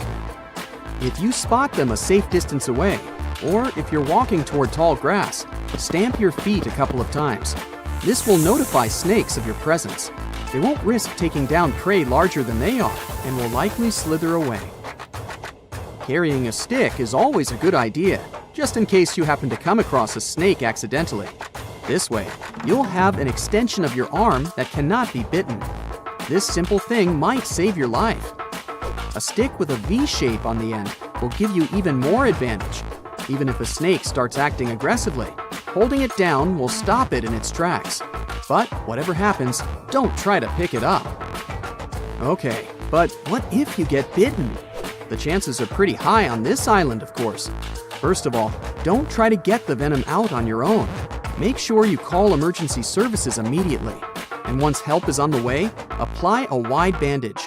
A piece of clothing will do if you don't have anything else. Don't try to chase the snake trying to identify the species. Emergency services know how to figure out what venom it is. Now, just keep calm and wait for help. You might be wondering who you can call on this abandoned island. Well, since it's strictly prohibited to visit this place, there are signs advising to stay away all over the island, along with a number you can call if you run into trouble. Let's say you've successfully avoided getting bitten. The next thing to consider is what you can eat there. Snake Island was previously known as Ilha de Queimada Grande, where queimada is Portuguese for forest being lit up, or forest fire. The reason for that was the fact that the entire island was deliberately set on fire to make room for a banana plantation. Unfortunately, the banana business didn't turn out to be a success, probably because farmers got sick and tired of snakes. But some banana trees still thrive today, and they can provide you with some much-needed nutrients. You'll also want some protein in your diet throughout your stay. Luckily, along with the snakes trapped on the island, there are also cockroaches. These giant prehistoric-looking roaches come out at night to feed on plants. Get that barbecue started and enjoy the rare delicacy this island provides. A great way to survive on the island is to avoid it altogether. If by chance you happen to be sailing past, keep in mind that this place was once connected to the mainland. Rocks beneath the waves are very likely to damage the bottom of your boat if you get too close. Make sure you keep an appropriate distance when traveling past. Sure, this island is intriguing, but please remember that no matter how close you get to it, you won't be able to see snakes from the boat. You can only see these creatures if you get close enough, which you really shouldn't do. And it's not only reptiles that make this location dangerous. Pirates visit the island quite often. Not the sea shanty singing peg-legged arr pirates, but bio-pirates who come there to capture the very thing that makes it so dangerous. They come there for snakes, to catch them and sell them illegally. Since the island got cut off around 11,000 years ago, the golden lancehead has evolved within its own unique habitat. So, although there are many reptiles on this island, they're still an endangered species. Due to their limited numbers, their value is very high, reaching up to $30,000 on illegal markets, which gives biopirates the motivation to catch them. I can think of better ways to make a living.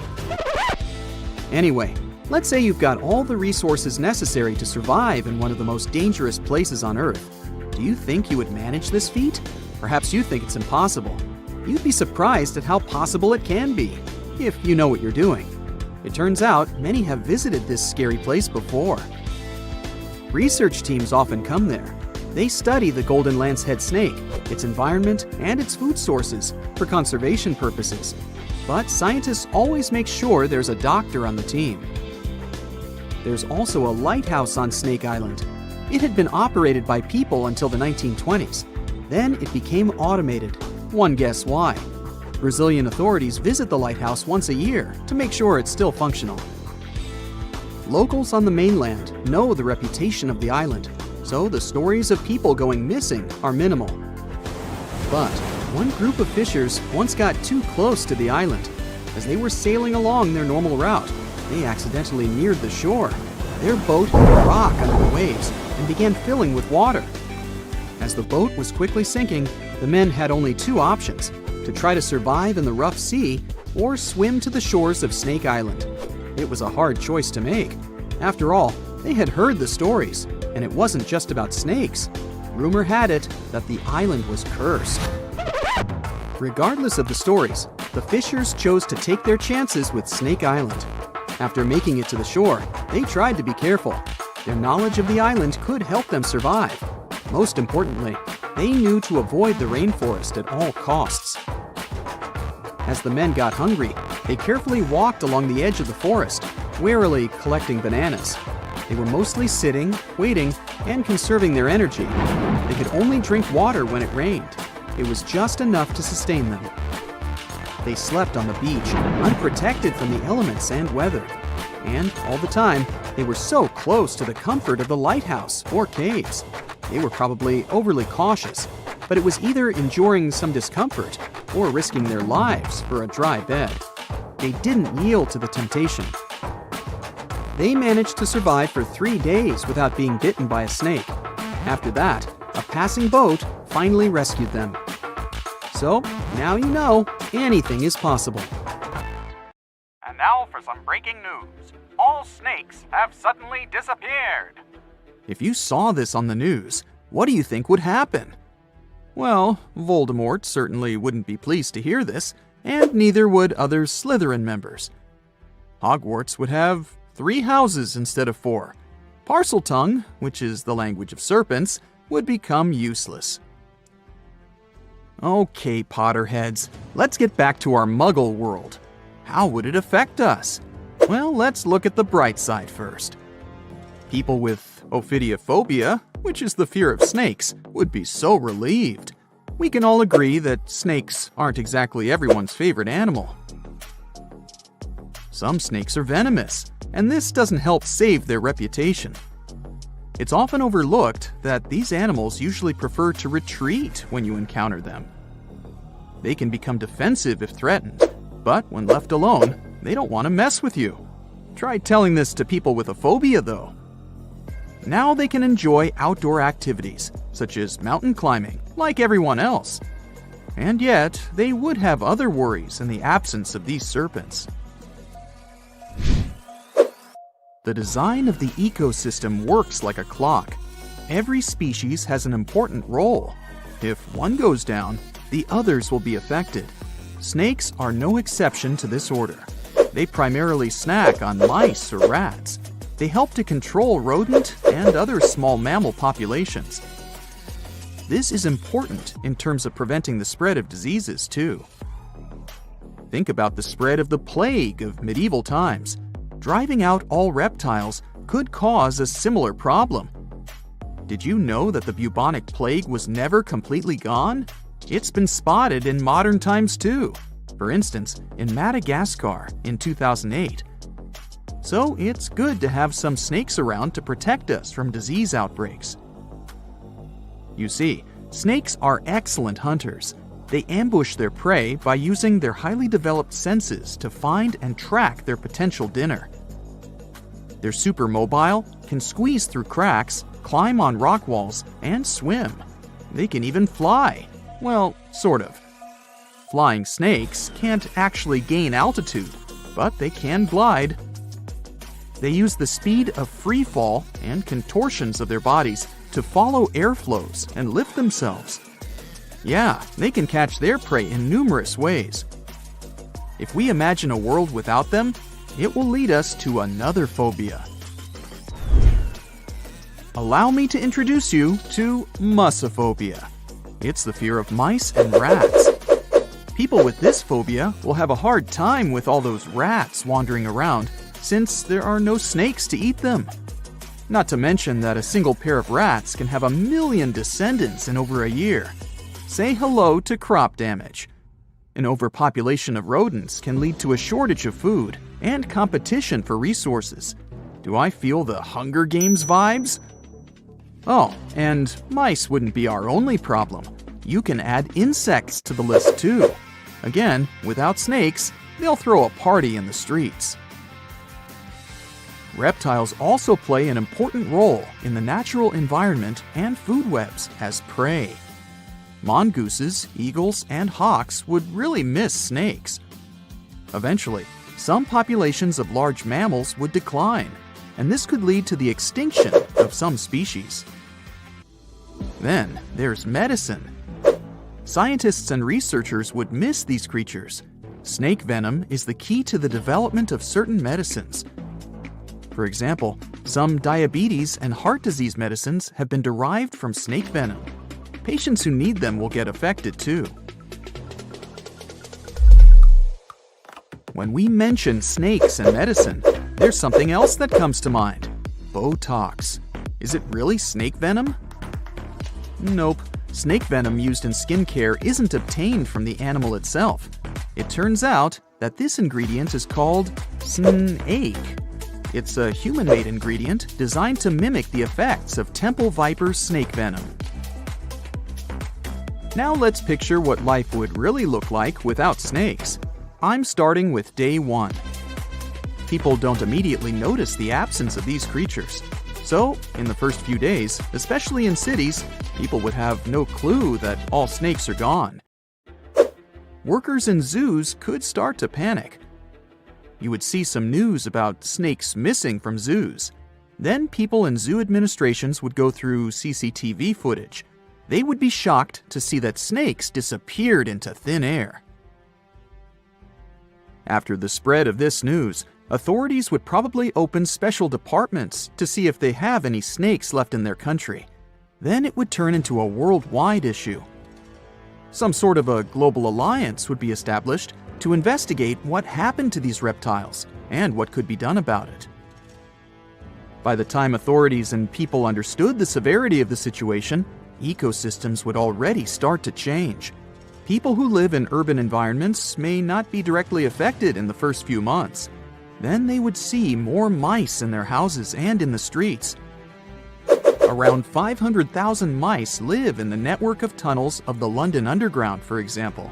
The number may vary, but many rodents live in large cities. These animals would become more visible. You'd open a kitchen cabinet and, oops, you'd see a mouse looking at you from behind a jar of peanut butter. New career opportunities would arise, since the demand to live in a mouse-free environment would skyrocket. Authorities might introduce new taxes to raise money to handle this new situation. After all, they would need to provide people with safe places to live. Of course, it would be not only urban places that would be affected by the absence of snakes. The countryside would have even more problems. Without snakes, the number of pests would increase. These animals would start destroying crops and habitats of other animals, and farmers would be in serious trouble. Authorities would need to support people living there and find ways to protect the environment, which would be their top priority. Researchers and scientists would have to take a huge responsibility.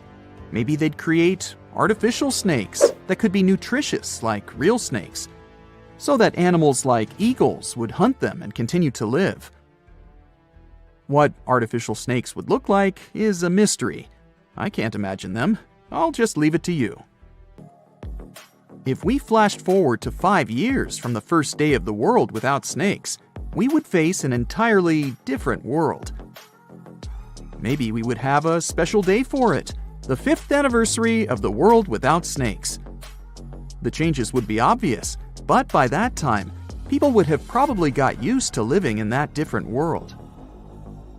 Some restaurants would have already made changes to their menus.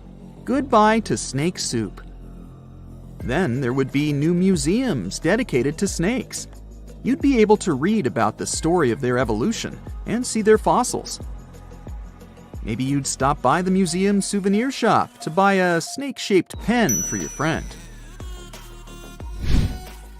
Lastly, we would still be looking for alternatives to snake venom in the field of medicine. I mean, it's a relief for people who show allergic reactions to snake bites, but these animals are crucial for some studies and medicines. So, researchers would still be busy trying to find alternatives that could replace snake venom. If we went 200 years ahead in time, we would see a world where people have fully accepted that snakes are gone for good. So much so that younger people would only know that there was an animal named a snake that once lived on this planet. They would get to know this animal from history books and videos. Coloring books would have a cat or a dog, but not a snake.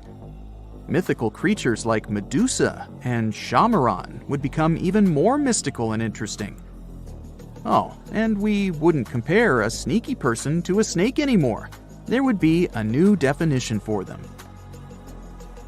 We've survived the Ice Age, meteorites, and many other challenges, so we'll probably figure something out. Fingers crossed that this scenario never gets real, though. Do you have any other version of how events could unfold in a snakeless world? In 1991, somewhere in the lush jungles of central Vietnam, a local logger found a mysterious hole among the foliage and bushes. He looked in there and felt a strong wind blowing into his face. Then he heard a strange sound from the cave depths and realized that it was the sound of a river. The logger didn't check the cave, but decided to go back there with a flashlight and a rope.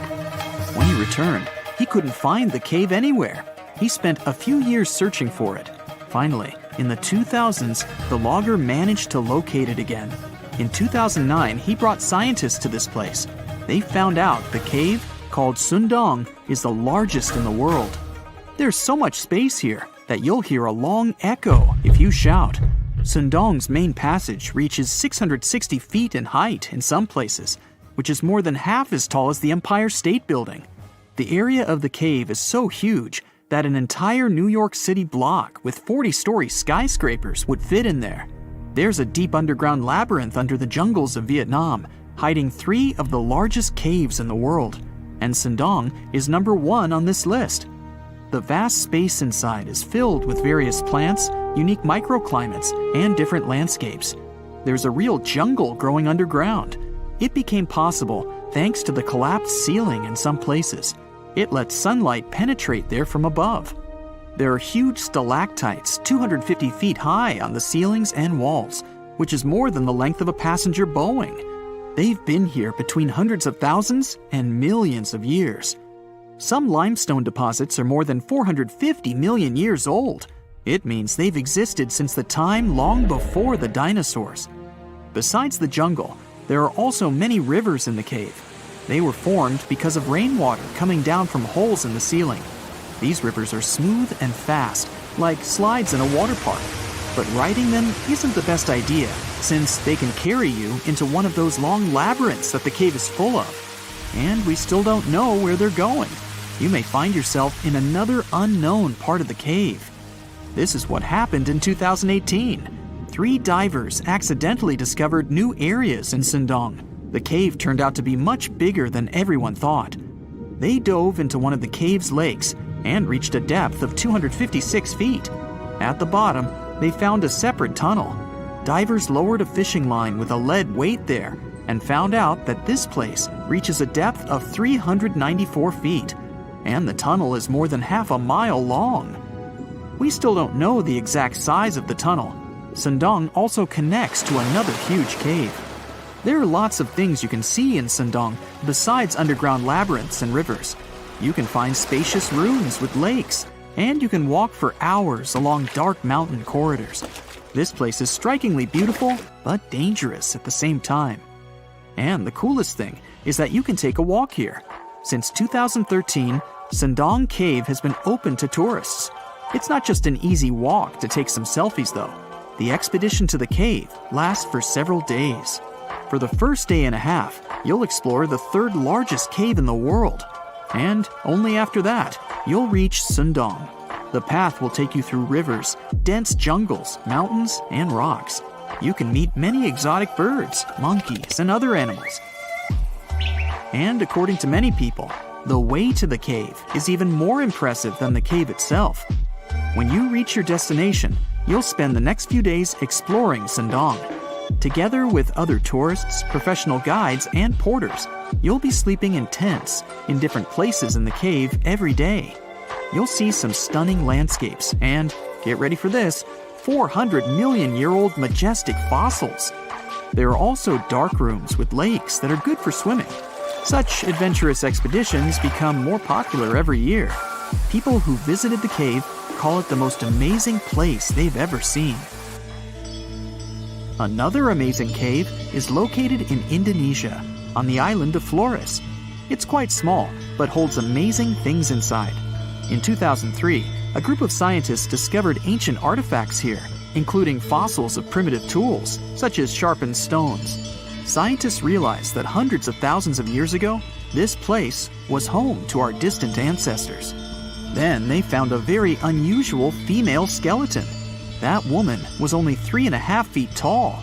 This is the height of the waistline of an average adult person. That woman had no problems with her spine or with the development of her bones, though.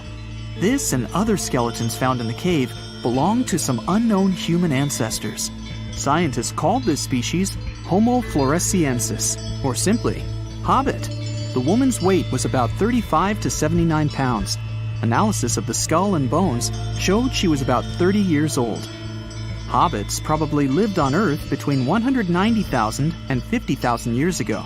There's a chance they met the ancestors of modern humans. The next cave is in Turkey. Imagine that you live in an old house and decide to make some repairs. You throw all the old stuff out of the rooms. The last place to sort out is your basement. You've hardly ever visited it and have no idea what's hidden there. But it's pretty spacious, so you decide to turn it into a room. You tear down the wall and discover the entrance to the cave. This is a tunnel that leads underground. You walk through the cave and see a real underground city. This happened in Turkey in 1963. One of the locals discovered a secret passage to a lost city in his basement. About 20,000 people could live there. There was enough space for livestock and food supplies. It's not just a maze of tunnels. There's a chapel, a school, stables, kitchens, walls, and other signs of civilization. The city was built in the Byzantine era, in the years 780 through 1180. It's not the only one down there and is connected to many underground tunnels and towns that stretch for several miles. Let's finish our journey in the strangest and most frightening cave. We're going to the southeast of Romania, near the Black Sea. Here, on a desolate wide plain, you can find a hole. This is a tunnel leading deep underground. The air inside the cave has high levels of hydrogen sulfide and carbon dioxide. Under normal conditions, the air we breathe contains around 20% oxygen, but it's only 10% here. You won't be able to breathe freely without an oxygen tank. The water and air here are poisoned. Almost no animals are able to live in such conditions, at least the ones we know about. And this cave is filled with 48 species of living organisms, 33 of which are new unknown species. Creeping things that live here can scare you, especially if you're afraid of bugs. Strange white snails and white spiders are crawling along the walls. An unknown species of leeches and transparent shrimp are swimming in the water. White millipedes with huge mustaches are creeping on the ground. Here you can also meet an unknown kind of scorpion with a transparent white body that doesn't look like any other kind of scorpion. Nothing here looks like ordinary animals at all. All creatures in the cave are white or transparent. They don't have eyes, but they have long paws and antennae whiskers that help to navigate in space. Plants can't live here without sunlight and clean air. This means that oxygen isn't produced in this place. So how do these creatures manage to survive? The answer is in the water. The surface of the lake and puddles here is covered with strangely moving foam. This substance is a living organism. It consists of 1 billion bacteria called autotrophs. Ordinary plants absorb carbon dioxide and use photosynthesis to produce oxygen. This cave is filled with carbon dioxide. Autotrophs absorb it and secrete tiny food particles. Bacteria feed on these particles. Larger organisms then feed on those bacteria, and so on. In the end, there's enough food for everyone. This process is called chemosynthesis. It's like photosynthesis, but uses water instead of sunlight in its chemical reactions. In this cave, evolution has created a completely unique biological system, separate from the rest of the world. Your heart is racing. You're running for your life from one of the biggest creatures you've ever seen. A giant reptile on 2 legs, sprinting right behind you. You hear the sound of a raging river next to you, but decide not to jump in. Thick leaves and bushes keep blocking your path, and you keep getting stuck in the mud. Everything around you is out to get you, and there's nowhere to hide. You spot a hollowed-out tree trunk and crawl inside. Whatever's out there is getting closer and closer. You hear deep guttural breathing and huge stomping. It's getting closer. You see a large tail from a crack in the tree trunk, swinging and knocking down bushes and small trees. Whatever it is, it's sniffing you out like those dogs at the airport. And right next to your face are giant bugs the size of a house cat. Perfect. You've always been scared to even look at crawly little things, but this one's so close and so big, you can actually see its facial features. It's looking at you like you're the alien. You want to scream, but can't. Then, out of the darkness, more bugs. They're curious things, flicking their antennas all over your body. Okay, this is too much. A bug is one thing, but now, a giant centipede thing is crawling your way. Its fangs are the size of your thumb. You dart out of the tree trunk and come face to face with a giant monster. It stops and stares at you, knowing you have no place to go. Claws and teeth the size of bowling pins. That's enough to keep you up at night. It's getting ready to charge right at you. Welcome to the most dangerous period and area in history for a human, the mid-Cretaceous Sahara. This place was thriving around 100 million years ago in what would now be North Africa. Back then, the continents were all arranged differently, and the weather was wild. Extreme storms were pretty common, and temperatures would rise and fall like a Mexican wave at a soccer stadium. Then, sea levels started to rise. Water flooded the Kem region, an area between modern-day Algeria and Morocco. Over the next millions of years, asteroids, volcanic eruptions, and other natural disasters wiped out everything else. Bye-bye, dinosaurs. Thanks for playing. You probably think of the Sahara as one of the most inhospitable places on Earth, but back when it had trees and rivers, it was even more dangerous. The famous River of Giants was a huge river system that stretched from modern-day Egypt all the way to Morocco. The land was flat and not much vegetation grew there, but it was enough for life to exist. Frightening, scary life. That creature you're staring at, it's a giant, scary-looking theropod, and it's out to get you. Imagine a T-Rex-like dinosaur that's more than 32 feet tall and has an epic jawline. Scary stuff. They were the top dogs in the food chain back then. And that's why this place and period in history was so unique. The entire area had an incredible imbalance between hungry dinos and poor little dino snacks. There wasn't enough food to go around. Scientists were never able to find much evidence of herbivores. That means it might have been a royal rumble of carnivorous creatures waiting to pounce on each other at any moment. So, after a while of having a stare-down contest with a giant theropod, a shadow creeps up on you from behind. You're too scared to turn around, but the growling is louder than anything you've ever heard. It shakes you to the core. You turn around and see a Spinosaurus, and that's about all you can see. You know how they always show the T-Rex as the king of the dinosaurs? Well, this one would be, what, the emperor? It stands about 50 feet tall and has a sail of scales on its back, the size of a regular human. Then add in a crocodile-style snout with razor-sharp teeth and some short, powerful legs. Its diet mainly consists of river fish, but it's looking at you like you're a delicious fish taco. The two alphas are now in a standoff, with you stuck in the middle. But before you close your eyes and get ready to be eaten, they begin fighting each other, knocking down trees. You tiptoe your way out of there and run. The further you go, the better, right? Wrong. Not here, because everywhere you go, there's going to be something dangerous. During this period, there was danger in the sky, in the water, and on land. There were small mammals scurrying around here and there, but they mostly stayed in the shadows to avoid danger. After 5 minutes of running as fast as humanly possible, you make it out of the forest and onto an open plain. Bad move. Now there's nowhere to hide. Suddenly, you hear another shriek. You look behind you. Nothing. It's just short grass everywhere. Then you tilt your head up to the sky and see what looks like a giant bird. Only these are technically flying crocodiles. There were plenty of huge pterosaurs that ruled the skies. Alanqua saharica was a flying reptile that may have eaten fish in the river. Those fish must have been tasty. It had a huge wingspan and long slender jaws. Oh, and it was the size of a small bus. This one found you and is racing down to catch you. You run for your life, again. And this time, there's no place to hide. Suddenly, you feel talons grasping onto you and you're lifted off the ground. You soar up. If you weren't scared out of your mind, you might have noticed how beautiful the giant river channels below you are. The Alanqua maneuvers like a fighter jet, headed for the mountains, dodging all obstacles. You see a large nest with some mini beasts in it. They're hungry and as large as you. Not a great combination.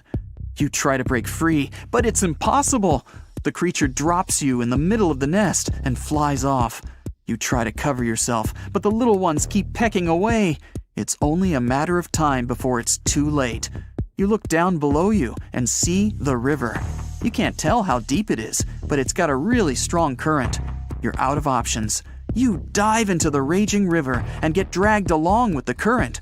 Safe for now-ish. Imagine it's 2021. You're walking along one of the hottest and driest places on Earth, the middle of the Sahara Desert, only to find fossils of oversized fish. They ranged from bite size to bus size. Even freshwater sharks lived there. These weren't your average little fishies. Judging by their teeth, those guys meant business. You might even find a giant sea turtle swimming around. Okay, back to your wacky adventure. Luckily, you wash up on a safe sandy part of the river where you're able to relax. You drink some river water and try to find a safe place to make camp. Every noise you hear makes you jump. You sit down and try to enjoy the calmness of ancient Earth. Just when you feel you can finally catch your breath, you see a Spinosaurus walking along the river on the prowl. You run off and hide under a bush. It passes you by. You're safe. Or not. It turns, shakes the bushes, and sees you. Just then, a large boom scares it away. It's the sound of you jolting awake. You turn on the light and see your cat staring at you. Those dinosaurs seem so real, probably because of that documentary you were watching right before bed. The entire mid-Cretaceous ecosystem depended on rivers for daily life. Just like all ancient civilizations, rivers were essential for the creatures of the time. And very recently, scientists discovered a new species of snakes that went extinct back then, with no known descendants. To understand these ancient ecosystems, it's important to know a lot about fossils. You might find two different fossils side by side, but those animals might have lived millions of years apart. Today, I'm going to tell you about creatures that had unique features which allowed them to grow to incredible sizes. They were some of the most impressive animals to have ever existed on our planet. The Argentinosaurus is a genus of sauropod dinosaurs that lived approximately 97 million years ago in what is now South America. Scientists think it was one of the largest land animals ever, with a length of up to 100 feet and a weight of up to 100 tons. A farmer stumbled upon a giant leg bone while tending his cattle. That's how he discovered the first fossils of the Argentinosaurus in Argentina in 1987.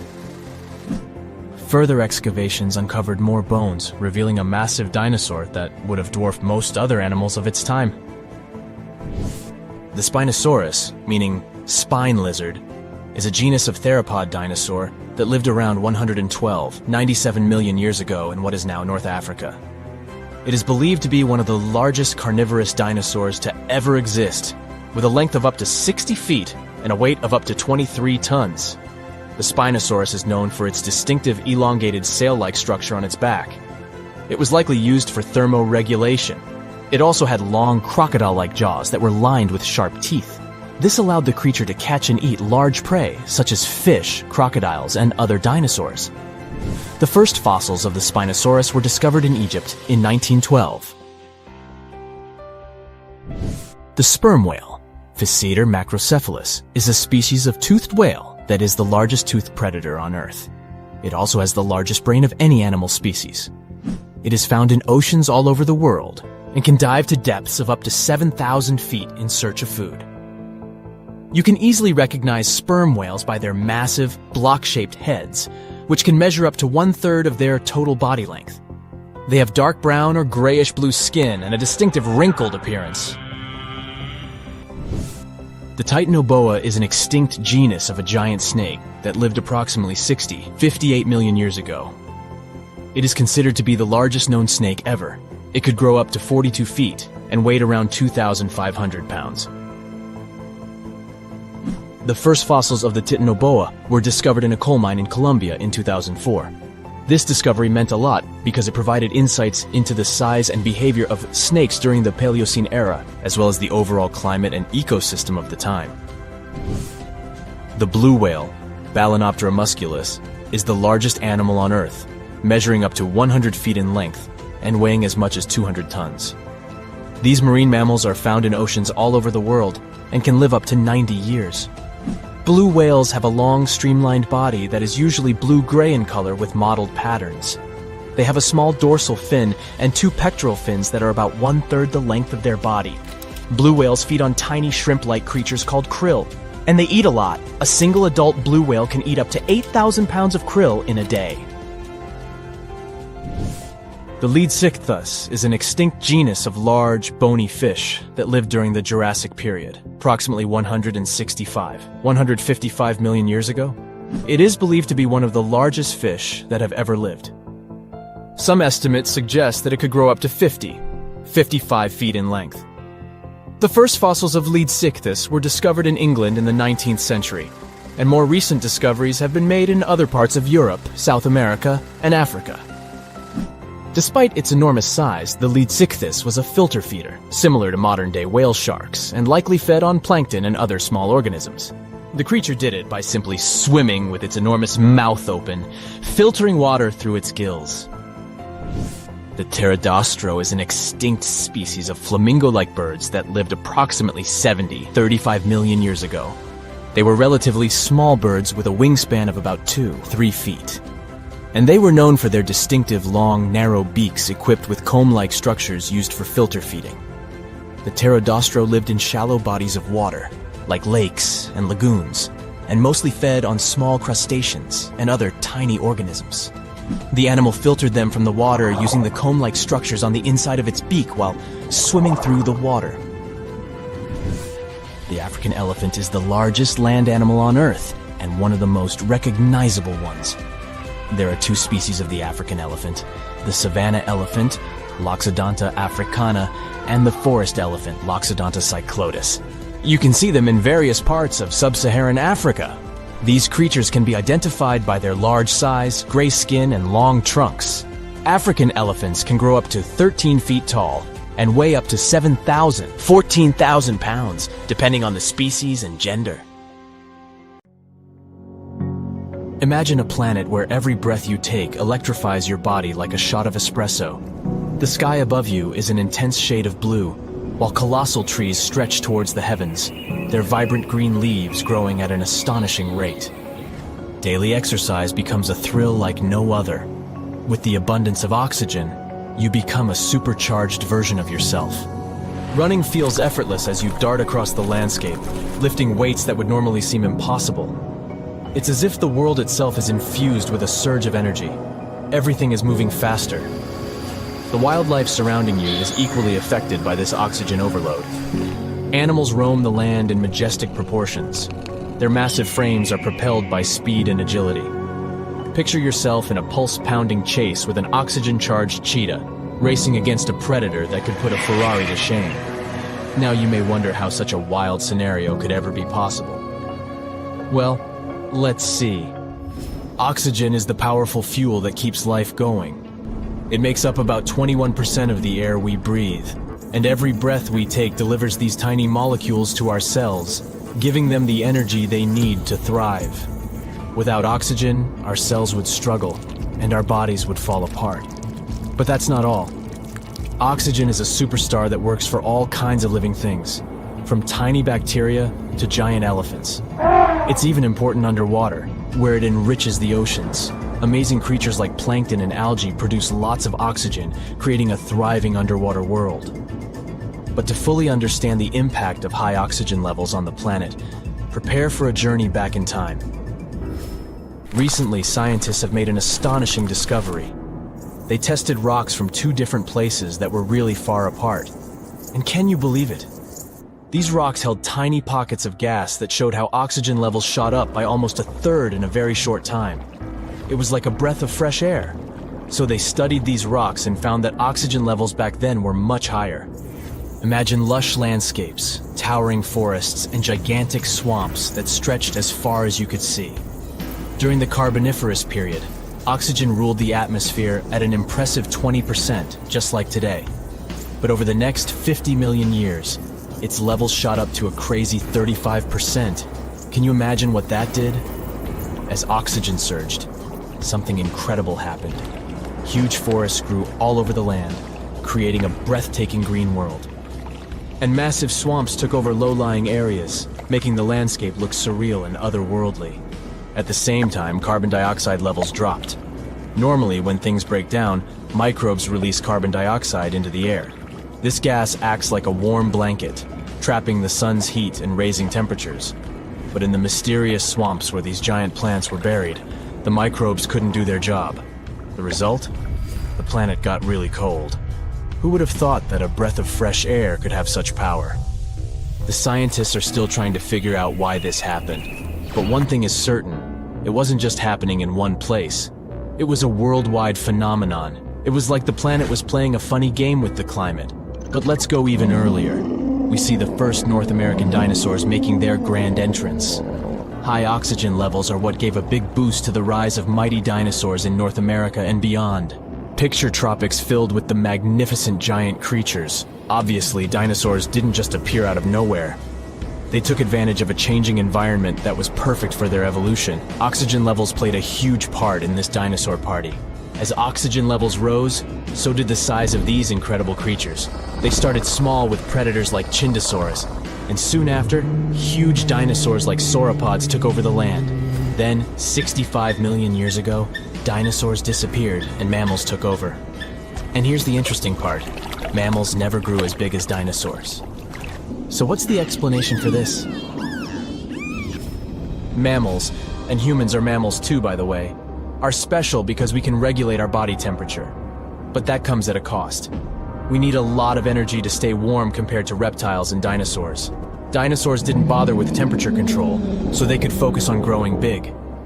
The biggest dinosaurs were 10 times larger than the largest mammals. It's like a game of anything you can do, I can do 10 times bigger. Dinosaurs might have had similar limitations with their sizes, but those were much less strict. Before the dinosaurs' extinction, mammals were very small. Many mammal species disappeared along with the dinosaurs. But survivors took advantage of the open ecosystem and rapidly diversified into various body sizes. However, after 42 million years of growth, mammals reached a size plateau. This happened on all continents, most likely because of the temperature and land area. Colder environments allowed mammals to grow larger. Balancing body size and heat became challenging. Land area also played a role in sustaining big populations. But making animals bigger isn't the only thing high oxygen can do. This humble gas is a true jack of all trades. It also acts as our loyal bodyguard, protecting us from harmful UV rays and other dangers from space. Without oxygen, we would be defenseless against space threats. Oxygen also has a fascinating role in shaping the weather. It teams up with its other atmospheric buddies to make the sky go wild with tornadoes, hurricanes, and thunderstorms. They mix and mingle in the air, creating just the right conditions for these exciting weather adventures to happen. And these adventures can be dangerous, but they serve an important purpose. They help distribute nutrients and organic matter, carrying soil, leaves, and debris to new places. So what if we decided to mess with nature and crank up the oxygen levels to crazy heights, 30%, 40%, or even 50%? Well, too much of a good thing can become dangerous.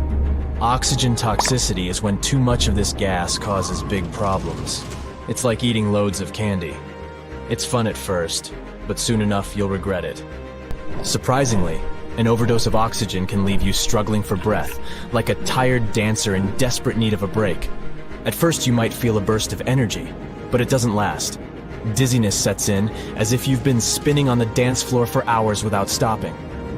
In extreme cases, too much oxygen can even harm your body, making you feel like you've crashed into a huge truck.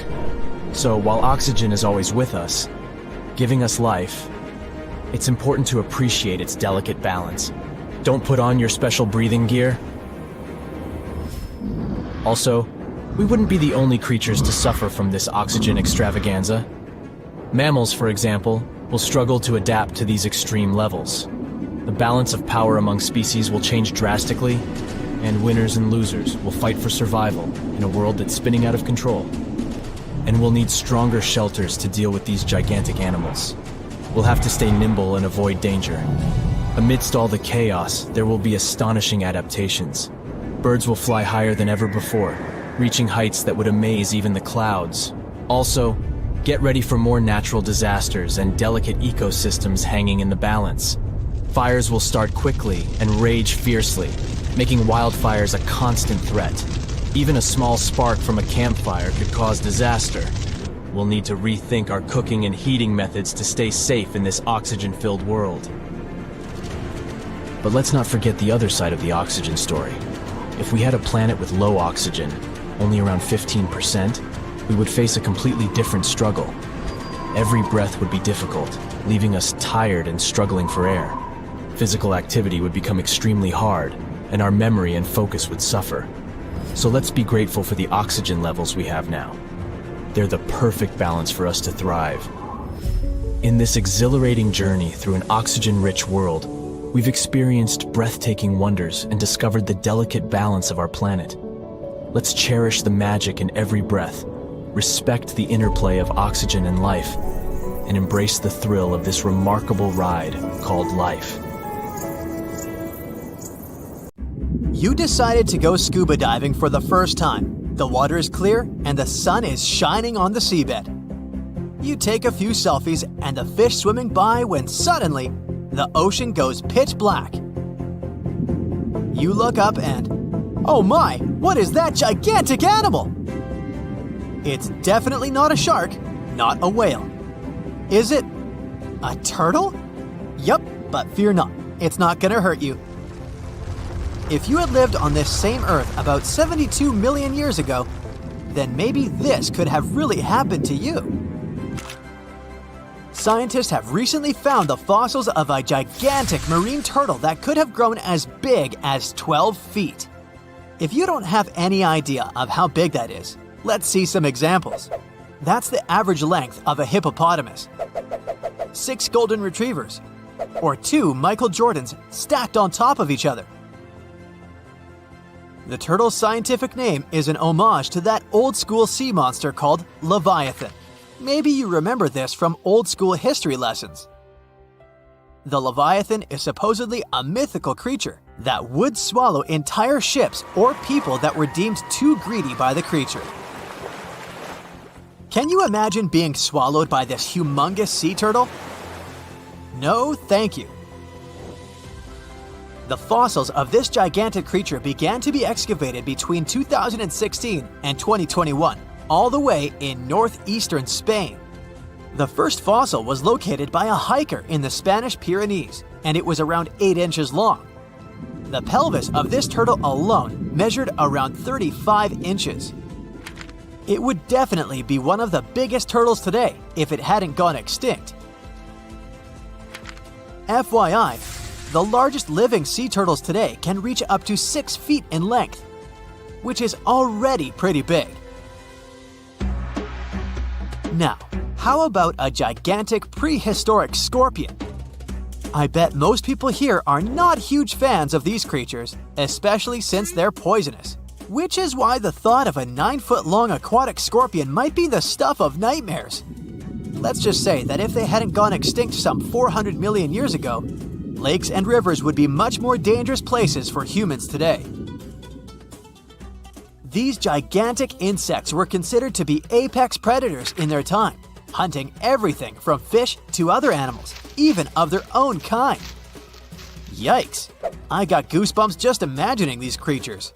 Should we thank the asteroid that hit our planet now or later on in this video? Another prehistoric animal that would shock humans if it were still alive is the so-called Megatherium, a gigantic sloth. This huge sloth is believed to have grown up to 20 feet long, and its weight could be up to 8,000 pounds. It was found in the woodlands and grasslands of South America. The creature used to stand on its 2 feet in order to reach leaves on high branches. These giant sloths had huge claws. They helped them climb trees. I gotta say, I feel uncomfortable imagining these elephant-sized sloths climbing trees. Oh, of course, some dinosaurs will make our super-sized creatures list. But before that, here's a fun fact. Did you know some dinosaurs are still alive today? Scientists have proven that birds are classified as theropod dinosaurs. Such infamous creatures as the T-Rex and Velociraptor belonged to this group. I'm sure you've heard these names even before you watched Jurassic Park. The Velociraptor is that scary dino that breaks into the kitchen.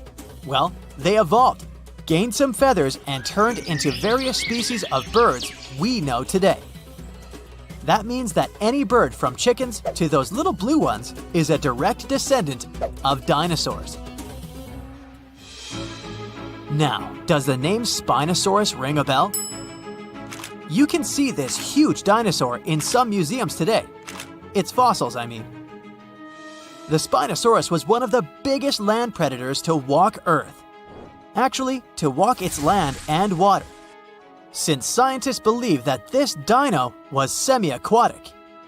It fed mostly on meat, which means humans would be its natural prey if it lived today. This meat-eating dino lived around 90 to 100 million years ago. It was about 60 feet long, 12 feet high, and weighed up to 22 tons. Its head was around the size of 8 bowling balls and was shaped like a crocodile's face. Basically, the Spinosaurus was a big African elephant with the face of a crocodile. Just kidding. But that would look funny though, wouldn't it? A much more attractive dino was this guy. It's considered to be the largest dinosaur that has ever lived on our planet. What made it so big was its extremely long neck and very long tail. You wouldn't want to stand behind this creature, believe me. If it decided to swish its tail, you'd get catapulted very far away. This creature lived around 100 million years ago, and its fossils were first found in Argentina around 2012. The dino measured 120 feet from head to tail, which made it almost as big as an American football field in width. And have I mentioned it weighed almost as much as a space shuttle? A staggering 75 tons.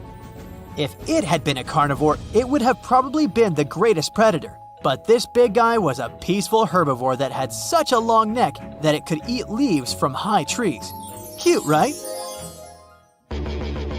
We must also talk about the Shastasaurus. As the name suggests, this animal is popularly known as the Mount Shasta lizard. Even though it was a marine reptile and probably never set foot on the mountain itself, this dino was usually around 23 feet long, but there was a specific strand of this species that could get as big as 69 feet long, about the size of the great blue whale. This made it the biggest marine reptile to have ever lived. A fun fact about the Shastasaurus is that scientists believe it didn't even have teeth, which means it could only feed on soft-bodied prey, such as squid, for example. The next animal on our list is the blue whale. Believe it or not, the biggest living animal on Earth actually started small. These days, the average mature blue whale can reach up to 100 feet in length and weigh up to 200 tons. That's more or less the weight of 40 elephants put together, or 30 Tyrannosaurus rexes, or 2,670 average-sized people. Blue whales have to eat up to 50 million calories per day to support that body. That's the equivalent of 30,000 Big Macs, just FYI. But blue whales weren't always this big. They actually evolved from a four-legged mammal that lived on Earth around 48 million years ago. Their ancestor was called Pakicetus, and it was only 6 feet long.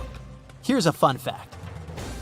To be able to live in the water as one does today, the blue whale had to go through some intense adaptations. A blue whale can replace up to 80 to 90% of oxygen in its lungs each time it takes a breath. A human replaces only up to 15% for comparison. It allows these animals to dive for up to 1 hour at a time, down to a staggering depth of 330 feet. Elephants were bound to make the list. Elephants are currently the largest land animals on Earth. They can grow to be about 13 feet tall and weigh up to 7 tons. That's pretty small if we compare it to the other animals that once lived on Earth, right? But if we placed a 6-foot-tall human next to an elephant, we'll see it's not at all that small. African elephants are bigger than their close relatives, Asian elephants, and they have a similar lifespan to humans, up to 70 years. Pokemon might have made us collectively wish that salamanders were real-life dragons, although they're not. They can still be pretty cool though. There's a giant species of salamander that is known to be the largest living amphibian. They can grow to be as long as a regular-sized human, reaching up to 6 feet. I bet that wouldn't be a pleasant underwater encounter.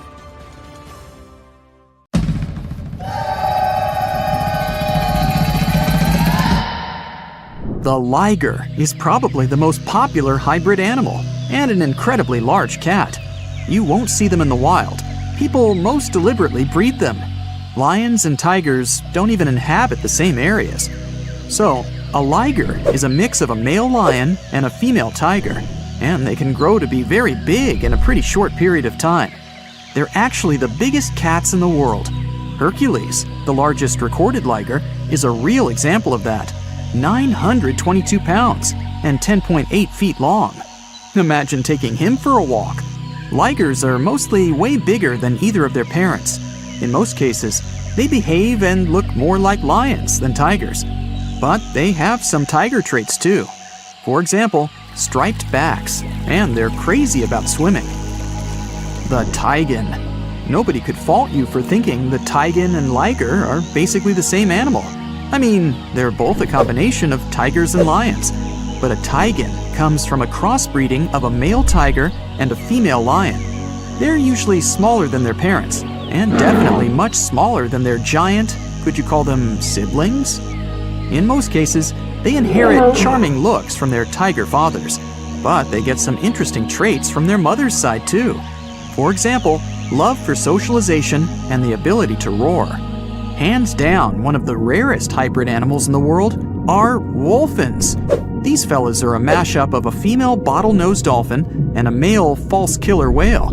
Its name might make you think differently, but a false killer whale belongs to the dolphin family. They're not even related to killer whales. Wolfins are such an interesting 50-50 mix and balance of their parents. They have dark gray skin, the perfect blend of a black false killer whale and light gray dolphin skin. Dolphins have anywhere between 80 and 100 teeth. False killer whales have 44. And their hybrid young is halfway, with 66 teeth in total. What would it look like if algae and a slug paired? No need to imagine. You have a green sea slug to check the result. It lives in salt marshes in Canada and New England. And it's possibly the weirdest hybrid creature you'll see in this video, and in general. Part plant, part animal. So, some slugs seem to have been very sneaky while stealing the genes from innocent algae that they have eaten to enable them to look like this. Since they're partially a plant, they can produce the plant pigment called chlorophyll. That means these unusual slugs can even photosynthesize. That's the process plants use to turn sunlight into energy. So they produce their own molecules that contain energy without having to eat anything at all. When scientists first discovered it, a green sea slug was the first case of a multicellular animal that's able to produce chlorophyll. What do you get when you mix a male leopard and a female lion? You get an interesting hybrid called a lepin. These animals grow to be almost as big as lions, but they still have shorter legs, similar to their father leopard. They inherit some of his other traits too, like a love for climbing and swimming.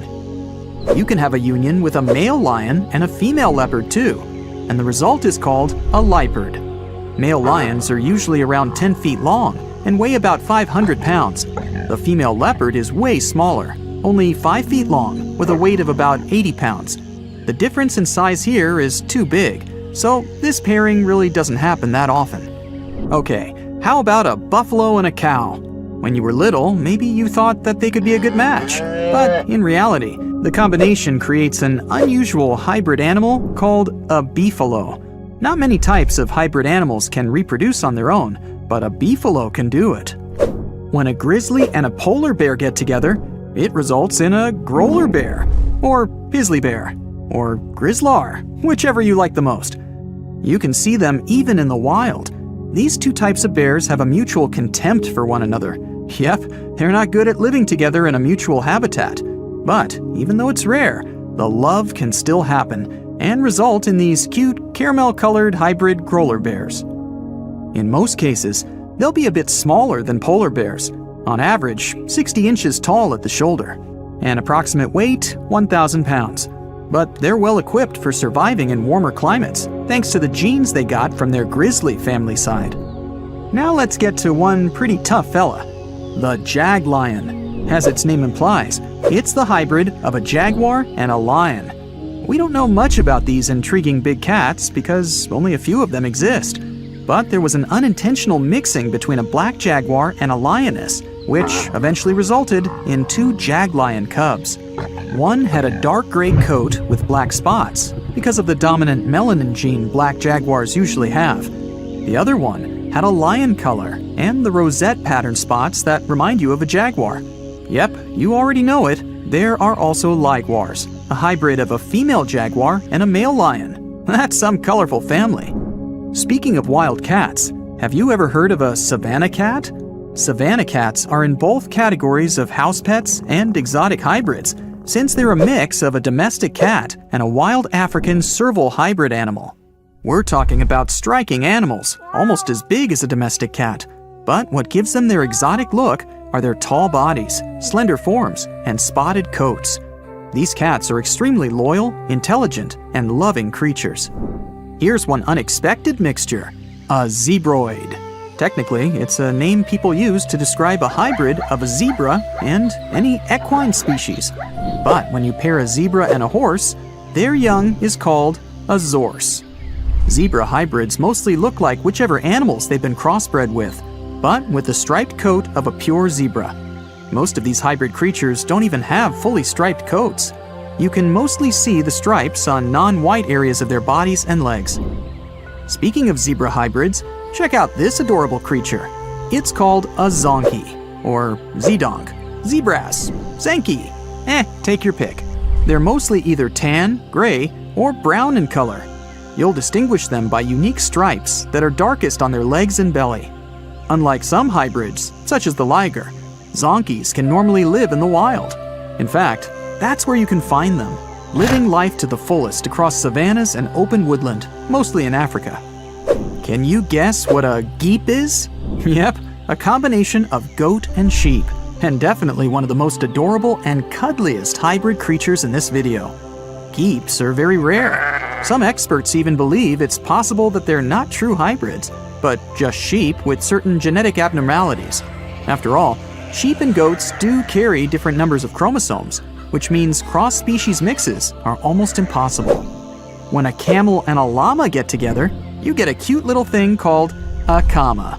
Similar to beefalo, The kama also produces the best economic traits of both its parents. The first one was born in 1998. Kamas don't have camel humps. Their body is covered in soft, fleecy fur, similar to their llama side of the family. They can drink big amounts of water at a time, so they can survive with almost no water at all for pretty long periods. The coy wolf is a hybrid where nothing looks that unusual to most people, since the coyote and the wolf are not that drastically different in their looks. After all, these two species only diverged around 200,000 years ago. Now they're still able to mate and bring coy wolf cubs to the world. People living in eastern Canada and the US might be familiar with these smart, adaptable animals that inhabit their forests, neighborhood parks, or sometimes even cities. These hybrids have emerged over the past century or so, and they've picked up the characteristics of both their parents. When a coy wolf is fully grown, it's somewhere in between the size of both parents, but it's also 55 pounds heavier than pure coyotes and has a bigger jaw, longer legs, smaller ears, and a bushier tail. Check out the narluga, an extremely rare creature whose parents are a narwhal and a beluga whale. It's a pretty strange animal, but far from being lonely, they mostly live in the North Atlantic. Scientists had suspected their existence for decades. In 1990, they found an unusual-looking whale skull located in an Inuit hunter's tool shed in Greenland.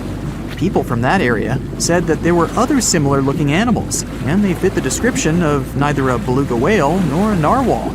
People said they had gray skin, narwhal-like tails, and beluga-like flippers. Narwhals and beluga whales are similar in size, and they share a family, the Monodontidae family. So it may not even be that surprising that they're able to successfully breed in the wild.